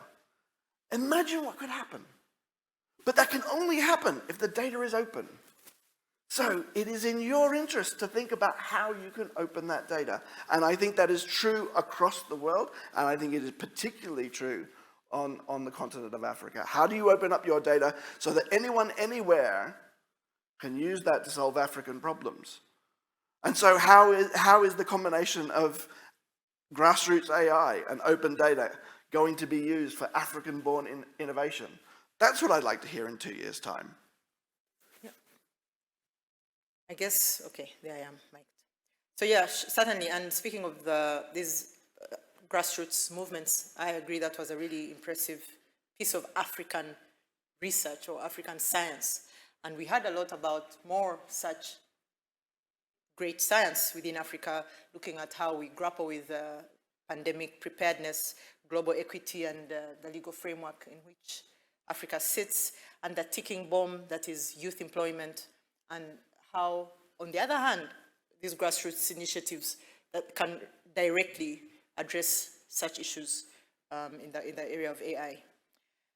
And beyond the question of African science, another theme that emerged as I listened was, and maybe we can think about it as well, was it seems that we are always chasing contradictory objectives. So obviously, first let's measure success. We must not measure success by publications only, but then when we are presenting how successful we are, especially when we are saying, oh, look how great African science is, there are the number of publications. And we talk about competition hampering collaboration and not being suited to addressing the complex problems that we have. But then we can only measure the quality of the research by comparing you to everyone else. So then competition still. And we talk about how critical it is to communicate our science and to engage with society and to measure impact on one hand, but your promotion is only dependent on how many publications in these international peer-reviewed journals is. And someone like Professor Banik, who I think is not in the room, has produced more than 100 podcast episodes on his own time.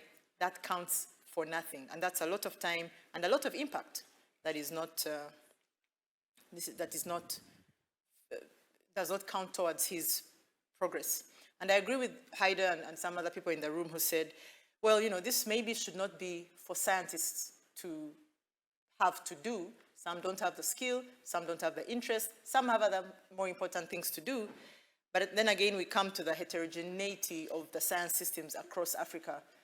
Some systems can afford to hire someone else or pay communication specialists to do this. Some do not have these resources. And so what happens in that case? Sometimes we just have to do it ourselves.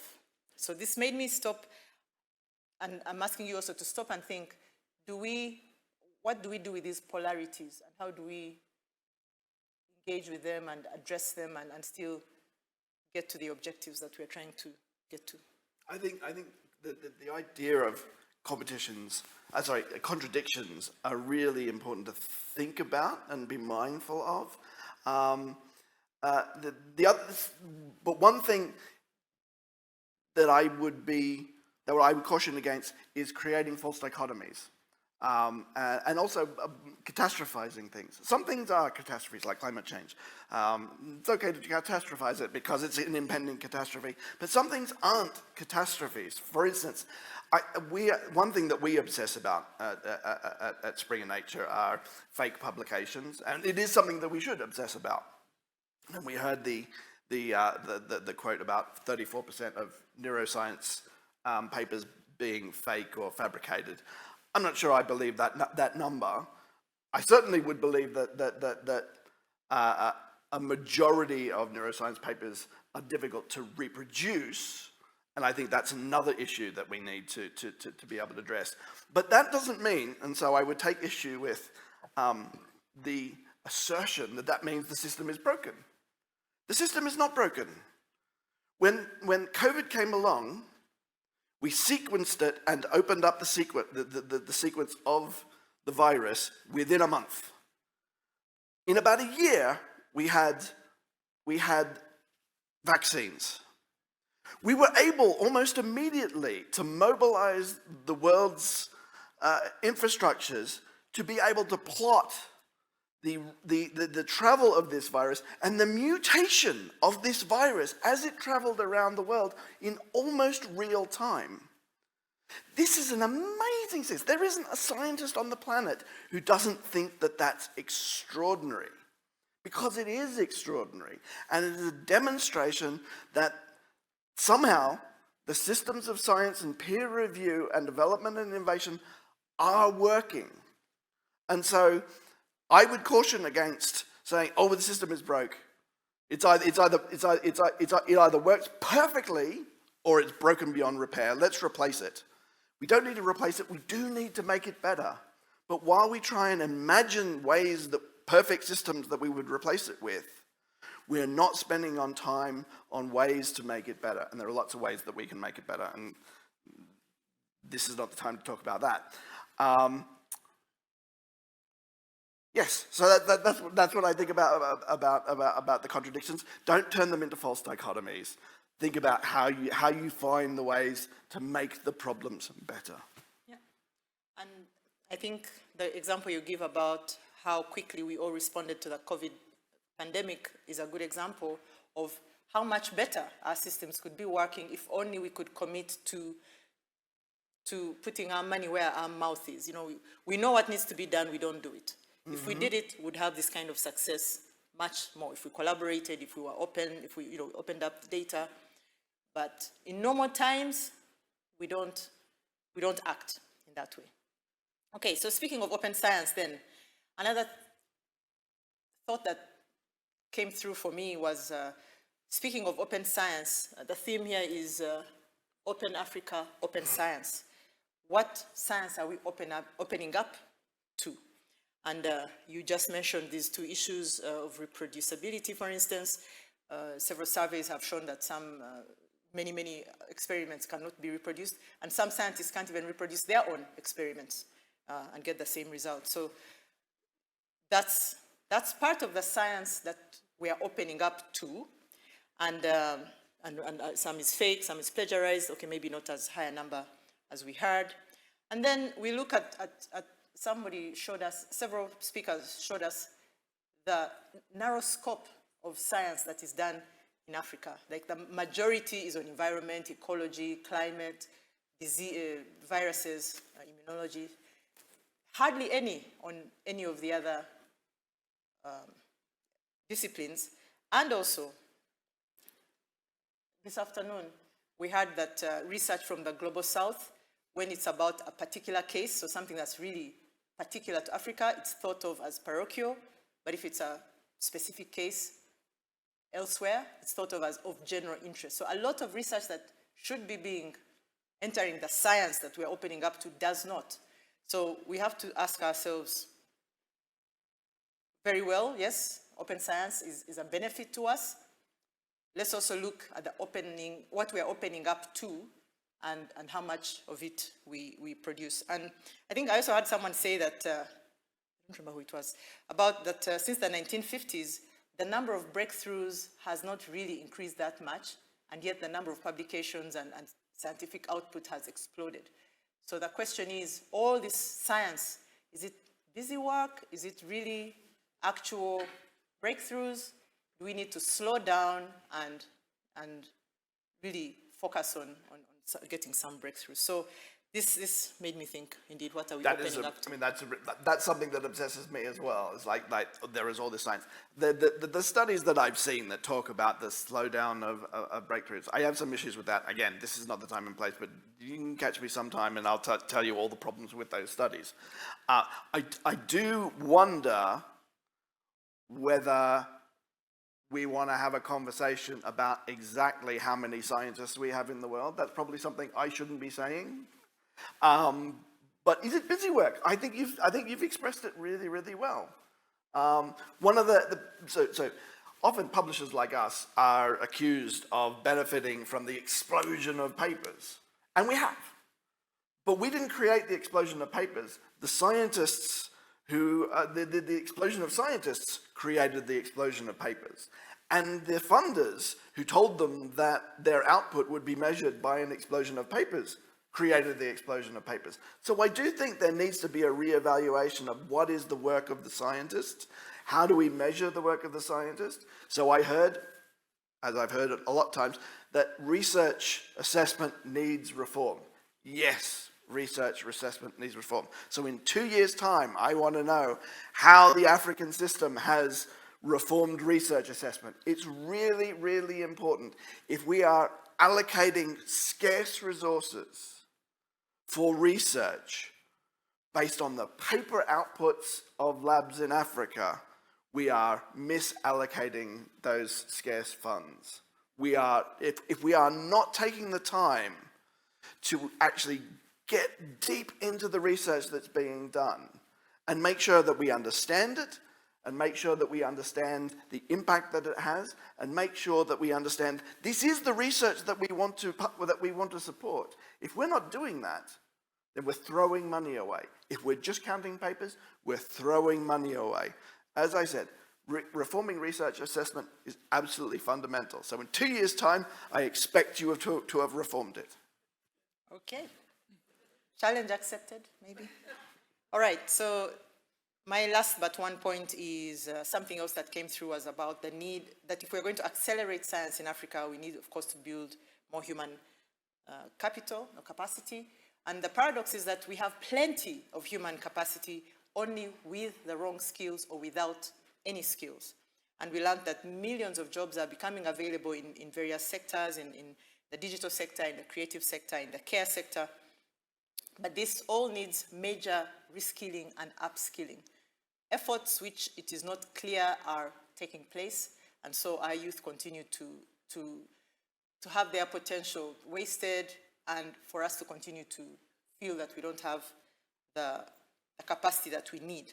And saying a little more about this as someone in education, another thought that I had was, okay, so these that are already out of school need to be reskilled, but those that are still in school are still undergoing the same education that will require them to be reskilled later. There's a problem there. And that's a discussion that I missed a little bit in this conference, which is how are we not only dealing with the problem as it is now, but preventing it, already addressing it at the earlier stages, and really looking at these basic education systems. And someone in the room even said that to him, the right to education is the right to Western integration, which is that, we are not producing the people that can really address the things that affect us. We are still training for past times and past systems. So this made me just think, when are we going to act decisively in building an education system that's responsive to our already very well-known needs. And who is doing this across the continent? What can we learn from them? And they're not in the room anyway. And it could also be part of why all this little research on humanities, on social sciences, on education, on decolonization, and so we are missing some science there. I would like to hear more about education, truth be told. There was some, and I thought there was some really interesting reflections, particularly today, but I would like to hear more about education, because we heard that we don't have enough scientists to fix the problems of today. How do we get more scientists? I've heard at this conference, and many times before, that indigenous knowledge must be included, that local knowledge must be included, that stakeholders beyond the academy must be included in the production of research. Yes, yes, yes. But how? How can this be supported? How are we going to do this? I liked the idea. I thought it was an intriguing idea that Mark New mentioned in response to my raising this very question of having preliminary grant rounds that talk about how co-production will be enabled with broader stakeholders. Doesn't talk so much about the indigenous knowledge, but at least it talks about co-production with larger stakeholders.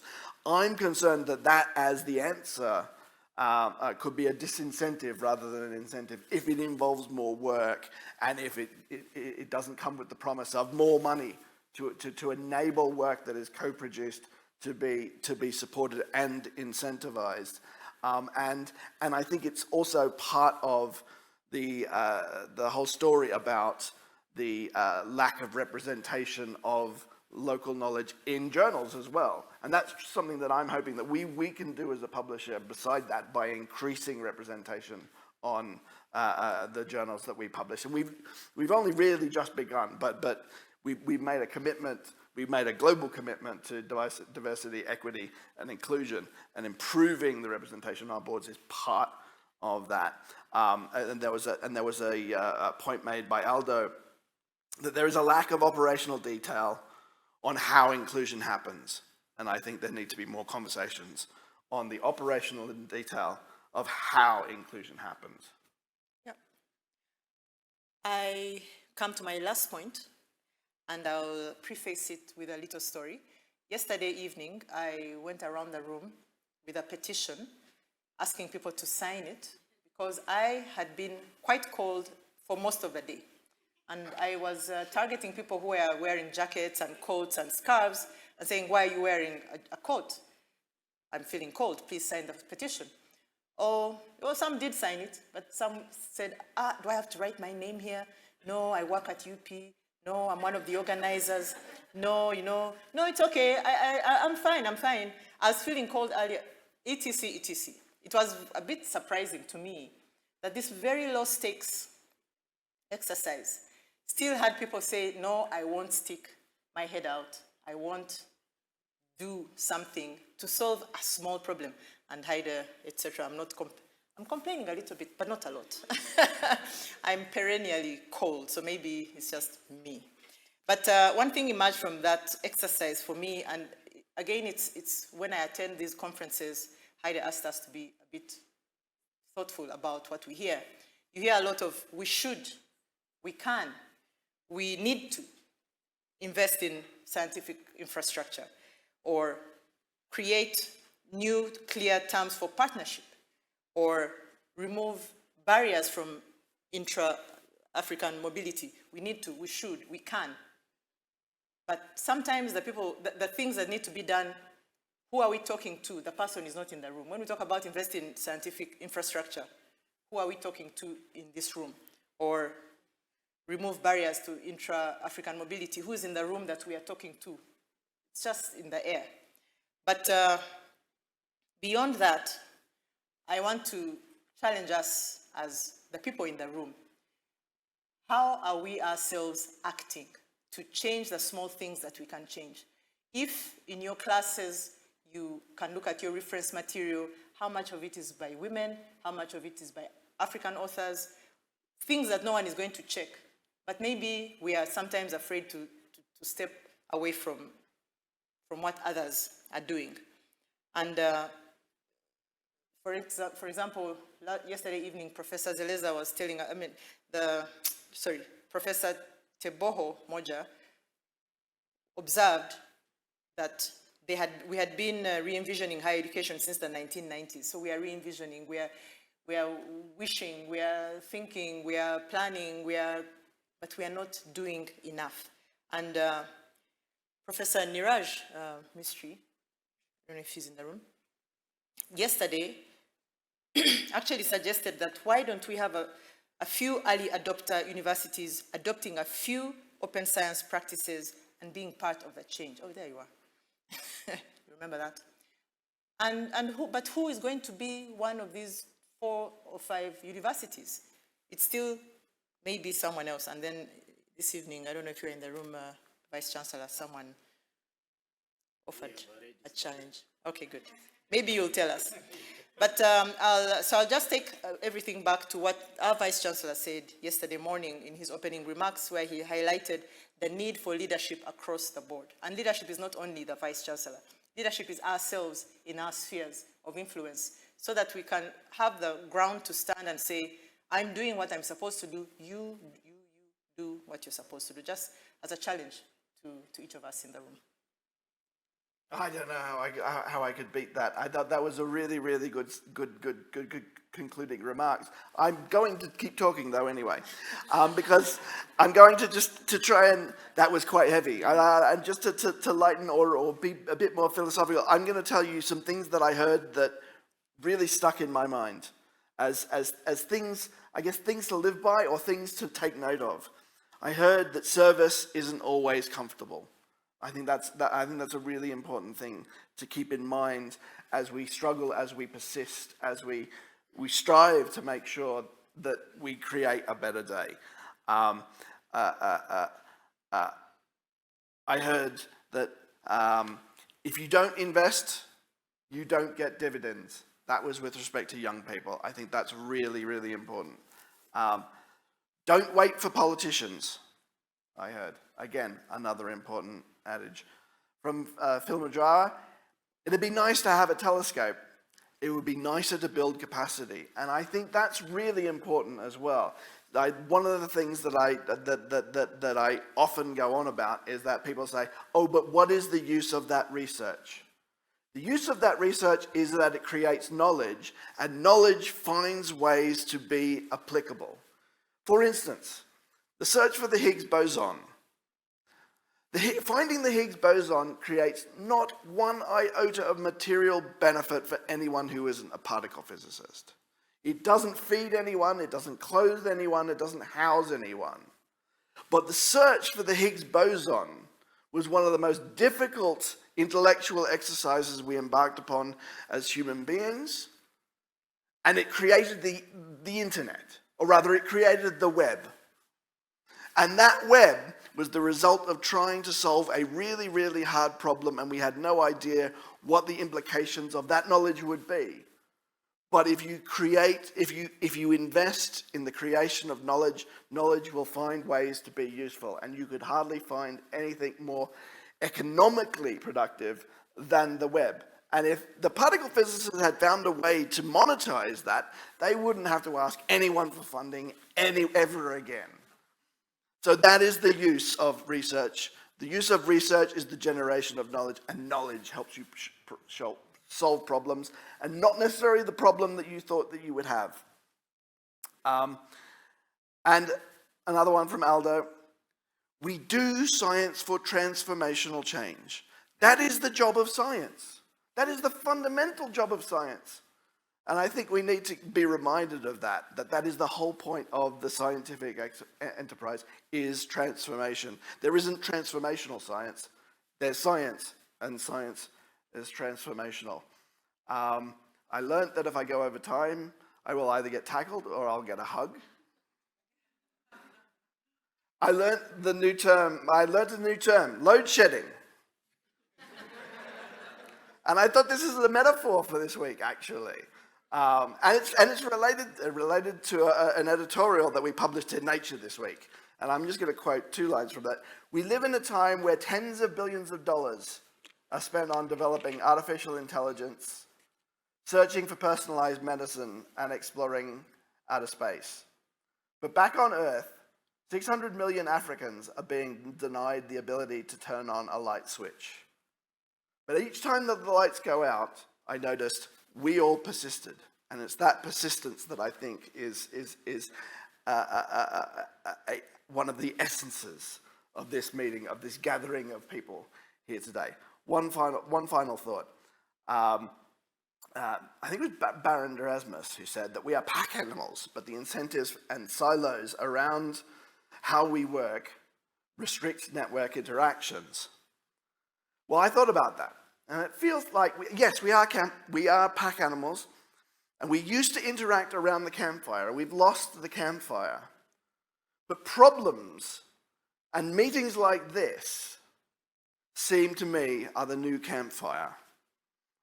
So thank you for sharing this campfire with me. It's been a real pleasure and an honor and an eye-opening experience. And so thank you very much. Okay, thank you.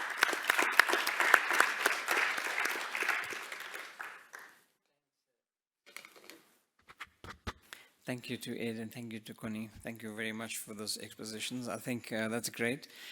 I'm sure Dr. Haider will send out a questionnaire to people or to give feedback online as well to get other inputs from those that may not be here, that may have other inputs that we can assimilate all that going forward.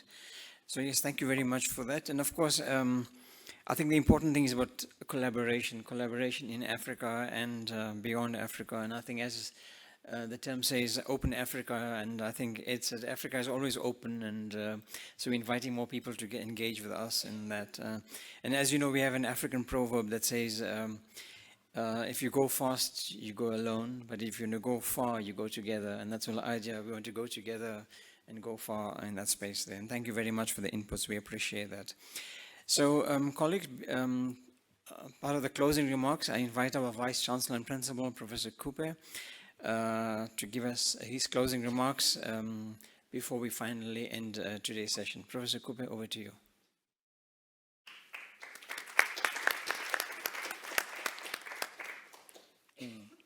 Actually, a Vice Chancellor is just paid to open and close. This is closed. Let's go. Well, perhaps I should say a little more, because there is the bonus factor too. Good evening, ladies and gentlemen, and to all distinguished guests joining us. We have come to the end of the University of Pretoria's Africa Week 2023. It's tempting to say this is the first Africa Week, but actually it isn't. We did hold one during COVID.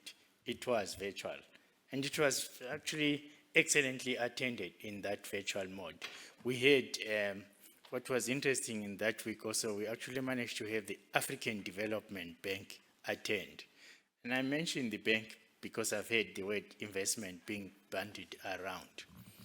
And so perhaps we should, in the next iteration, bring the African Development Bank back, because they were also very much interested in investing in education for Africa's development.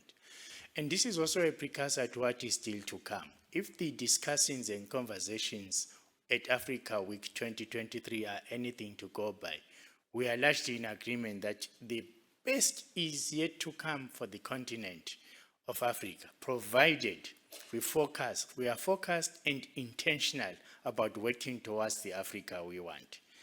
To borrow the tagline from the African Union's Agenda 2063, the agenda for this week has been full and wide-ranging. I wasn't here for the first 3 days myself, and although we have not unduly restricted ourselves, we have succeeded in staying focused on our overarching theme, which is the theme about open Africa and open science.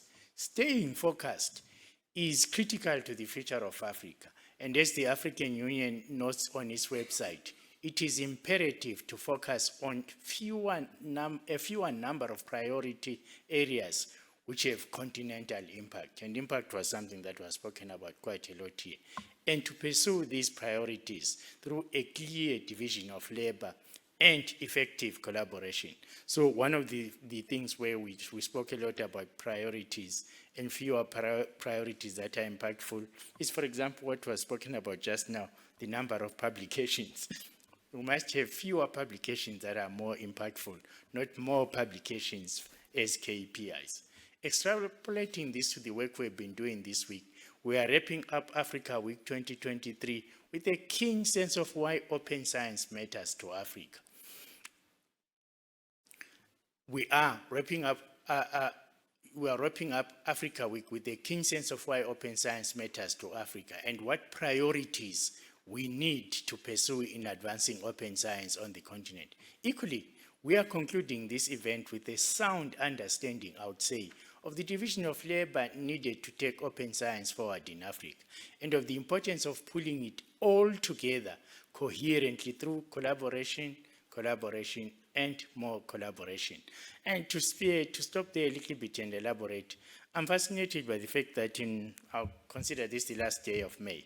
In the last 5 months alone, including this week and what we did in February, we've had 2 major 3 to 4 day sessions in this very future Africa, which were focused on collaborations and partnerships. So the first one was in February, sponsored, as I hinted yesterday, by the United States Embassy. It brought a number of African universities and US universities. It was 8 sessions and 2 cocktails is how I remember it.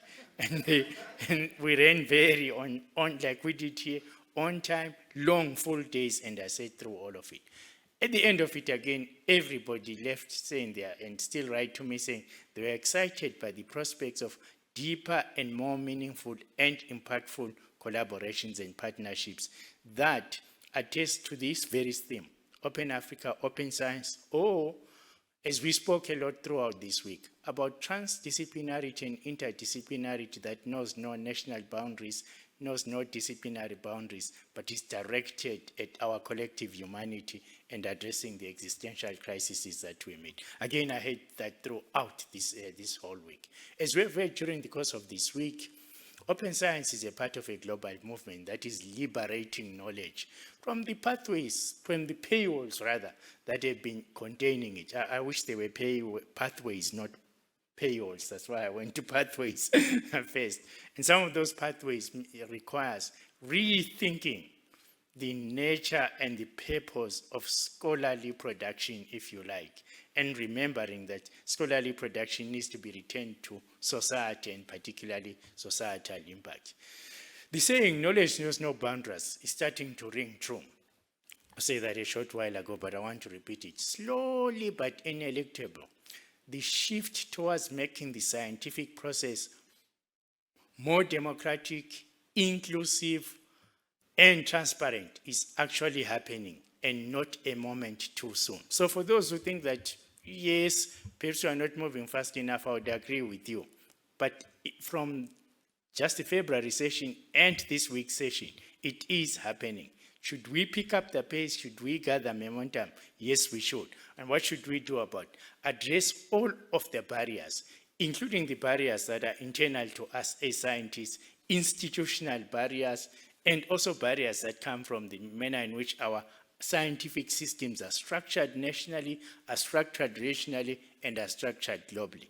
It's a process of clearing the field, if you like. And there's a saying that goes, there's nothing to fear but fear itself. So, and it is, I think Connie just said, it is in our hands, and so we should take it forward. It is common knowledge by now that the world has fallen behind in pursuing the United Nations Sustainable Development Goals, and that we are running out of time to close the gap.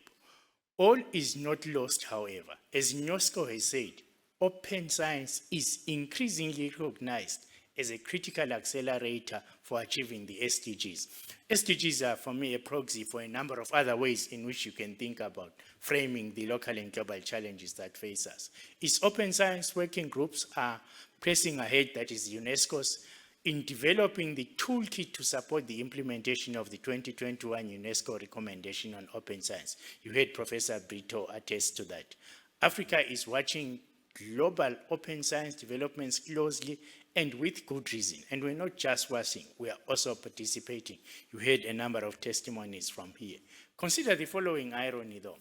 Because of affordability constraints, researchers in South Africa and other African countries tend to publish their work in subscription-based journals. Journals which unfortunately their peers in their own countries may not be able to access if their institutions' libraries do not subscribe to them. Faced with such barriers, it can be extremely challenging to build a cohesive body of locally relevant science. Locally relevant science, as we have also heard this week, I think this is the debate we had about what is African science and how do you define it, is very often also relevant in a global context. Just one example is the work that the University of Pretoria's Professor Thulani Makalanyane is doing on the study of African gut microbiomes. You heard him speaking. I think he wasn't speaking about microbiomes. I saw two of his slides. I was talking about his Masakane community campaigns, which have great potential for microbially derived therapeutics that could benefit the health of humanity generally. Another locally and globally relevant research project is the study led by UP's Professor Marike Fenter, showing how Delta variants of COVID-19 can be transmitted from humans to animals. In an era of pandemics such research matters to humans and non-human animals everywhere. For example, I think there was a study done, I think it was Marike and their team, where people who watch over lions or care for lions in a private zoo in Johannesburg infected the lions with COVID. Same goes for the advances we're making towards affordable 3D imaging and printing in the medical field. One of the primary benefits of 3D imaging is access to large databases for research and the preservation of biological material. It's a fine example of open science in action as I have ever seen. One of the core tenets of the week is that African researchers have powerful stories to tell, but our conversations must move towards concrete actions aimed at increasing the impact and influence of African research through effective and equitable global networks and partnerships. Several people say this. The people come to mind is actually Professor Tiboho Moyoja, re-echoed in this session by Dr. Connie here. This very week, we have had those conversations and planned or taken some of the concrete steps needed. I think we need to document this very carefully. On Wednesday, during our first plenary, we honed in on the power of research networks through the networking the networks. I love this networking the networks.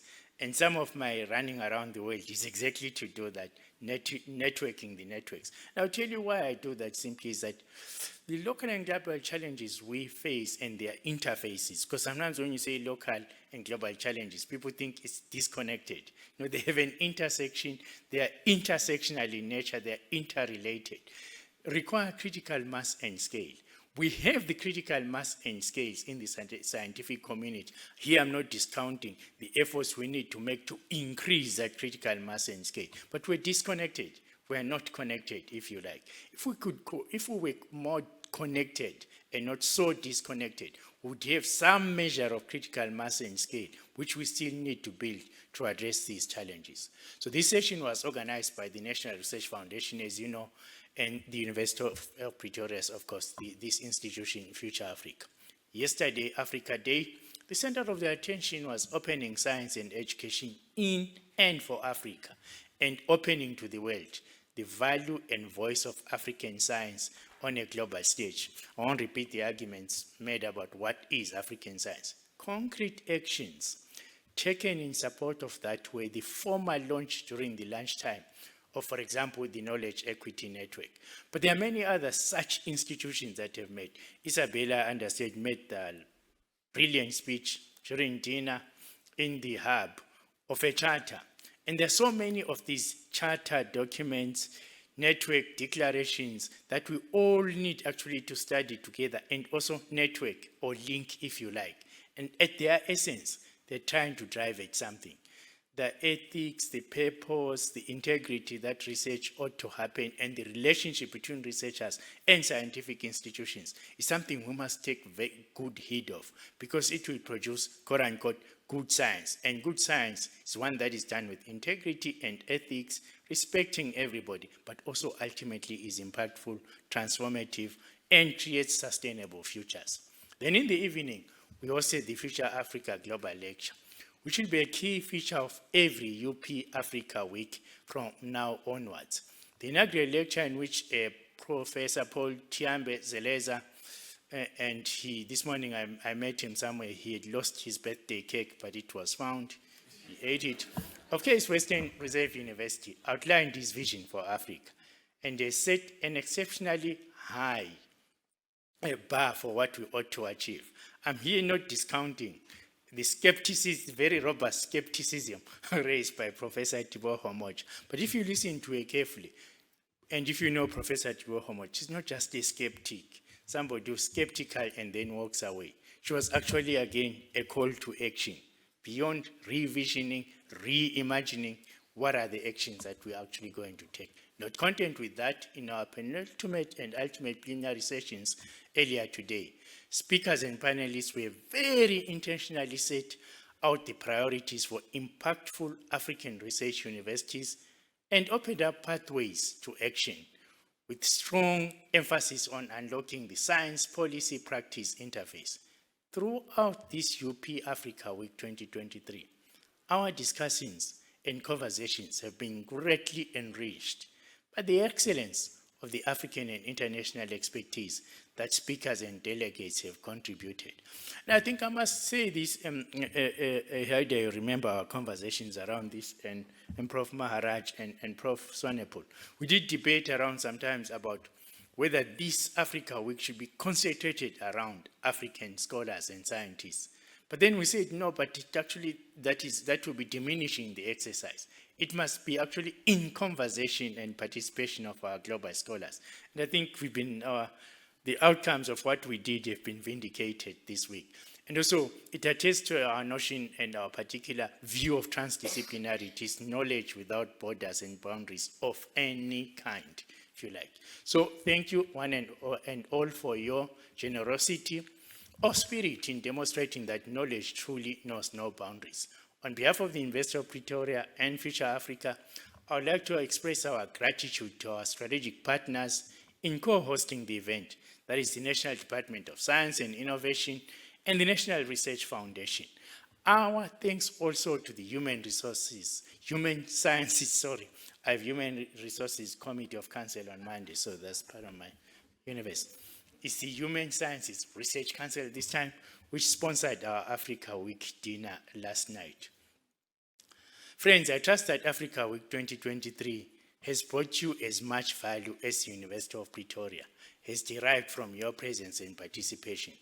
What we simply intend to do as the University of Pretoria, working with others, because we mean it by collaboration and partnership, is to provide institutions like Future Africa and spaces like Future Africa as a convening space for all of us, and for all of us to meet on a regular basis, to if you reflect, share, peer share, take concrete actions and implement them.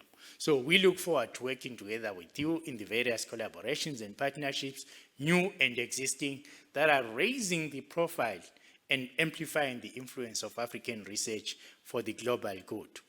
Last but not least, I would like to thank members of the Africa Week 2023 Organizing Committee. Please rise, please rise. Members of the Organizing Committee.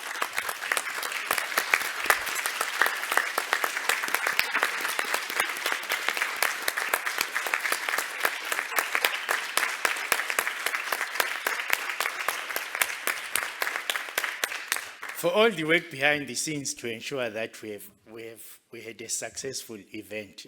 So people were so pleased with you, they didn't allow me to finish why we need to thank you, but that is good. Thank you all and look forward to seeing you at the next UP Africa Week in May 2025. However, there is, it's always a however, there is Africa Week 2024. It's not this version, it's a different version. So let me explain. I see Haida is looking a little worried. Yeah. So this is the thing is, there is an organization called Times Higher Education. It does the dreaded and hated rankings. And they should be dreaded, and the perhaps they should be hated. So we had an argument with them somewhere along the line last year. In the end, the argument came out as the first Pan-African Universities Times Higher Education Conference to be held May 2022 to May 2023 in this place. So you'll all be back next year on this. So begin to adjust your diaries. Let me repeat, May 2022 to 2023, 2024. It will be preceded by an AGM of the Worldwide Universities Network. So really, you know, if you want to leave something here, we'll keep it for you because you will be back. At that conference, one of the major themes, some of the major themes that we discussed today will be carried through. We're still working on the program, but one of the big things will be partnerships and collaborations. And also one of the things is how we tear down the rankings and how we create more enabling scientific systems with all of the necessary things that we critiqued at this conference. So the conversation doesn't end this conference now, but the conversation does not end. And see you next year.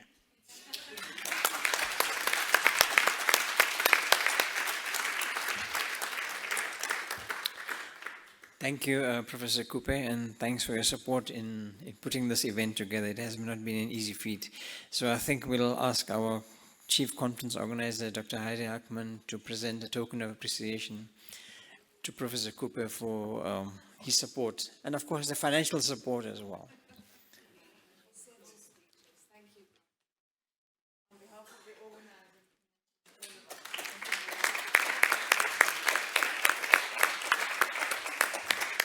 So colleagues, as you know, this was a team effort. It took a lot of planning, a lot of resources, a lot of engaging. And of course, for any successful event, you need a champion. And a champion was Dr. Heidi Hackman, who had to eat, sleep, and drink. We as bureaucrats sitting in the executive will always ask, what about this? Has this been done? Has this been taken care of? And Heidi was the one, had to be the one championing this. And Heidi, thank you very much for all the work you did.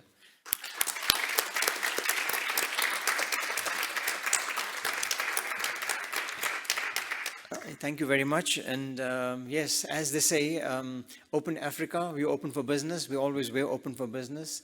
We're open for science and collaboration, and we wish you well. And we hope to see you engaged in different forum as well, or fora going forward in this journey as we walk the path together. Thank you very much, and have a great evening and a good weekend.